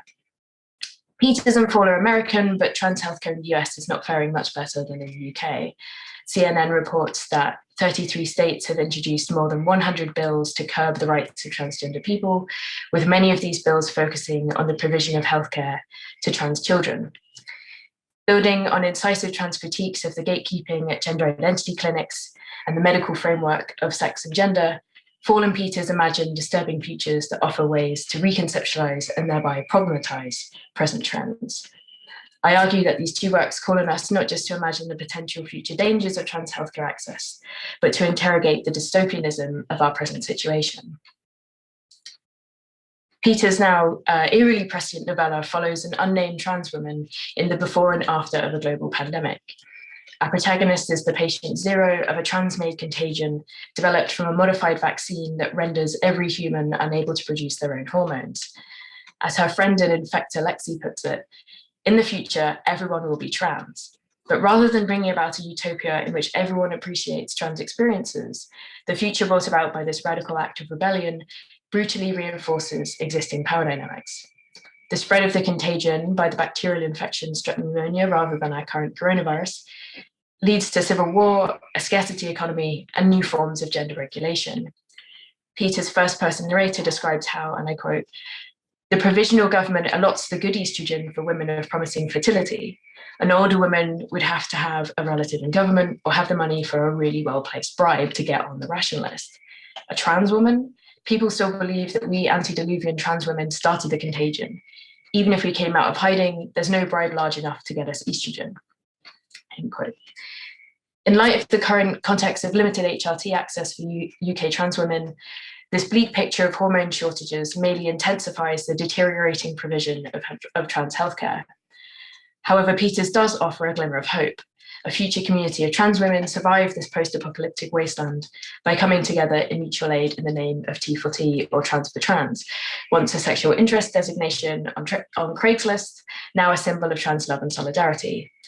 With the help of our protagonist, this trans femme commune hopes to harvest their own hormones from genetically engineered pigs, taking part in a black market, porcine endocrine economy. And I'm thinking a lot at the moment about how this sort of like trans femme commune is being kind of realized in these sort of trans mutual aid groups in the UK. Fall's imagined future is similarly post-apocalyptic, following a military recruit whose gender has been electively reassigned. In this crushingly depressing dystopia, the US military has internalized and weaponized ideas of gender as a malleable social construct. By reassigning recruits' genders to align with military hardware, the armed forces create super soldiers whose minds and bodies are mere extensions of combat strategy, focused solely on achieving their missions. As in Peter's story, this is a US future characterized by the breakup of the Union and descent into a prolonged armed struggle. In Fall's imagined future, however, the battles are waged between artificial intelligences whose obscure algorithms determine the targets of attack. Echoing the repeated US school shootings of the past few decades, Helicopter opens with the location and destruction of a high school by our protagonist, Apache attack helicopter pilot Barb, which is not short for Barbara, and their gun operator Axis. Over the course of the story, Barb navigates their partner's growing gender dysphoria, a developing doubt about their role in a senseless war run by unfathomable AI logic, a doubt that threatens the safety of their missions and that causes Barb to reevaluate their own gender reassignment.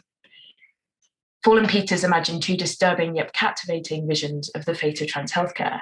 On the one hand, the total disintegration of medical transition pathways, and on the other, the cooptation of gender reassignment as a weapon of war. Like many science fiction works, these stories offer ways to conceptualize and problematize the present rather than simply predict possible futures. In so doing, Fall and Peters call on us to not just imagine the potential dangers of trans healthcare access in years to come, but to understand their current situation as already dystopian. So Fall and Peters' turn to science fiction to rethink trans healthcare marks a really interesting development in terms of trans and genre in, I think, two key ways. Firstly, they unsettle recent trends in trans representation in science fiction. As trans science fiction scholar Cheryl Morgan points out, there is a wealth of trans representation in speculative fiction, but transition has often been presented as either a futuristic choice akin to getting cybernetic implants, in works such as Samuel Delaney's Triton, an image of which is on the screen, or forced feminization in works such as Joanna Russ's The Female Man, which is the other book on the screen. In response to these representations, many emerging trans-affirmative speculative fiction writers, predominantly in young adult fiction, so this is not just trans authors, but also cis authors who see themselves as trans allies, they've created characters who, as Cheryl Morgan puts it, can be trans without that being in any way important to the plot of the book. In contrast to this, Infect and Helicopter feature characters whose transness is integral to the narrative, yet Fall and Peters center transness not to trivialize or sensationalize transition, but rather to problematize the trajectory of trans healthcare over the 20th and 21st centuries. So secondly, Fall and Peters' works abandon the emphasis on accurate representation that has dominated trans writing. According to Cameron Awkward-Rich, trans writers' rejection of cis writers' tendency to allegorize transness has generated what he termed a desire for literalism, a focus on the realistic portrayal of trans lives and experiences. According to Awkward-Rich, this desire for literalism provides one explanation for trans authors' preoccupation with life writing, a form that, as he puts it, fleshes metaphor out. So key 20th century trans writing, such as Lily Elber's Man into Woman from 1931 and Jen Morrison's Conundrum from 1974, which are both pictured on the slides here. Both of these works narrated experiences of undergoing surgical transition. Sandy Stone famously problematized these memoirs' capitulation to patriarchal medical discourses, yet memoir itself is still perhaps the trans genre. with more recent trans authors Juliet Jakes and Daniel Lavery experimenting with the memoir form. So while there have been sort of attempts to really play around with that memoir form, that it still does tend to be the kind of dominant genre in trans literature. Trans authors have tended to stick to memoir and also biographical histories that correct the record, as it were, providing insight into trans lives, past and present. Fallen Peters, on the other hand, contribute to a gradual turn in trans writing in the 2010s towards science fiction and fantasy, with the Transcendent anthology of transgender speculative fiction first published in 2016, now in its fourth iteration. So I've got the sort of front covers from those four editions on the screen, as well as the publication of science fiction and fantasy anthology, Meanwhile Elsewhere, in 2017, which is the second image on the screen. From a slightly different perspective, however, Fallen Peters' engagement with science fiction is less a distinct generic shift and more an elaboration of trans theory's existing engagement with science fiction when critically analysing trans healthcare. This is something that I wanted to pick up on more in my paper, but I kind of ran out of room, and I will definitely be investigating more in the sort of writing that I'm intending to continue doing. But yeah, so trans theorists and activists have been engaging with science fiction to interrogate trans healthcare for quite a long time already, with perhaps the most notable examples being Sandy Stone's The Empire Strikes Back, which was referring to Star Wars, and I think she even, in the sort of footnotes referred to Janice Raymond as having sort of played Luke Skywalker to her Darth Vader. And also Susan Stryker's My Words to Victor Frankenstein, which I see is using Frankenstein to talk about the kind of monstering of transness in radical feminist works. But there are also sort of cyberpunk influences on the writing of other trans scholars like Paul Preciado. So this engagement with science fiction, I think, should be differentiated from the ways in which feminist, queer and trans scholars have also often figured trans as itself futuristic. And I think this positioning unhelpfully positions trans healthcare as something to be achieved later rather than an urgent present need. Instead, trans writers, both critical and creative, have experimented with science fiction in order to interrogate past and present problems with trans healthcare access, often turning to dystopian imaginaries to reconceptualize the networks of racial capitalism and reproductive normativity that have historically characterized the medical treatment of non-normative sex and gender. So, in fact, does this by troubling the political tactic of drawing parallels between transition and reproductive healthcare. In Peters' imagined future, the release of a contagious vaccine, forcing everyone to have to choose their hormones, results in, if anything, intensified hostility towards trans people, and trans women in particular. Some trans feminist activists and scholars, such as Emi Koyama, have highlighted the commonalities between trans struggles for healthcare access and cis women's struggles for bodily autonomy in terms of birth control and abortion. But I think this comparison obscures the ways in which these struggles around hormones and reproductive rights are already deeply entwined for some trans people. Moreover, as in fact suggests, the appeal to common ground with cis women can be turned against us. In recent years, the very same anti-trans feminists loudly declaring their determination to protect sex-based rights have sided with decidedly anti-feminist right-wing pressure groups and legal teams. As trans healthcare scholar Ruth Pearce points out, lawyers fighting against trans rights and healthcare access are already using similar legal arguments to attack UK abortion providers. And on the screen, I've put a thread that Ruth Pearce wrote about the lawyers in the Kirabel case who have also been working on using those very same legal arguments to attack abortion providers. So Peters' post-apocalyptic world reminds us that comparisons between cis and trans healthcare experiences can only go so far in terms of building political alliances and can themselves be weaponized against us. Meanwhile, in Helicopter, Fall examines the risks at play in the mainstreaming of certain medical models of gender identity.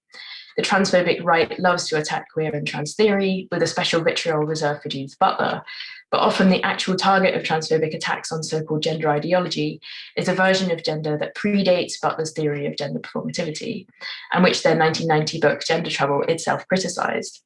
This conservative version of gender identity was developed by sexologists John Money and Robert Stoller.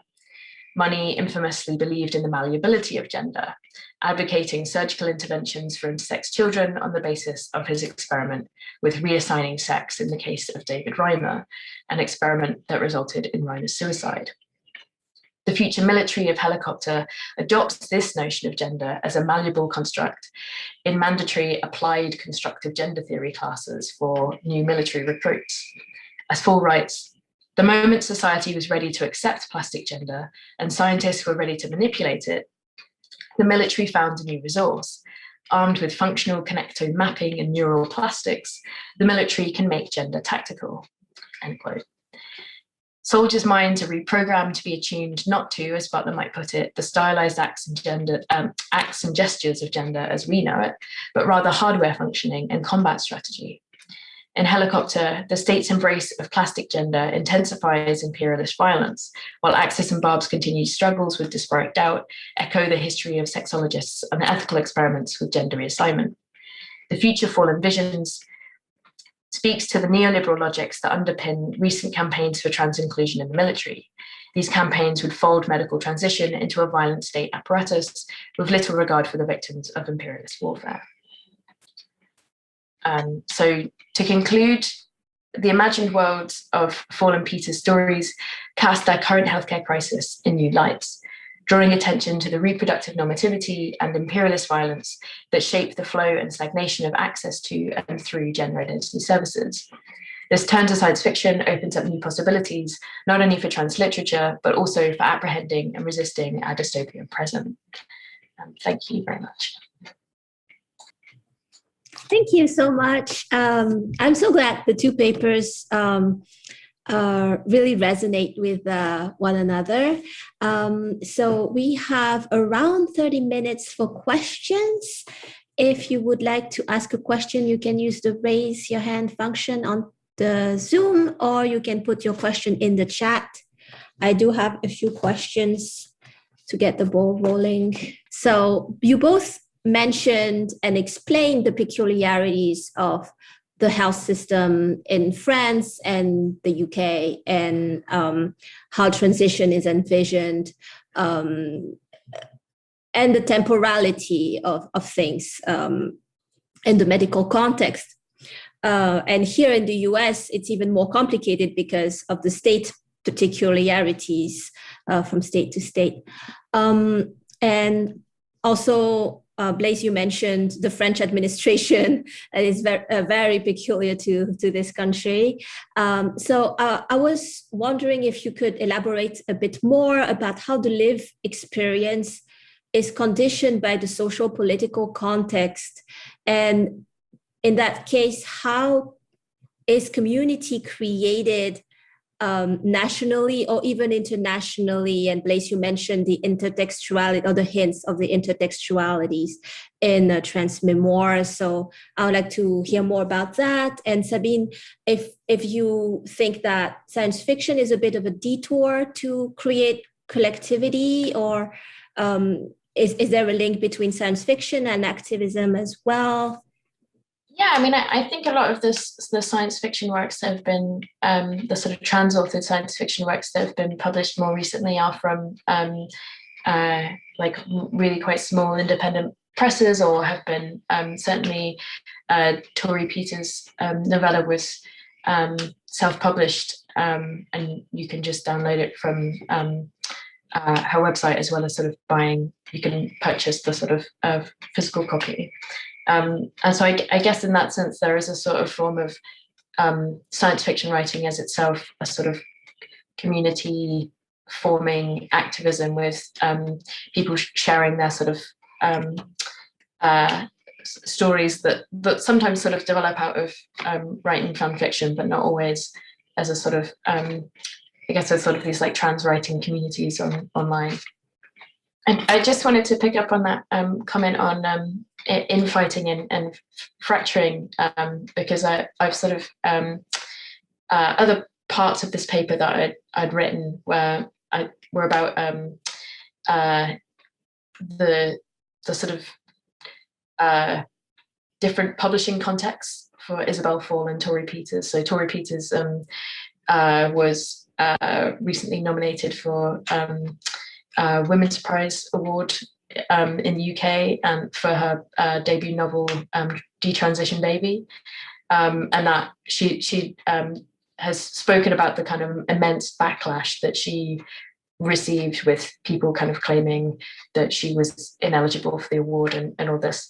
But then so Isabel Fall, her short story was published on this online magazine Clarkesworld, and I don't sort of most of the attacks that Tori Peters was receiving was from sort of I guess majority kind of cis women upset that a trans woman was nominated for this award. But I don't think that the sort of cis literary world was even aware of Isabel Fall at all, because this was such a like niche online publication. But Isabel Fall received a barrage of attacks from within the trans community, with people alleging, just on the basis of having read the title of the short story, that she must be a transphobic troll, just writing a story just to make fun of trans people. And there's sort of a really incredible interview with her that's recently been published on Vox about how the sort of intense online attacks that she received meant that she then booked herself into a psychiatric hospital, and now has sort of halted her transition and gone back into the closet, I think. So it's like the like hostility from outside, but also within the trans. So I think sometimes even talking about the trans community is a mistaken way of talking about it, because it's already very fragmented, and there are many different communities that are sometimes very much at loggerheads with each other. Oh, that's very interesting. I have seen this novel, The Detransition Baby, but remind me, it's not written by a trans woman, or is it? It is. It is, yeah. Oh, okay, I see. Well, Catherine Bryan has a question. Catherine, do you want to put the camera on, or just? Oh yeah. Hi. Thank you both for both of your presentations. Really, really fascinating stuff. I wanted to mention a work that you might not be familiar with, but particularly Sabina, your presentation really brought this to mind, because it's also from the kind of science fiction world. It is a film rather than literature, and it's from Russia. So I don't know if you are familiar with obviously Russia is fascinating when we're thinking about LGBTQIA rights. And what's really fascinating about this film is it came out in 1994. So in this very brief period of time when there was this kind of freedom before everything has now gone the way it's gone. But the film is called Hammer and Sickle, and it's the story of it really tied into what I felt like you were saying about Helicopter, because it's government testing. It's set during the Soviet Union, and the idea is that they take this, it's part of a government program to build perfect workers. So to have more workers for, the strength of the Soviet Union, they just transform women into men, basically, so that they have this sort of like this perfect man image. But what's really fascinating is that he runs away, he escapes from the government facility because he's kind of like this incredibly big, massive man. And no one knows for the rest of his life, no one knows who he really is, that he is the result of this kind of government experiment, and becomes this, it really leads on from what you were just saying, Blaise, becomes this symbol of Soviet strength, sort of unwittingly becomes what the government's plan was for him in the first place. And it's, I mean, I could talk about this film for absolute hours, honestly. If you can find it, Hammer and Sickle, part of the plot of the film is that he unwittingly becomes the logo of what is like the equivalent of Fox in Russia, Mosfilm. I think it's Mosfilm. It's Mosfilm or one of the others, where it has the logo of this man and this woman, and they're saying it's this trans man who was actually the model for this. It's so fascinating, but it kind of, to my limited knowledge, the director is not trans, I don't think. So, and I don't know if any of the actors or any of the production crew, if there was anyone who was actually trans part of the whole production of the film. So I wonder what that kind of says in your experience from the things you've looked at, because obviously I'm talking about a film you possibly haven't seen.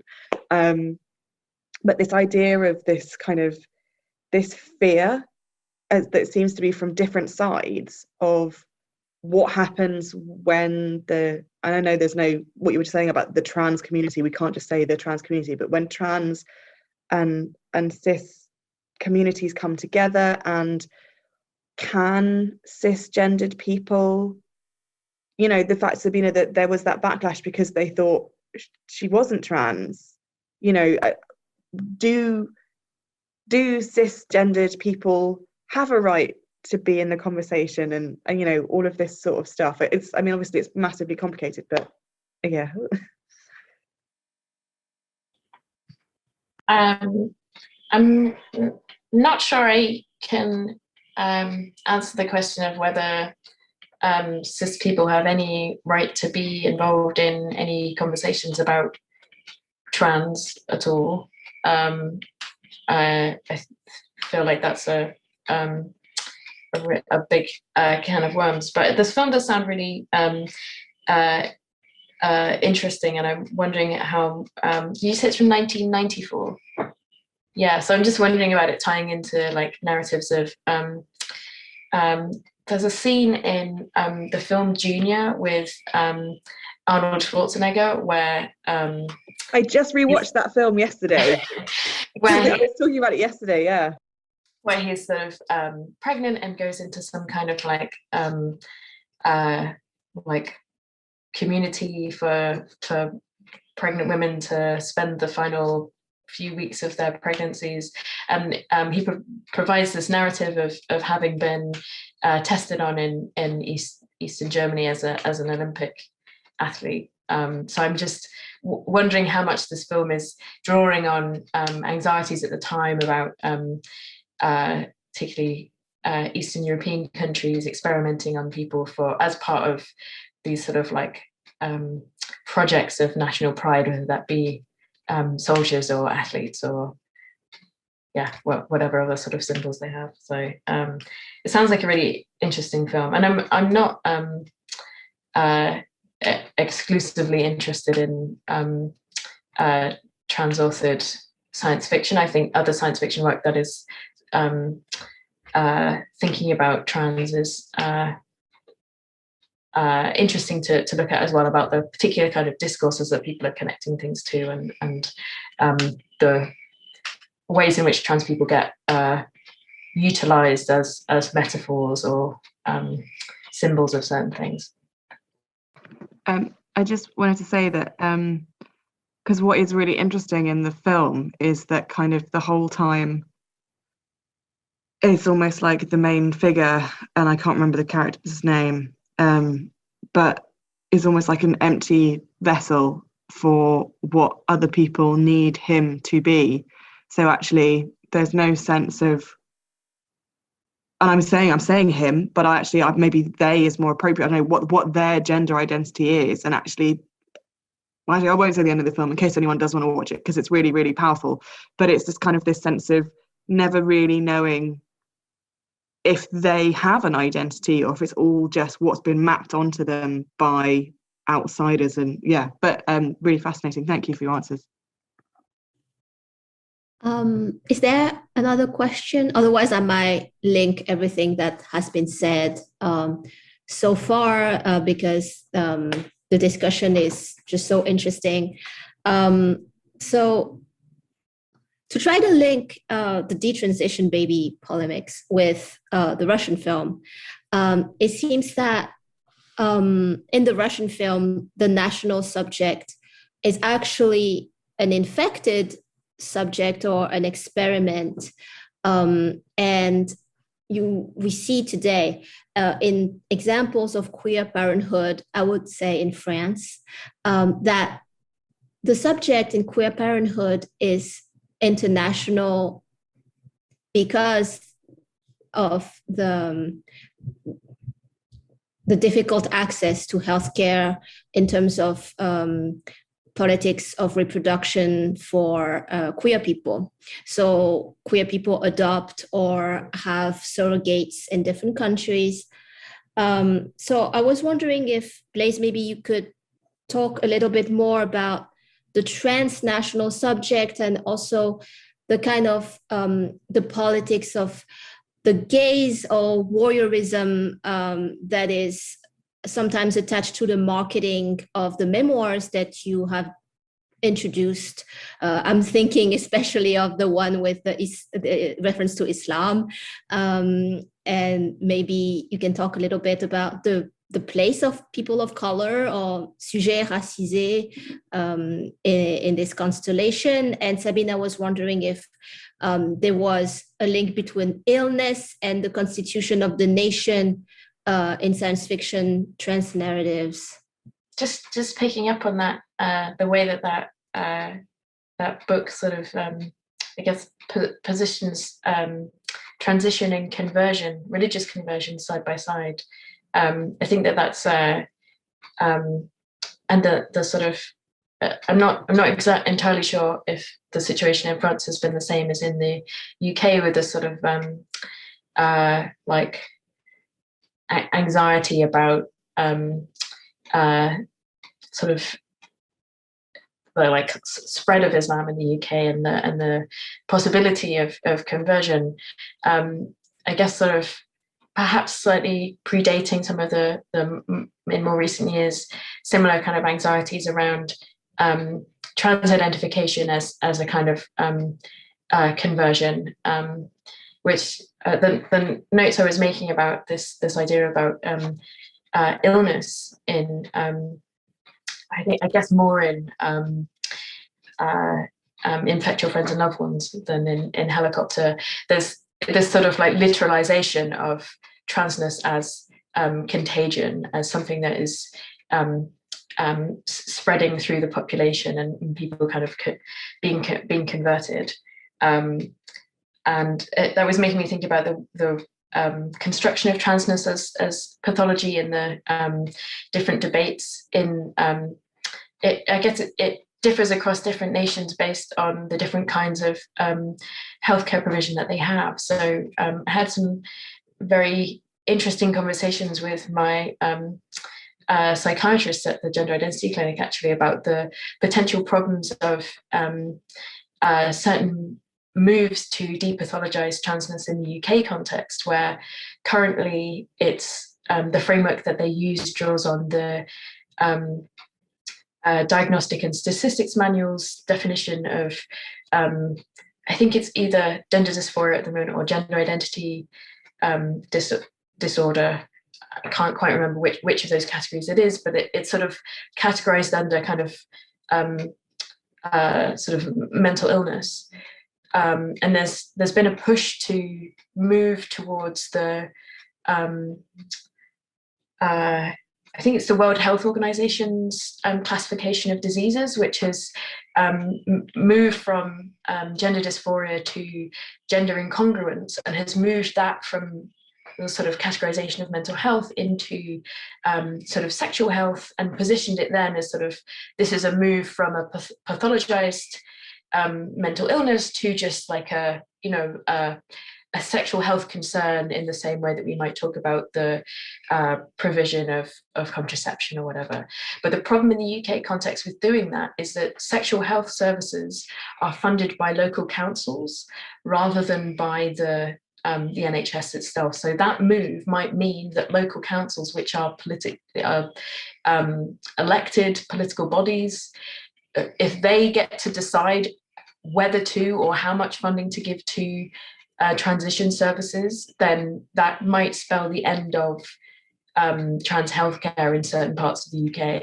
It might become like a political battleground more than it already is on the NHS. So there's sort of this like genuine worries about, but it like that particular pathway of depathologizing may cause particular further problems. But I was thinking about this as you were giving your paper, Blaise, and wondering about if you could speak to the French context in a bit more detail. I just wanted to add that that is also something that I've been really